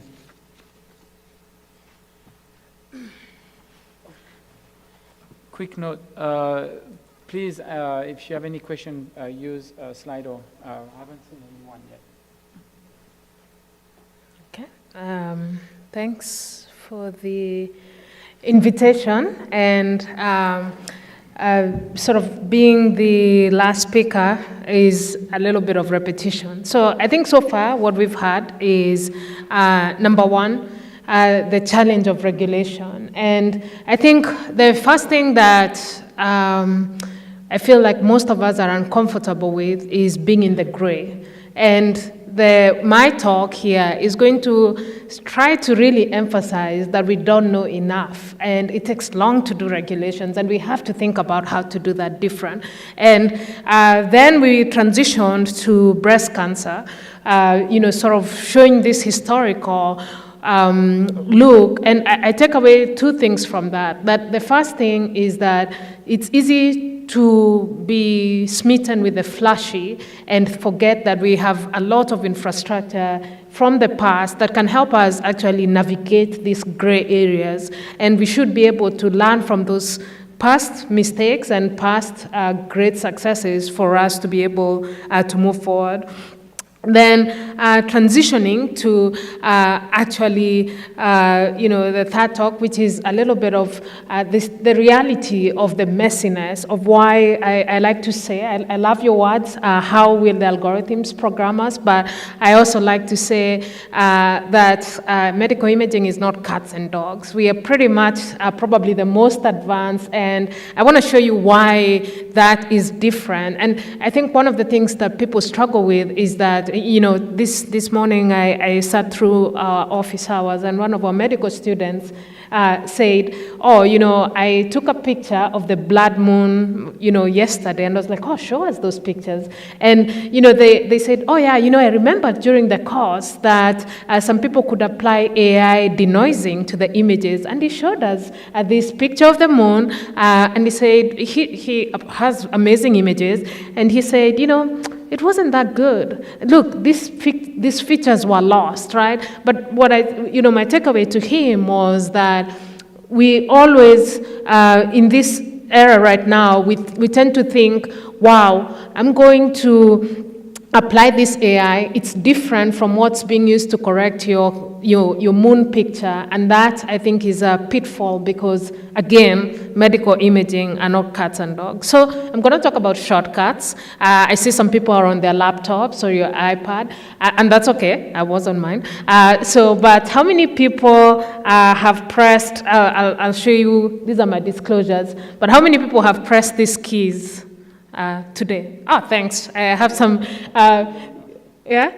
Okay, good. So, and I'd like to ground us in this just very simple thing. And, I'm not going to spend time trying to figure out how you learned about this, but I'll tell you how I learned about these keys, and it's because my mouse was broken. And so if you think about how we learn about shortcuts, and it's important for us to navigate our worlds, and they are amazing. They help us navigate too much noise. They help us speed up. I can tell you that I use Control-N quite a lot more now to open 50 million tabs that I forget to close. But, there are all these things that we learn because they're helpful to us, and we need, to be able to do that. You can undo them. And so I want to start off with this mental model to talk about these shortcuts for medical imaging. So I'll describe shortcuts. I will sort of tie back, nothing that you haven't heard really for the last 1 hour, how this ties to medical imaging. And I'm going to, my biased assessment is that this remains the biggest hurdle for us to overcome, whether it's regulation, real-world deployment, building data sets. These shortcuts are everywhere. And that's what I want to convince you and challenge us in the discussion for us to rethink what's the next step. One of my students challenged me to say, look, we know that there's bias. I don't want to hear another paper that says there's bias. Tell me what you're doing to fix it. And if we cannot think about these shortcuts, the AI will never really work for, at least for medical imaging, and which every patient has some form of medical imaging. So this is a great paper if you want to read about it. And essentially, it describes shortcuts. We've seen, that we can have problems of overfitting, which is where you're memorizing the characteristics of your data set. Shortcuts are not overfitting. They are just this thing that is in between overfitting and learning the desired features. So it's, and I'll show you an example, but you have these rules or a pattern in your data set, and also the way we train our models that makes the model learn a characteristic that's not necessarily, it may be important for the prediction of disease diagnosis, but it's not necessarily the only thing that should be used for prediction. And so if you look at this image here, it just says, if you tell the AI caption that image, it says they're grazing sheep, but they're not grazing sheep. But that's because most of the examples in the world that exist for that image usually have grazing animals. And so it makes an intelligent guess. I'll be talking about the radiology example here for pneumonia, where the AI clearly does not learn that pneumonia, which should be in the lungs, learns this radiographic marker that tells the patient, the AI system, this patient is from the ICU. ICU patients tend to have pneumonia. I'm just going to estimate and make actually a very good guess.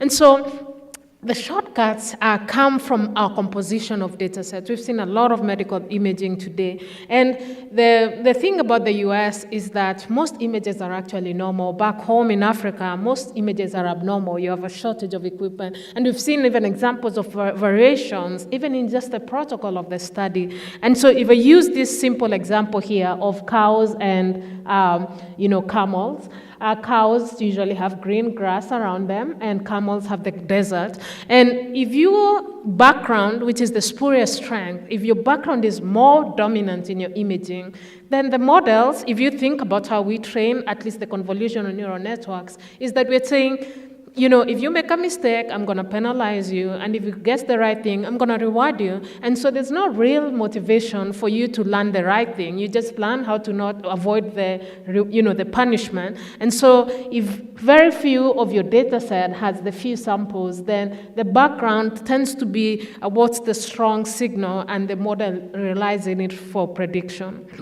And so I mentioned that I'll come back to this example for pneumonia. And the way we do this is really how we compose data sets. So this is looking at an NIH, Mount Sinai, and a combination of these data sets. It's not unusual. There are not enough data sets. There is a lot of work like the Imaging Data Commons that's trying to improve the availability of data sets, but there's still not enough, and it takes a long time to curate data sets. This is one of the things we do at Emory, and it takes around 3 years to really come with a good data set, and of daily work, not research work of just someone who's looking at this data set, finding a problem, going back and fixing it. And so if you think about that effort, then how we traditionally have built AI models then is to say, I'm pretty sure you've seen so many of ROC curves, so I'm not going to spend too much time on that. And you can see that there's a variation, even in the combination. There are two things that could happen here. Sometimes you say,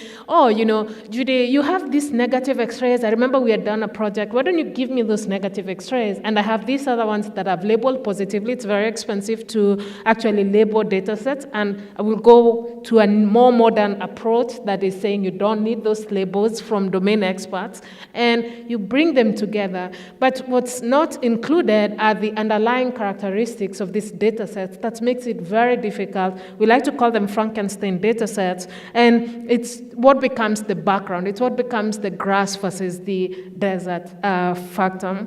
So in this example, when we look at the saliency maps, there is an author who's sitting in the back of the room who's done a lot of work on this, and we know that they're not unreliable for this task. They're consistent, and we see that the model mainly is activated outside the lung areas. It learns that the predictions are really calibrated to the disease prevalence and incidence where the images are acquired.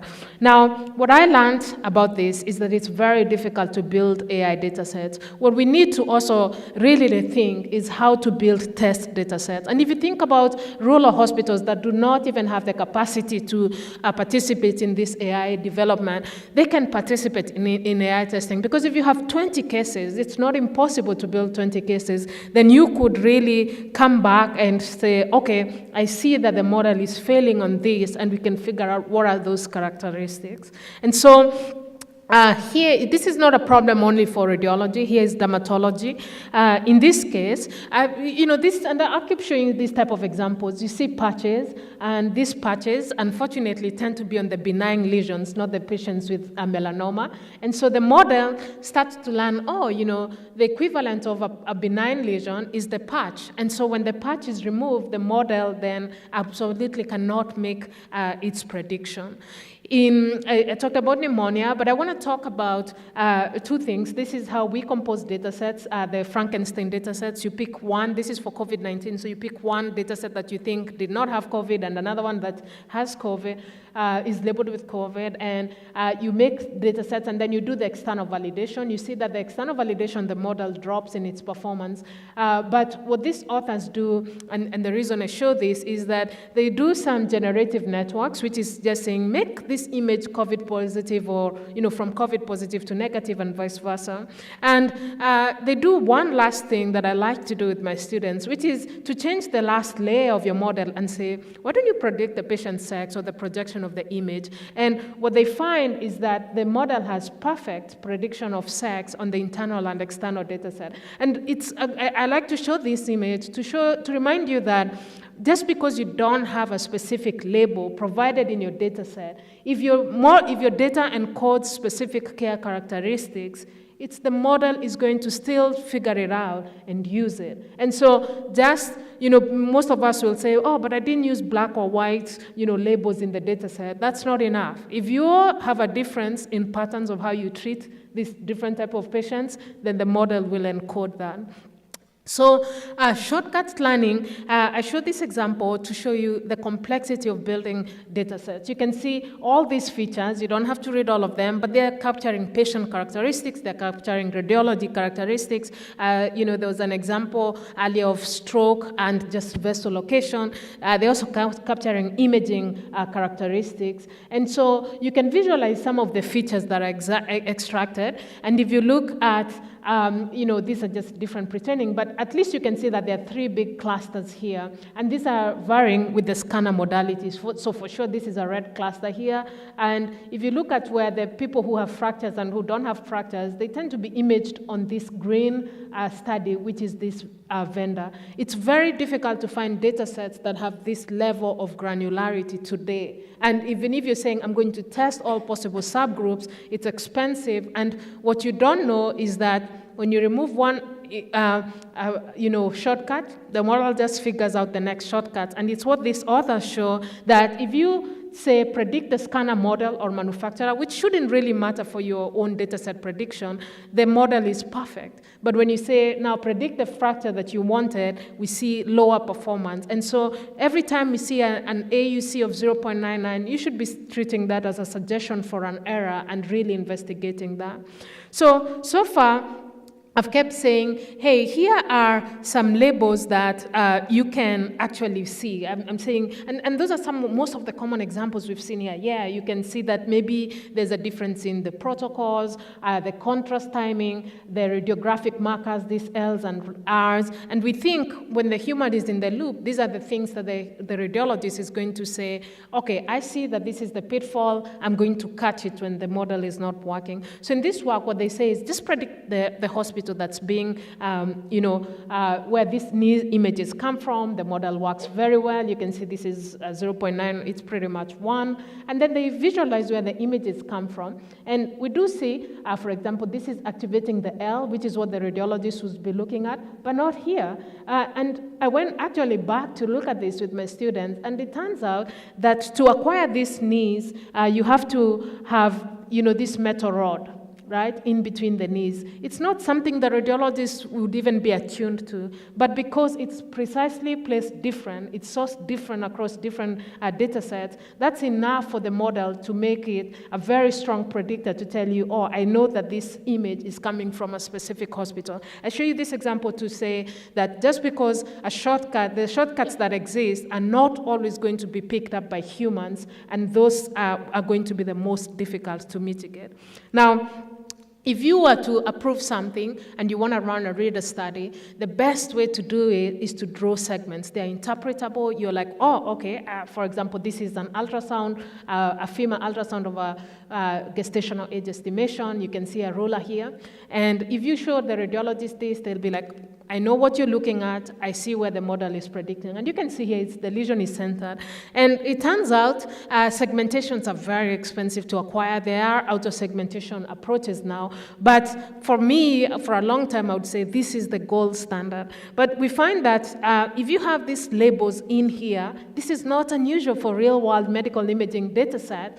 The model is going to land on the caliper and center its prediction to the caliper. And when it's missing the ruler, the segmentation fails. And so these authors do an interesting experiment where they start to change the location of the lesion, right? So you can see that it's moving across just like a solar eclipse would. And, and they remind us that most of the public data sets, these are 4 data sets for cancer care, the malignant lesion is dead center in the image. And so shows you trying to figure out the significance of this segmentation. And what they show is that the farther you are away from the center, the lower the performance of the model. So it's not really learning with the lesion in the center. It's just learning, most of the examples I've seen, the malignancy is in the center of the image. The farther you are, you're probably not malignant. So we know today that most of the AI systems do not necessarily learn the disease that we think they're predicting, and they're using a shortcut. Now, you could say, wow, but we're in the foundation model era. If you haven't had this, it's this attention is all you need. We have transformers. They look at the exact lesion of abnormality.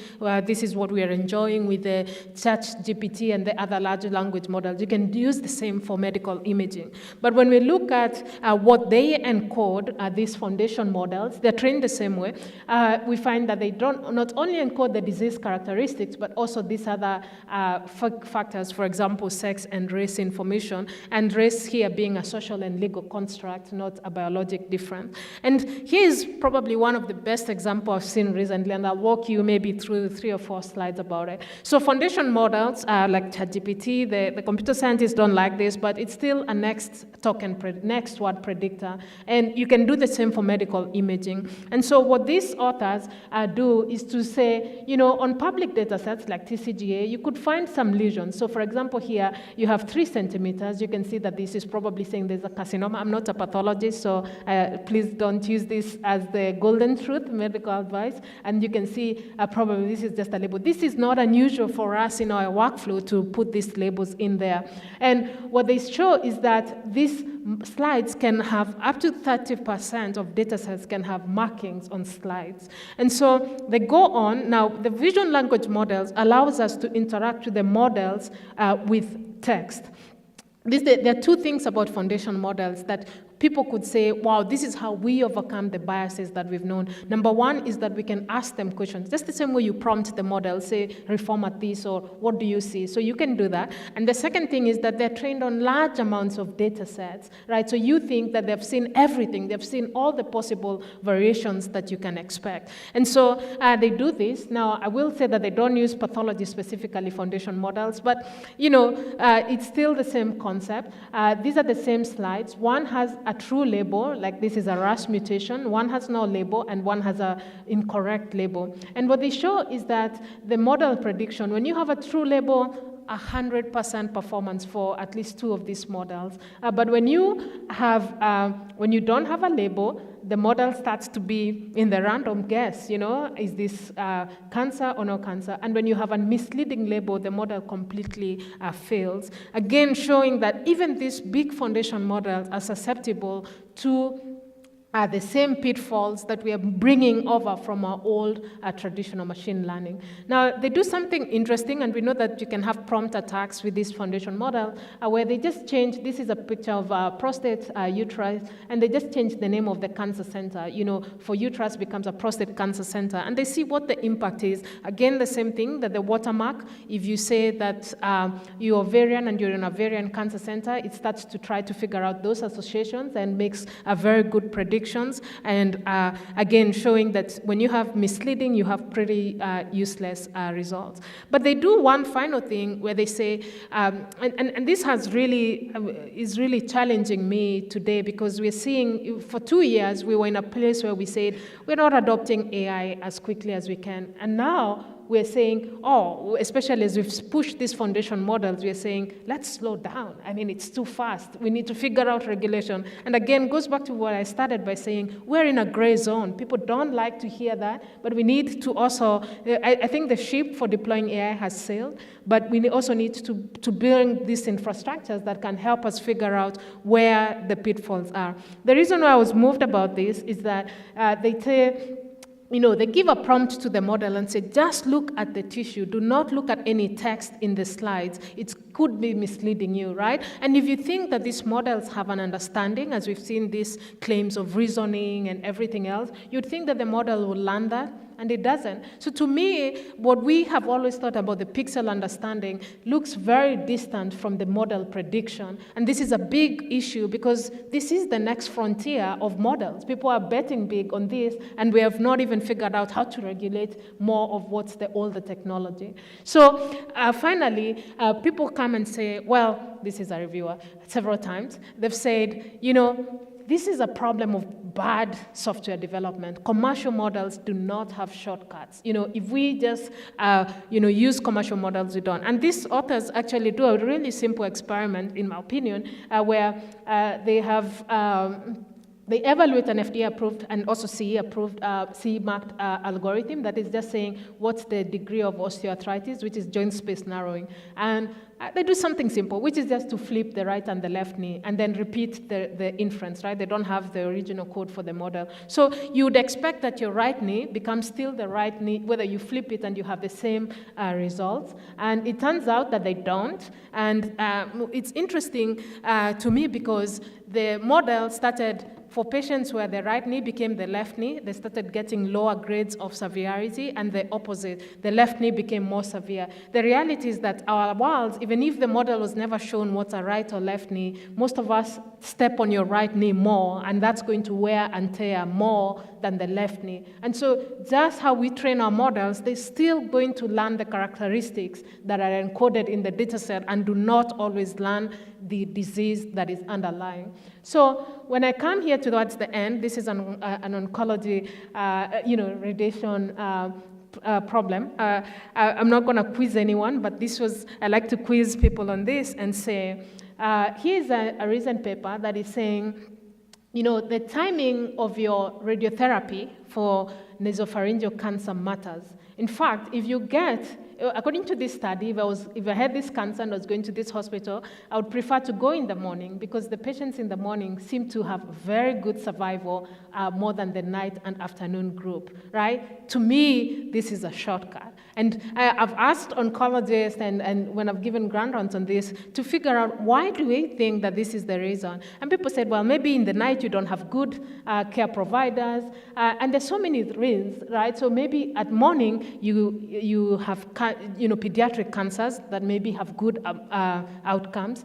Maybe at night you treat the patients who are inpatient and overnight, so those patients are already sick. And this is just a simple example of showing you the complexity of our real-world care before we slap another technology on it. I hope that as I end, I'm going to show this work, which we showed that you can tell if this chest X-ray comes from an Asian, Black, or white patient with amazing ability in a social and legal construct. We've not figured out why. It's been 3 years since we published this, and it's not because of any of those confounders that I showed. It shows us, I like to give this example, that if you could get my chest X-ray, you could say I'm Black, you could give my AI, could say I'm Black, I'm female, I'm aging faster than what my actual age is, I live in a deprived area, I have these ICD codes which correspond to my illnesses and what I'm going to spend the next amount of money in a way that we cannot understand today why this is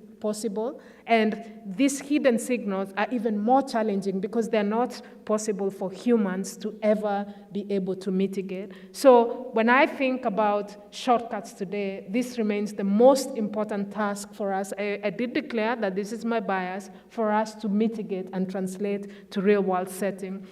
We have to think about how we build our data sets. We are merging new data sets to multimodal data, which are even more difficult to interpret. We have to think about our, the precision medicine and the promise of not just one identity for our patients.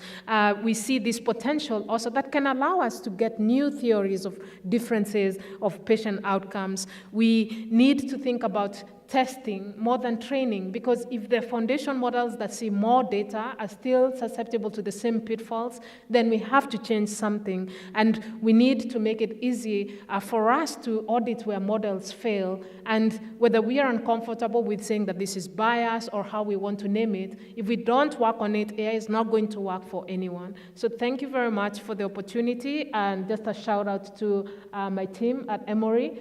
And we like to geek up on this type of thing, so if you're ever interested, look up that website for more information. Thank you very much.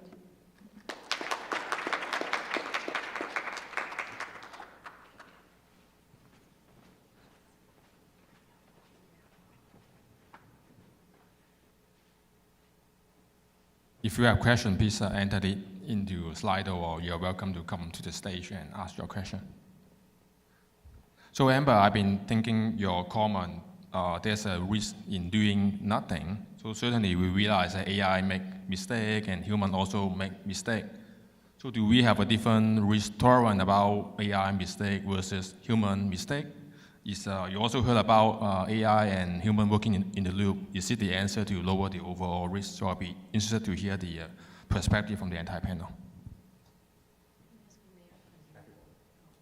Yeah, so I can start on that, and I think we underestimate human factors, and so at least the early results show that there's not much benefit. But I think the problem is what we are optimizing for. We're trying to make radiologists faster. They're so fast, I just don't see how much faster you can get. That's just a reality. And so when you look at speed and time saved, there hasn't been as much remarkable outcome. There's a new opinion paper, not opinion, I guess that's in New York Times, that was written by Eric Topol and Pranav, who said, what we know today is that when you pair AI with humans, it does not work well. In fact, you bias the humans, and so we should have autonomous pathways. And you saw, I think, at a talk about, could you even just keep them separate? And that's what we've seen with second readers. Today, if you are going to say, I want to do this type of trials in the real world setting, our technology doesn't allow us to study those things in that way. You either show AI to everyone, you can't say I'm going to show AI to Judy, or, and so it requires a little more investment in the infrastructure, and that's the lesson we've learned for real world monitoring. It's really difficult, not only to think about the subgroups of how to figure out your labeling of data. What we absolutely know today is that if you have your radiologist go to another system, they're never going to use it. And so those are the earliest human factors that we know, but this is a true area of figuring out what's the optimum pairing, and maybe it's maybe not a pairing.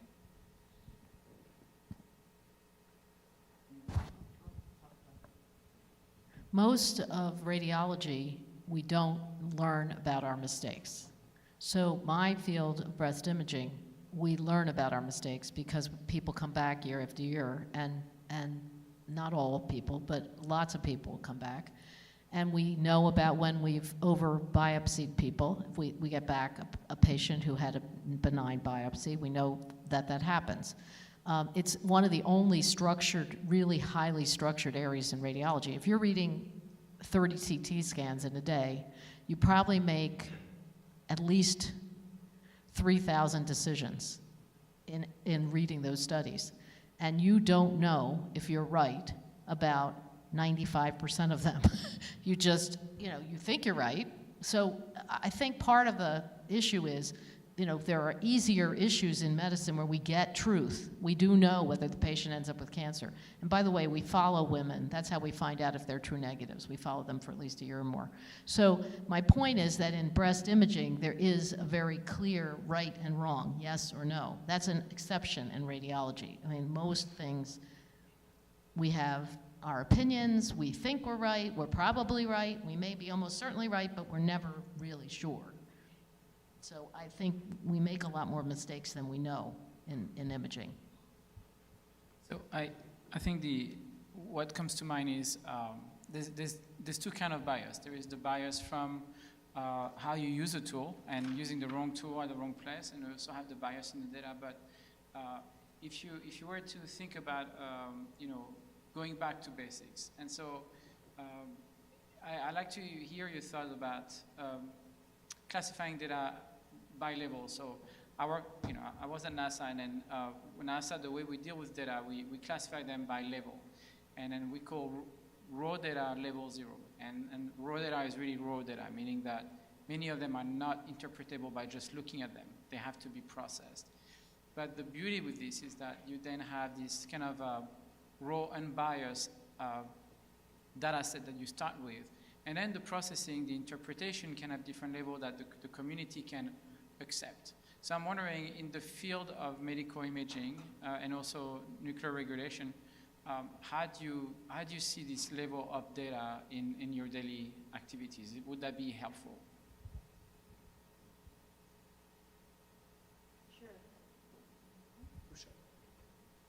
So Caroline made mention of the idea of using raw images from imaging modalities yesterday. So we've done a bit of that, and the problem is that they're gigantic. They're each, a terabyte. Nobody can look at them, right? They're in a different space. So I'm speaking of CT images in sinogram space. So it's not helpful to workflow, right? They don't capture those images. Those images are typically deleted from a CT scanner within a few days or a week because there just isn't space to store them, right? And because you can't see them, that gives MDs a great deal of concern, right? You really want to be able to look at what you're trying to do. And so there's been some attempts at that, certainly. But imaging data, it's complicated. It's not straightforward. I have an example from my trial of exactly what you're talking about. So we're following 108,000 women at 133 sites around the world. And so we have different levels of evidence they don't have breast cancer. So a patient can come back and be seen and have a mammogram. That's the highest, she doesn't have breast cancer. We're pretty sure a year ago, she didn't have breast cancer because she doesn't have any evidence of breast cancer right now. That's the strongest evidence we get. I guess there can be even stronger if she had bilateral mastectomies and the pathologist evaluated, but that's not happening. But so then the next level of evidence is they were seen by a physician, had a physical exam, they don't have any evidence of breast cancer that way. Then the next level of evidence is you call them and you ask them, do you have breast cancer? And then the next level, go to a registry where they don't show up in the registry. You assume they don't, there's levels of evidence. That's a very common problem in annotating data sets, is deciding truth. And the level of evidence for truth. I mean, I think when you were talking about the NRC, it was kind of interesting to me. You have physics, you have equations that are equivalent to what your AI is doing, and those are like sort of by definition truth about whatever you're measuring. That we don't have anything like, in my view, very close to that in breast imaging at least. The closest is, as I said, mastectomies, bilateral mastectomies, the pathologist. And even that, the pathologist can miss things. I'll add something on actually because of Judy's slide at the very end. There was something on one of the bullets about synthetic data or simulation data and mentioning about data. So we're participating in an International Atomic Energy Agency paper, and when we were writing the paper, we realized thanks to one of the leads of the paper, that a lot of the application stuff on AI is, it's fun, but really data is the problem or the heart or the central thing for all of it. And so your question about levels of data is we are presented with the same thing, and I'm hearing a theme also from the other presenters about it. So there's a question of, okay,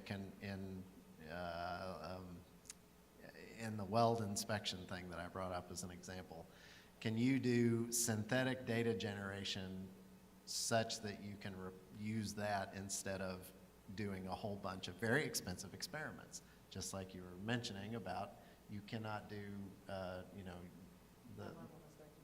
you can't do this. You can't do a lot of the studies after the fact due to cost or availability of resources or any number of things. So there are, you know, you're looking at shortcuts to use synthetic data, modeling and simulation. Like you said, we have a lot of, we have the benefit of having first principles physics from years and years of experience, right? But there are still plenty of areas where there's an approach looking at using synthetic data. So to bring this back to the question you originally asked, my thought on this is, for us in the nuclear industry, there's a graded approach of using different levels of data. Dependent upon the risk profile that's being applied. So the end use case might dictate whether or not you are using some dirty data, data that's not exactly the best, synthetic data to supplant or to supplement something where you may have a small data set and you're going to do some synthetic images. So at the end, we're sort of, at least from the regulatory perspective, maybe thinking a little bit more about what is the end goal and how does that, you know, in this other discussion, you know, this discussion, it might be what is the patient outcome, but for us, it was what would be the risk to the public or the risk to the operation, or is there a chance of radioactive material release or something like that. So we're trying to take a graded, you know, thinking about a graded approach to how much data you do need, also, you know, calculating the statistics of that.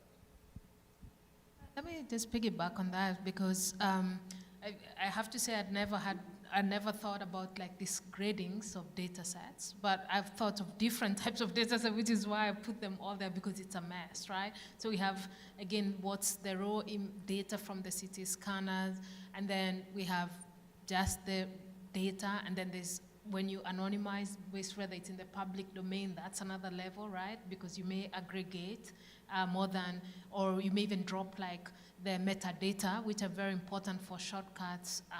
You know, like, do you capture, instead of just saying, here's the pulse oximetry, do you capture them as frequently for all your patients or not, right? That's an important factor. Then we see synthetic data, not data set per se, but federated learning, right? So that's also would be in the chart. And then we see this new era now of foundation models and embeddings, right? So you don't even see the original image, you're just seeing numbers. And it introduces this concept of models as a data set. And what we're seeing with the more, maybe that hierarchy, is that the number of samples needed to train is less and less as you keep going up, you know? And so what I think we you know, even if we think about that, to me, what we don't know, and if we say, as of today, AI cannot work autonomously, well, we know AI can work autonomously is for normal studies. I think AI is very good at doing that. But for the abnormal or pathology studies, it's very difficult.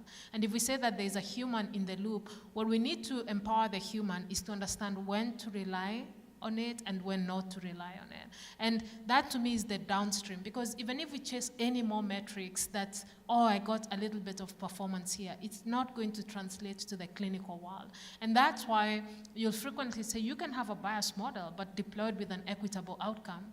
For example, if you say, you know, I think Judy's not gonna come to the clinic because that's your model and it's biased, and then you spend a little bit of time to call me and say, hey, we are just confirming if you're coming to your breast mammogram tomorrow, and I say, oh, I'm not coming, or something like that, you know, then you can make an action. You can either provide transport or even open your clinic on a weekend, because maybe I have a job that cannot allow me to come to the clinic. And so you can, if we figure out the so what, it allows us to make decisions about when to deploy, to figure out the value, and also the human gets something actionable that they can use in their prediction, instead of trying to keep it again in the mathematical way.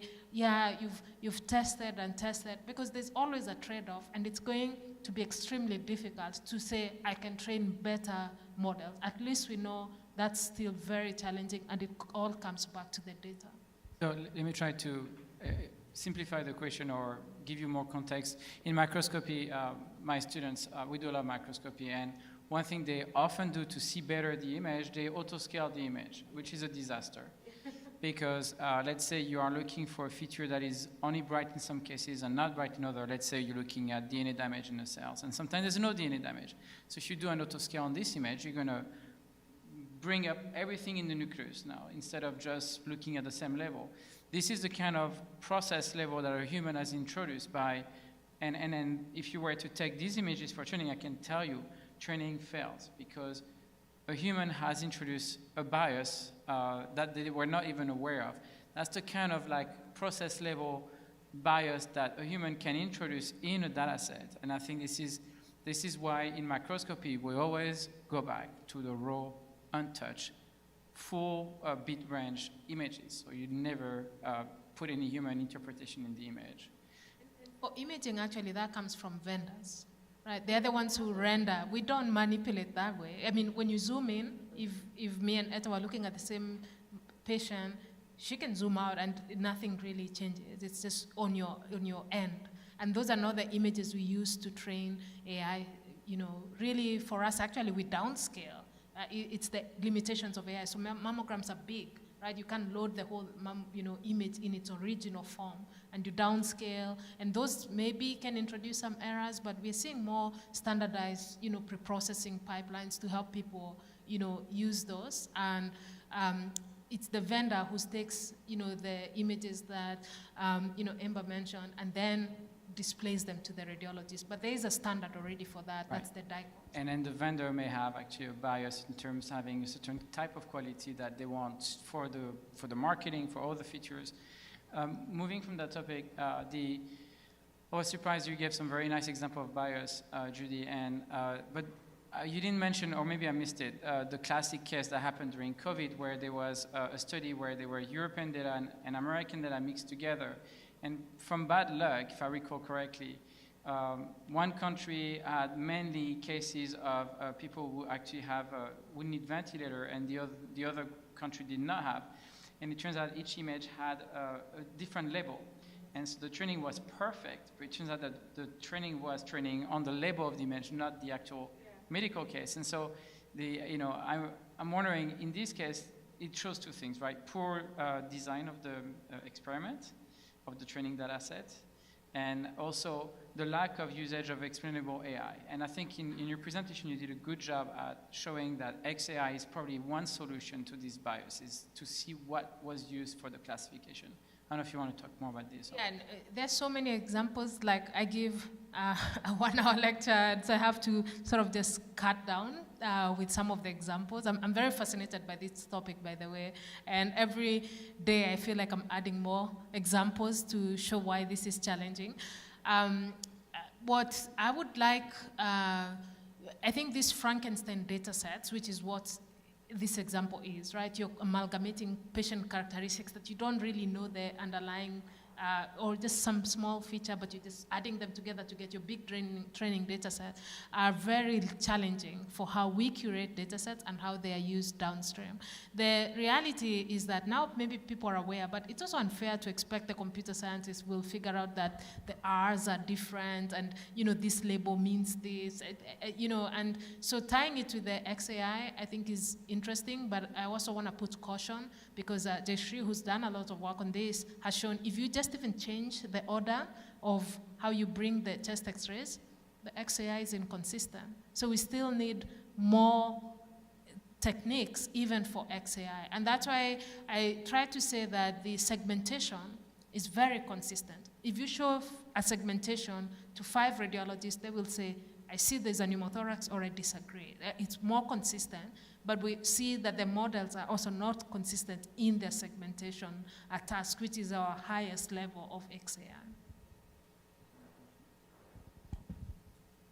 Can I add a little, I want to say something about that actually dovetails off the previous one you asked about data, was the consideration that and I said this when I was talking about standards and guidance and reproducibility, and I do see that as an issue in the data set, is you have one radiologist take a variety of different images and they take it in a variety of different ways. You have a variety of different manufacturers. You have a variety.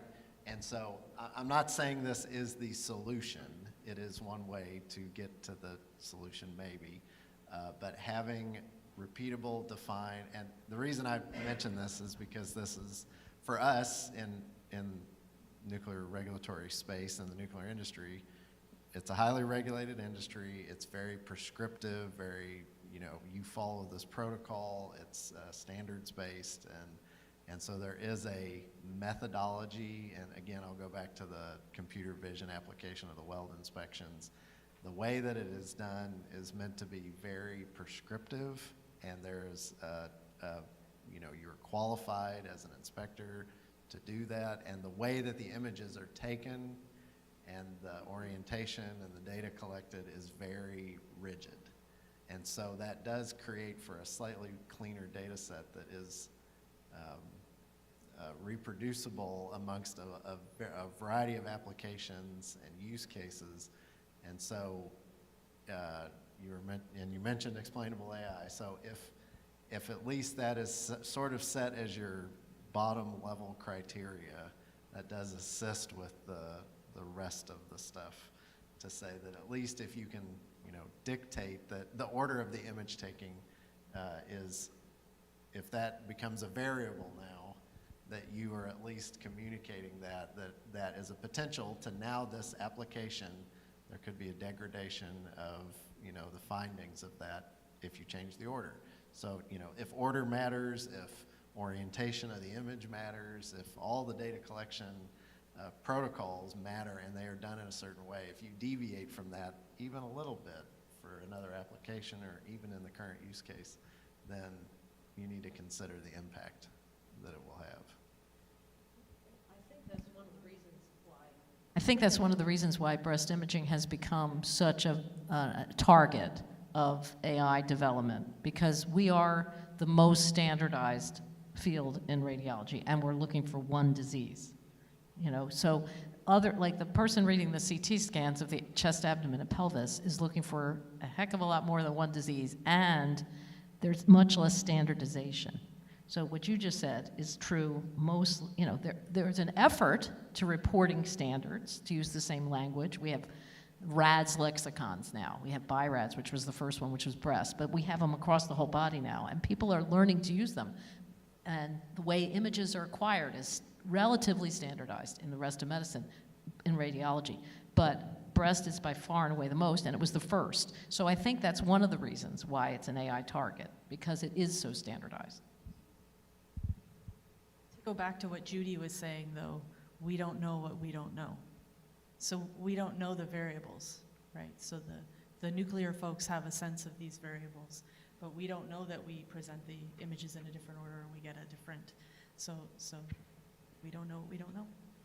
So, and I was going to say breast is very regulated, but look at breast. The models learn the size of the breast, of the woman's breast, which fills the image differently, right? They also learn the density. So you can try to get the cleanest data, but I can guarantee you that we will never do.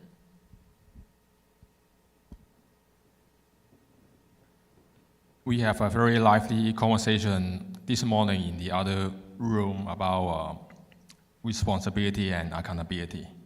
So when AI model make a significant mistake with a negative outcome to the patient, for example, who is responsible? Is it the AI model developer who may be introducing all the biases in the model and therefore the model is not very useful, or is it the human who make the final decision, the doctor who make the final decision, versus the software developer who actually launches software for the doctor to use, right? So what do you think about the responsibility on the AI mistake? Not easy, not an easy question, right? Because I want to caution that when AI doesn't work does not mean synonymously bias, by the way. Bias is that your AI does not work equally for everyone, right? Because we should be open that AI will not work for some cases, and that's okay. We just need to know what cases they are. To me, I still think that's a working model.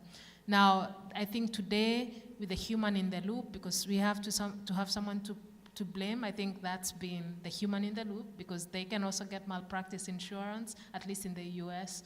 And so the fault has well, the burden has fallen on that. Now, you could say that, and I do anticipate we may see these business models that if I say my AI is very good at detecting normals, and I could say that I'm responsible for that if I get the whole market of normal, which is most of our studies anyway. You could hypothetically say that.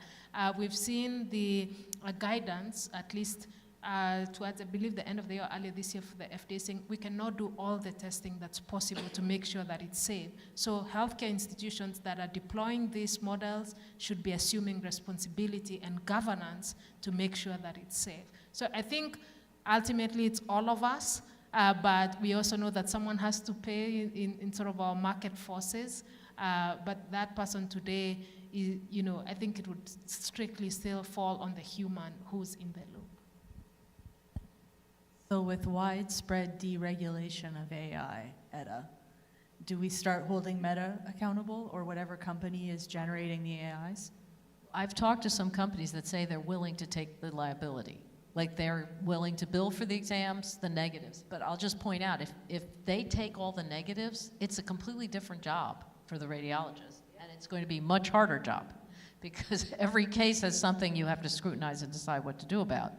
So I think that's something that needs to be actually clinically tested before it's disseminated, because I think radiologists are going to have a difficult time with it because they do have a lot of negatives right now. So the pretest probability of disease in a subset of the population is substantially higher, and it's going to be a harder job to figure out what to do with those cases. And also think about training, because unless the AI is going to get better, you become a good radiologist by learning negatives. That's when you know that there's disease. So if we divert all those to a company, are we going to say that we don't need more radiologists, or how will they learn to take care of these very complex cases? That's the machines training us. I'll chime in and say I have an easy answer. None of us are litigators or lawyers, right? I don't think so. So I don't know that we have a great answer. I'll take an easy out to say that for our perspective from the NRC, we license human operators, we license companies, and so ultimately those are the responsible entities, even if AI is being used. But I want to actually say something. I think maybe Judy said it earlier about that really it's not, we're in this weird area, right? We have humans in the loop, and our position, the position is roughly that we need to have them there to check, to make sure that there isn't something going off the rails. And that's part of the reason, is we're getting comfortable with having AI integrated, making a secondary recommendation, or providing something that says, you should look at this, or I disagree with you, something like that. Now, from the nuclear industry, that I actually kind of agree with the comment earlier, which I think is what Judy said, is that we should just go full autonomous. If you go full autonomous, then the decision making is purely on the machine, and the human is out of the loop, and there is no liability for the human, right? The autonomous operation is completely it. But we are not in the world of, Terminator or something at that point. Yeah, 2001: Space Odyssey. We're not there. It's such a great story. So even with agentic AI, we're in this weird in between where we still have to, for a lot of these safety critical applications, have a human who is double checking that. And at least in our industry, that has been the commentary, is that there is always going to be a human who either takes a recommendation and does the action, or provides some backstop or human in the loop for any AI that's going to be integrated. So you have an industry, I'd say the nuclear regulatory industry, or the nuclear industry, is a high-risk industry. If we had a meltdown, and we could really kill lots of people, or at least significantly damage a lot of people. So I think it really depends on the task, right? So I think in your industry, it's pretty straightforward. You always want a human checking. There might be tasks in medicine, like I'll give you one, deciding how dense a woman's breasts are. We do it on a 4-point scale, it correlates with risk. The higher the density, the more likely they're going to get breast cancer. But what if the machine misclassifies it as a 2 instead of a 3? You get it every year, you get told. It's not catastrophic if they misclassify. So you could probably trust that task to a machine without terrible damage to patients. You know, I think there are tasks like that. I mean, I don't know how often the lab tests are checked for accuracy, but I'm guessing there is some drift of those lab tests, and it's within the error is within tolerance, that it's not going to harm patients. So my point is, it really depends on the task. It certainly is true for nuclear regulatory issues. There may be things in medicine that we could hand over to machines without damaging patients at all or substantially. I think what we heard also from Judy, and at least, is the concept of invariance in the measurement. So, for instance, you give the example of training. Classic thing for imaging is if you're trying to recognize a dog or anything, you rotate the image, you scale it, you change the contrast, you play, because you're trying to detect an object, right? And so this kind of invariance is, I think, some kind of safeguard that we put in place, and I think the industry is trying to come up with these safeguards so you would be eventually working with a fully autonomous AI that doesn't have the human in the loop. So I think in this context, I'm wondering if you want to discuss a bit more about what are the latest technology that are really helping us going to this kind of like fully autonomous system. Do you think we are close to it, or it's just a dream at this level? I want to be very clear. I do not propose autonomous systems, and especially because the big giants are always, I think right now the computer scientists are out of a job for programming, right? All the big vendors are saying, we don't need you. 25% of Microsoft code is written by AI. Anthropic is saying, this amount of code is being written by AI. I think that the challenge for us, and Etta mentioned it, is that we don't really know the performance of humans. And I'm not so sure that that's a study that we should do, but if you really figured out that Judy is terrible at diagnosing cancer, then you could really make me better by pairing me with an optimum AI. If you look at the gray areas, the BIRADS 3, and there are those examples in medicine, those are the toughest to really adjudicate. It's not the clear cancer or clear benign. And that's where a new technology could really make a difference. And so I feel that today we have a lot of promise that's not matched to how radiologists, I'll speak for radiologists because I'm one, how we work. And you need, it's not that because you're looking at just, now the one person who may just be looking at mammograms is the breast imager, but most of us are looking at the CT scan, then the brain MRI, then the NANCO, the next image. Just think about how much infrastructure you'd have to do, even how many agents you'd have to do to just replicate the task of this one person.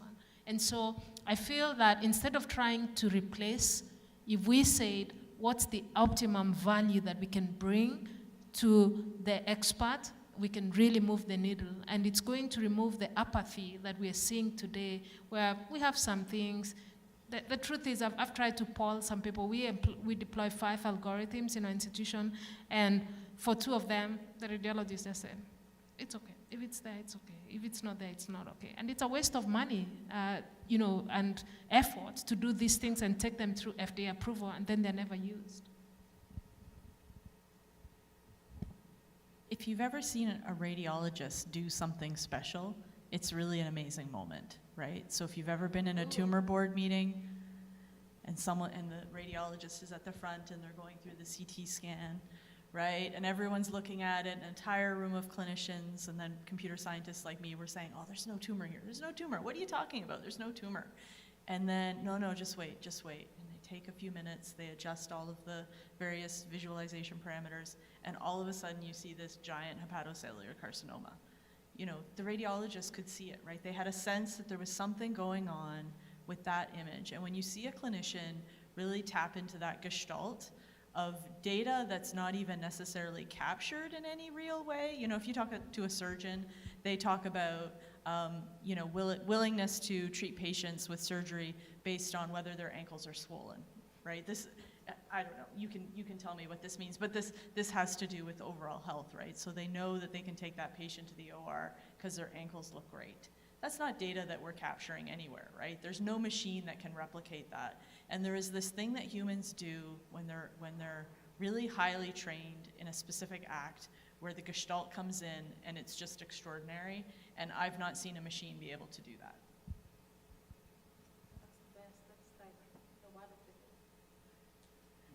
I was going to say something about guardrails.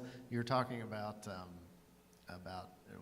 what can. So for us, for the nuclear industry, it might be a little bit easier because we have a variety of things called defense in depth. We have backup systems, and in the Canuckus paper we talk about this about having a variety of things that integrate. And so I'll also mention this about the conversation we were just having about humans being great at some things, and Etta mentioned about there are low risk areas where maybe you should just go all in and apply machine learning or AI to something. And we have the same experience in the nuclear industry. There is low-hanging fruit for places to apply that, and even in riskier situations, one approach to take is to have all these other guardrails in place.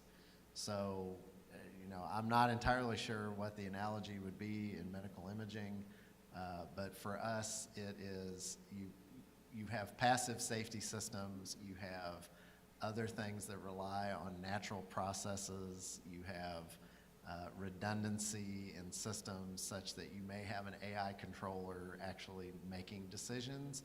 But then even if that goes off the rails, your ultimate level of safety is still maintained by some other thing that protects you from redundancy, basically. A redundant system. Yeah, a redundant system that's not AI driven, and so I guess maybe that is the case, and I'd be curious to hear some opinions about talking about the second reader approach, and that's basically the redundant approach, right? So for us, it would be deploy. Think about where you can put AI in places that are low risk, high value. In our quad chart in the paper, we talk about places where it's low autonomy and low risk. That's where you go at, and then as you move up this risk spectrum, you have more redundant features or more guardrails in place that can make sure that you are capturing things for all of that uncertainty, all the unknown unknowns that you haven't captured in the model development. I think part of the problem, I agree with you that there's low-hanging fruit. The problem is the market for the low-hanging fruit doesn't attract the investment. I mean, that's my view of why there aren't people. Like, to me, it's so obvious that the machines should have an alert to the tech to say this is technically insufficient. Like, that's an obvious thing that would save a lot of people a lot of time, and it hasn't happened that I'm aware of yet. And then why not? Maybe, I think, because the money's not there for it. Nobody's asking. No one's going to pay for that. I don't know why it's not happening, but I'm guessing, I think of another example in the healthcare sector, which is the multi-cancer detection test, these blood tests that are getting marketed directly to consumers. They are marketed for all cancers. And that's probably not ever going to happen in my lifetime, all cancers. But they might be useful for some cancers. But the people that are doing the investing want it to be for all cancers. They want the claim to be for all cancers, so that's the way they're getting marketed. So my point is the market drives this a little bit and maybe in the wrong direction. We may need the low-hanging fruit to be what they're really addressing, and it's not going to be a unicorn. It's going to be a goat. I don't know what it's going to be, but it's not going to be a limited unicorn. market, basically. Yeah. So I also want to remind us, I'm very pro-technology, but some problems don't need a technology solution. And I think it's easy to slap more technology on these low-cost things instead of getting rid of the friction and the nuisance that these tasks are. And because we see increasingly where we are relying on technology to solve complex social problems, and it's one dimension, and to me that's where the essence of bias and ethics comes in. You know, you're looking at the system in totality, not just your one algorithm. And I hadn't even reflected on how much my opinion had changed about this till a person asked me, and they said, look, if you are a clinic director and you are in charge of a HIV clinic where uptake was poor for everyone, and there was an AI system that said, we're going to improve the uptake for men. That's a biased model, right? Because why is it not improving for women, right? And would you deploy it? And I didn't think about it. I said, absolutely. Because if you're already starting from nothing, and one group of people could benefit, and it's a disease of two partners, then that's already a win. And then I would dedicate the same amount of resources necessary for the people who don't get the AI. Today, we want to deploy the AI as a done and all. It's the all cancer detection, instead of saying, here is the real value that we can do. And then the rest, we also need to say that we need more allocation to train more radiologists, and so it doesn't matter how much the gap is met by just training, providing AI for radiology. So what if I propose the following based on this idea? Let's say that for the redundancy on the medical side, what I could envision is the integration of the AI in the workflow with the radiologist. So, just like a human should verify through XAI what was used for the classification, it is also fair to say that an AI could verify or actually check what a radiologist is coming with a conclusion. Because we heard, I think yesterday, that often the average response of 5 or 6 radiologists is closer to the computer than any of them among themselves. And so there is some kind of more predictability from the machine. So how do you imagine, and then last but not least, you mentioned for the breast cancer that one of the things is that when you miss the patient come back and you see the cancer, so labeling is critical in AI, right? Having labeled data is how you learn from the data. So you could imagine a workflow where we have the machine and the human working together and benefiting from each other. So I don't know if this is something put in practice today, if it's something that people talk about, or if it's just another idea at this point. There's quite a lot of work coming from what was previously called silent trials to translational trials. Actually, a big consortium of researchers is trying to do this, and initially it was meant for testing an AI before the output is shown to the radiologist or whoever the person, the end user is. And why those silent trials, I think, have to expand is also to think about the design workflows that are necessary to make sure that this optimum pairing is true.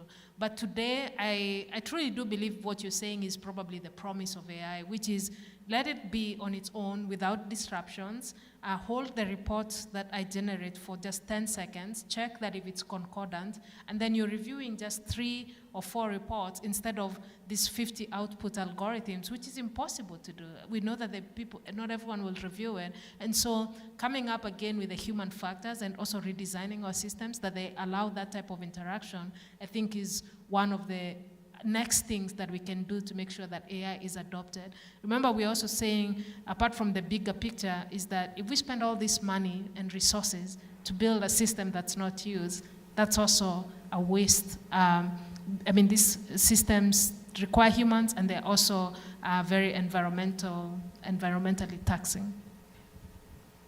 So, Pierre-Antoine, do you want to go to the microphone and ask your question? Because we're struggling. And in the meantime, I wanted to make a comment on I love the idea of randomizing the data for the training and rerun the AUC. I think that's brilliant. And that reminds me of in GWAS for Genomic Wide Association study, we do the same thing to obtain the p-value. We randomize the gene location and we keep running the correlation analysis. And that's how we can set the threshold that tells you what is truly associated. So I think this is another safeguard that's brilliant, and I had never seen that before.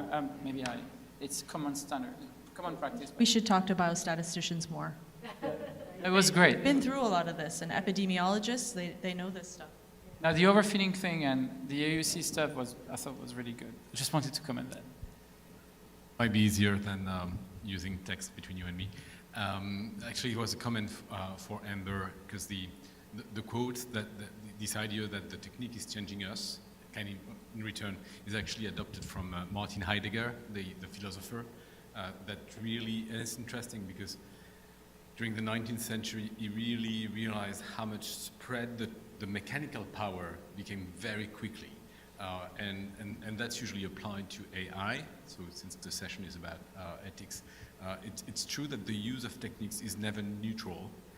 And in return, it's actually changing the way even we exist in the world, because we're using tools basically. So there's many ways to talk about that, but I think there's a lot of food for thoughts in these kind of quotes, because it's never neutral. And I think the worst would be to think that, okay, it's just a tool and there's good ways of using it and bad ways of using it. Okay, we really had to go much further than that. And I'll be happy to discuss during the break and ask a real question rather than Yeah, could I make a comment on that? I don't know, Judy, if this is your experience in your university as well, but we are thinking really hard in our computer science department about how to train people now, because programmers are being replaced, because code can be automatically generated, right? So what does that mean for every discipline? What does AI mean now for every discipline? What does it mean to be literate in AI? And how do we take those tools and those thoughts and across all of these disciplines? And it's a real head scratcher right now. We don't have our minds around it for sure. I think everyone is struggling with this, and we do know that even our education federal agencies are changing, and everyone is struggling with adequate teachers and applying AI. My reflection, I connect a lot to your comment, and this is because I read a book, and it really made me think two things. One, I will disclose, I order things through Amazon Prime, and I'm not trying to advertise for this company, but I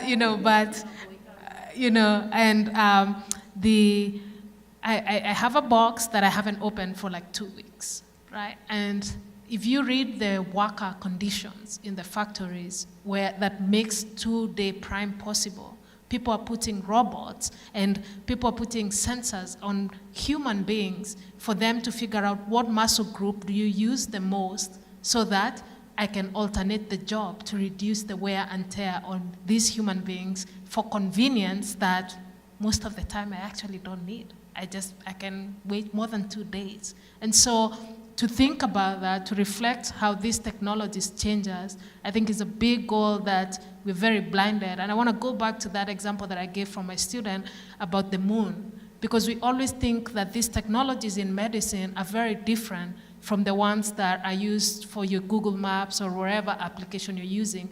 And so when I read books, as now we are getting more content written by AI more than humans, I wonder, what will it take? How will the AI-generated music sound? Will that be the only thing that we know in a few years later? And we cannot separate this from the society changes that are happening. So I really connect to your comment.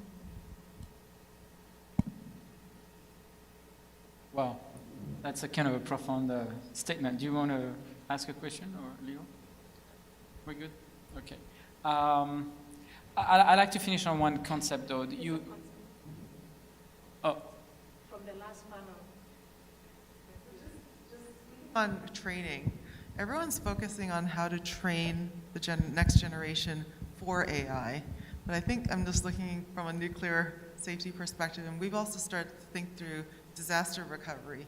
So if we train all of our physicians or all of our clinicians, let's just thinking about healthcare or any workforce, quite frankly, to be trained to be effective with AI, and then we know we don't necessarily have reliable power grids, natural disasters happen. How are we actually training to allow us to actually survive through the disaster recovery period? So I'm just curious to get your thoughts.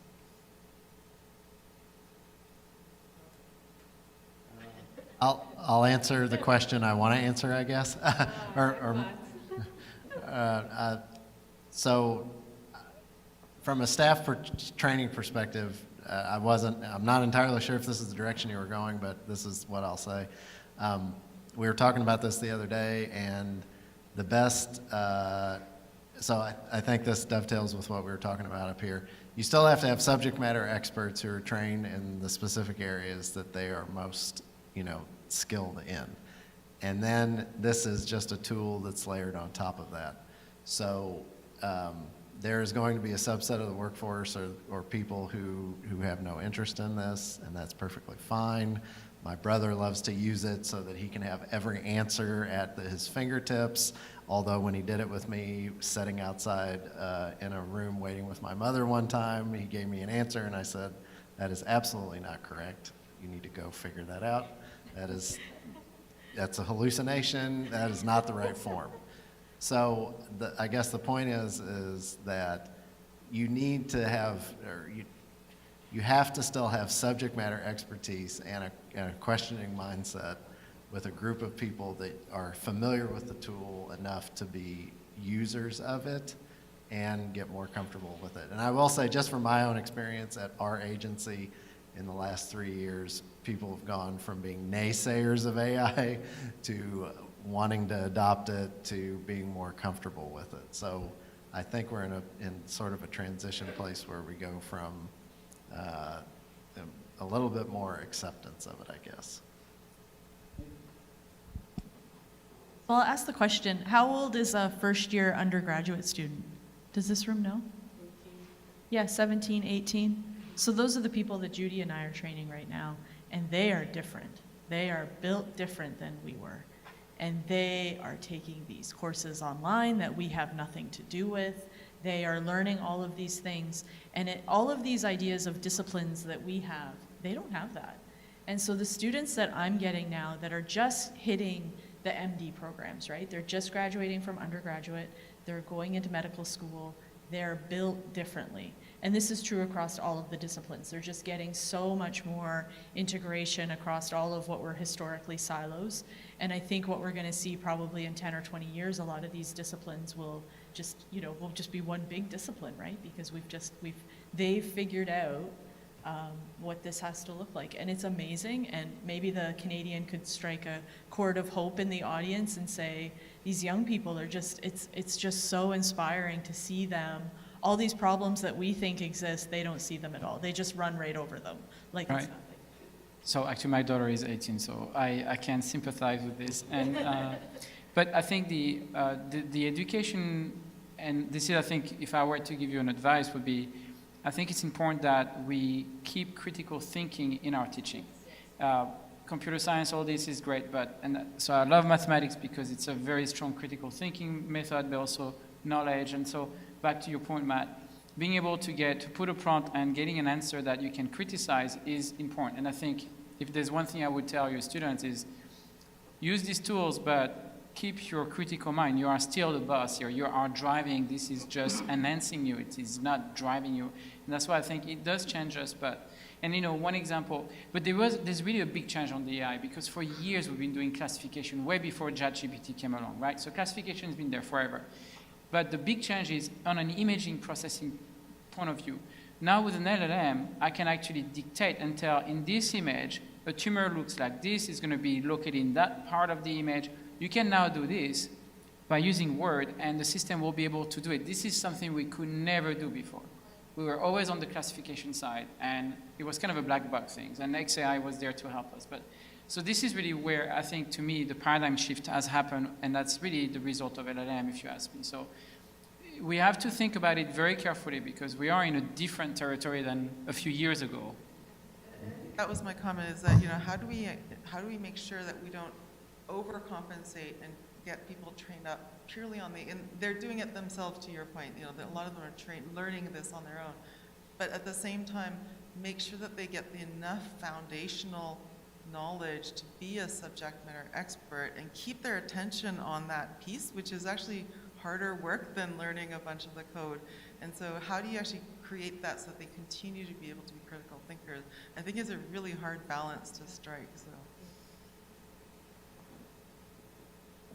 Done, but you can have the last word, Matt. I was just going to say, I'm reminded I'm not a professor, so I don't get to sit with 18-year-olds every day, but we had a new cohort of fresh out of college students, and in the whole room, we were talking about the wonderful things of AI, and I think out of the 40 or 50 people in the room, only 3 were like, yes, AI is going to take over the world. So I was encouraged by the fact of, fresh out of college students who are still very focused on their subject matter expert, nuclear engineers or mechanical engineers, all these engineering discipline students. And I thought, well, they're not as on AI as I thought they were. They are very critical thinkers. So it was very encouraging.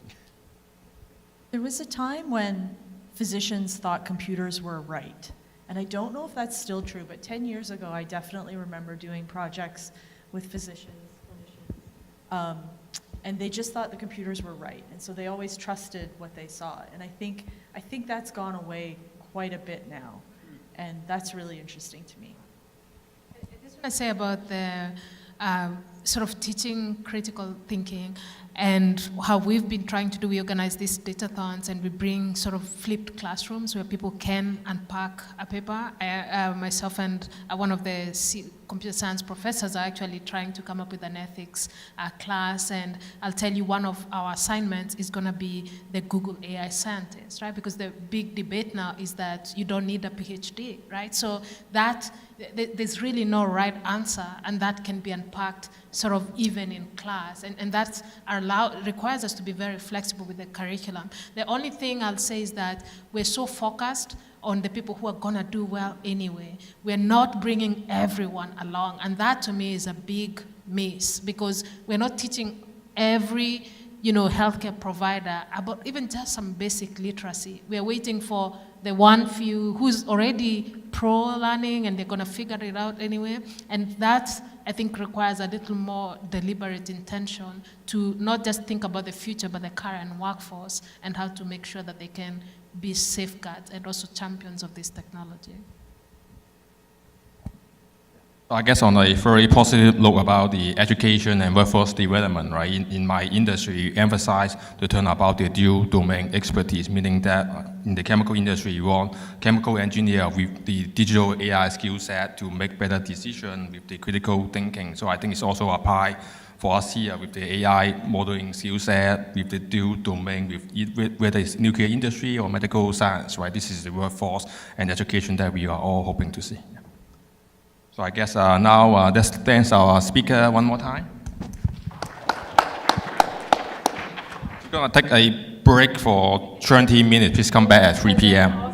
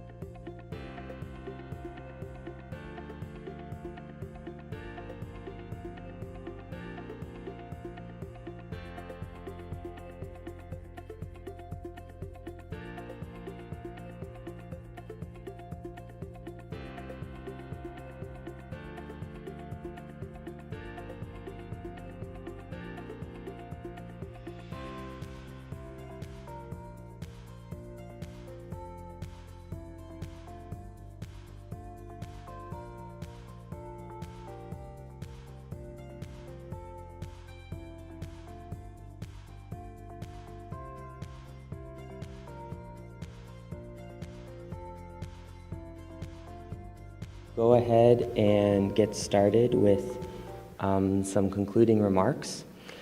So, as we conclude the 2025 Gilbert W. Beebe Symposium, I want to take a moment to reflect on the depth of ideas we have explored together over the past 2 days. But first, before we do that, I know that personally I would really just like to thank the organizing committee, Anyi, Seferino, Sylvan, Caroline, and my co-chairs Leo and Shaheen. Your dedication, vision, and leadership have been instrumental in shaping the discussions we've had over these past 2 days. I'd also like to take some more time just to say one more thank you to our multiple sponsors, again to the Department of Energy, multiple offices, Environment, Health, Safety and Security, and Environmental Management, the U.S. Nuclear Regulatory Commission, the Gordon and Betty Moore Foundation, the Richard Lounsbury Foundation, the American College of Radiology, and of course the National Academy of Sciences Thomas Lincoln Casey Fund. In case that wasn't clear from the opening remarks, it truly did take a village, and we're so thankful. I'll pass it off. I really want to take a moment to first thank all the National Academy staff, right, especially Daniel. I think the three of us has been, an independent committee has been working for the past 6 months. But I didn't realize until yesterday, actually, Daniel worked for another year before they engaged the planning committee to recruit the funding and make it possible, right? Really give a round of applause for Daniel for all the work. Yeah.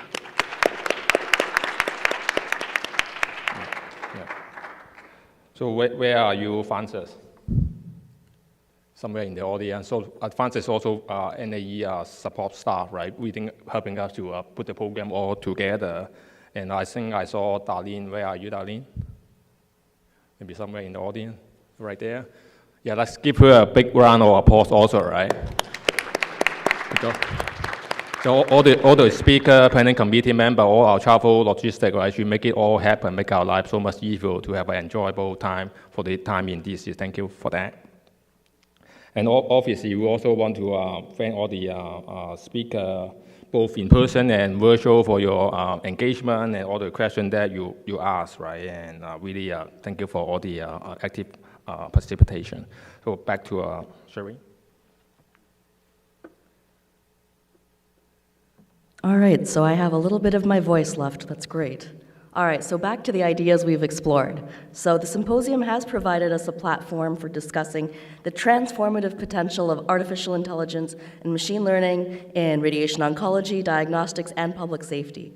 So throughout the past couple of days, we've seen how AI is reshaping medicine and public health, and we've also recognized the hurdles that still remain, whether that's in data governance, regulatory frameworks, or ethical considerations. So across our sessions, several key themes emerged, and I really liked how Heidi Hansen yesterday framed it in, wouldn't it be cool if? She used this phrase that really resonated with me, which I've propagated through summarizing some of the key themes that we've addressed these last couple of days.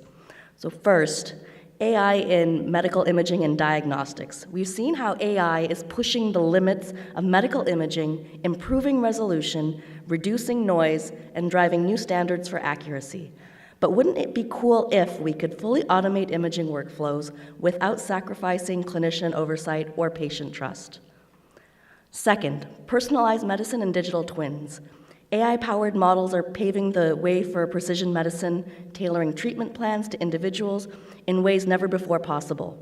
So wouldn't it be cool if digital twins could anticipate a patient's response to treatment before it even begins, reducing trial and error in clinical decision-making? Third, AI in radiation therapy and oncology. So AI is changing the way we approach cancer treatment, integrating radiomics, genomics, and clinical data to optimize outcomes. But wouldn't it be cool if AI could dynamically adjust radiation doses in real time based on tumor's immediate response?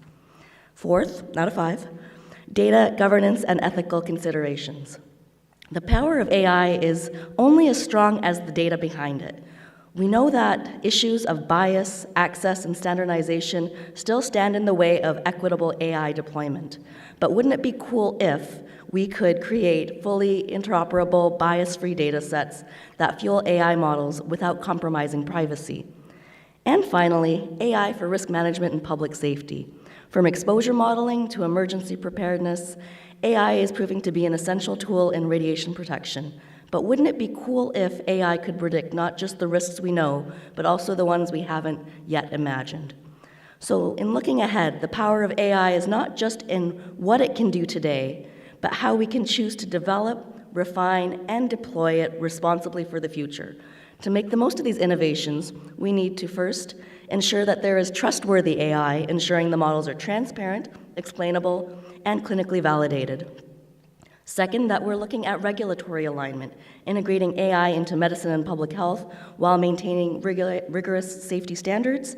And third, multidisciplinary collaboration, which I think was very evident amongst this very diverse group these past couple of days, looking at fostering partnerships, including new partnerships across research, industry, and policy to create AI that is safe, effective, and equitable. So in closing, this symposium has not only sparked new ideas, it has challenged us to think bigger about what is possible. So this phrase, "wouldn't it be cool if," reminds us that the future of AI isn't just about incremental progress, it's about pushing boundaries, reimagining what's possible, and shaping the future where AI works for everyone. So on behalf of the organizing committee, thank you for your engagement, contributions, and thought-provoking discussions over these past couple days. I hope you leave here inspired, energized, and ready to turn. Wouldn't it be cool if, to look at what we have made and will make possible. So thank you, safe travels, and we look forward to continuing these discussions in the years ahead. Thank you, everyone.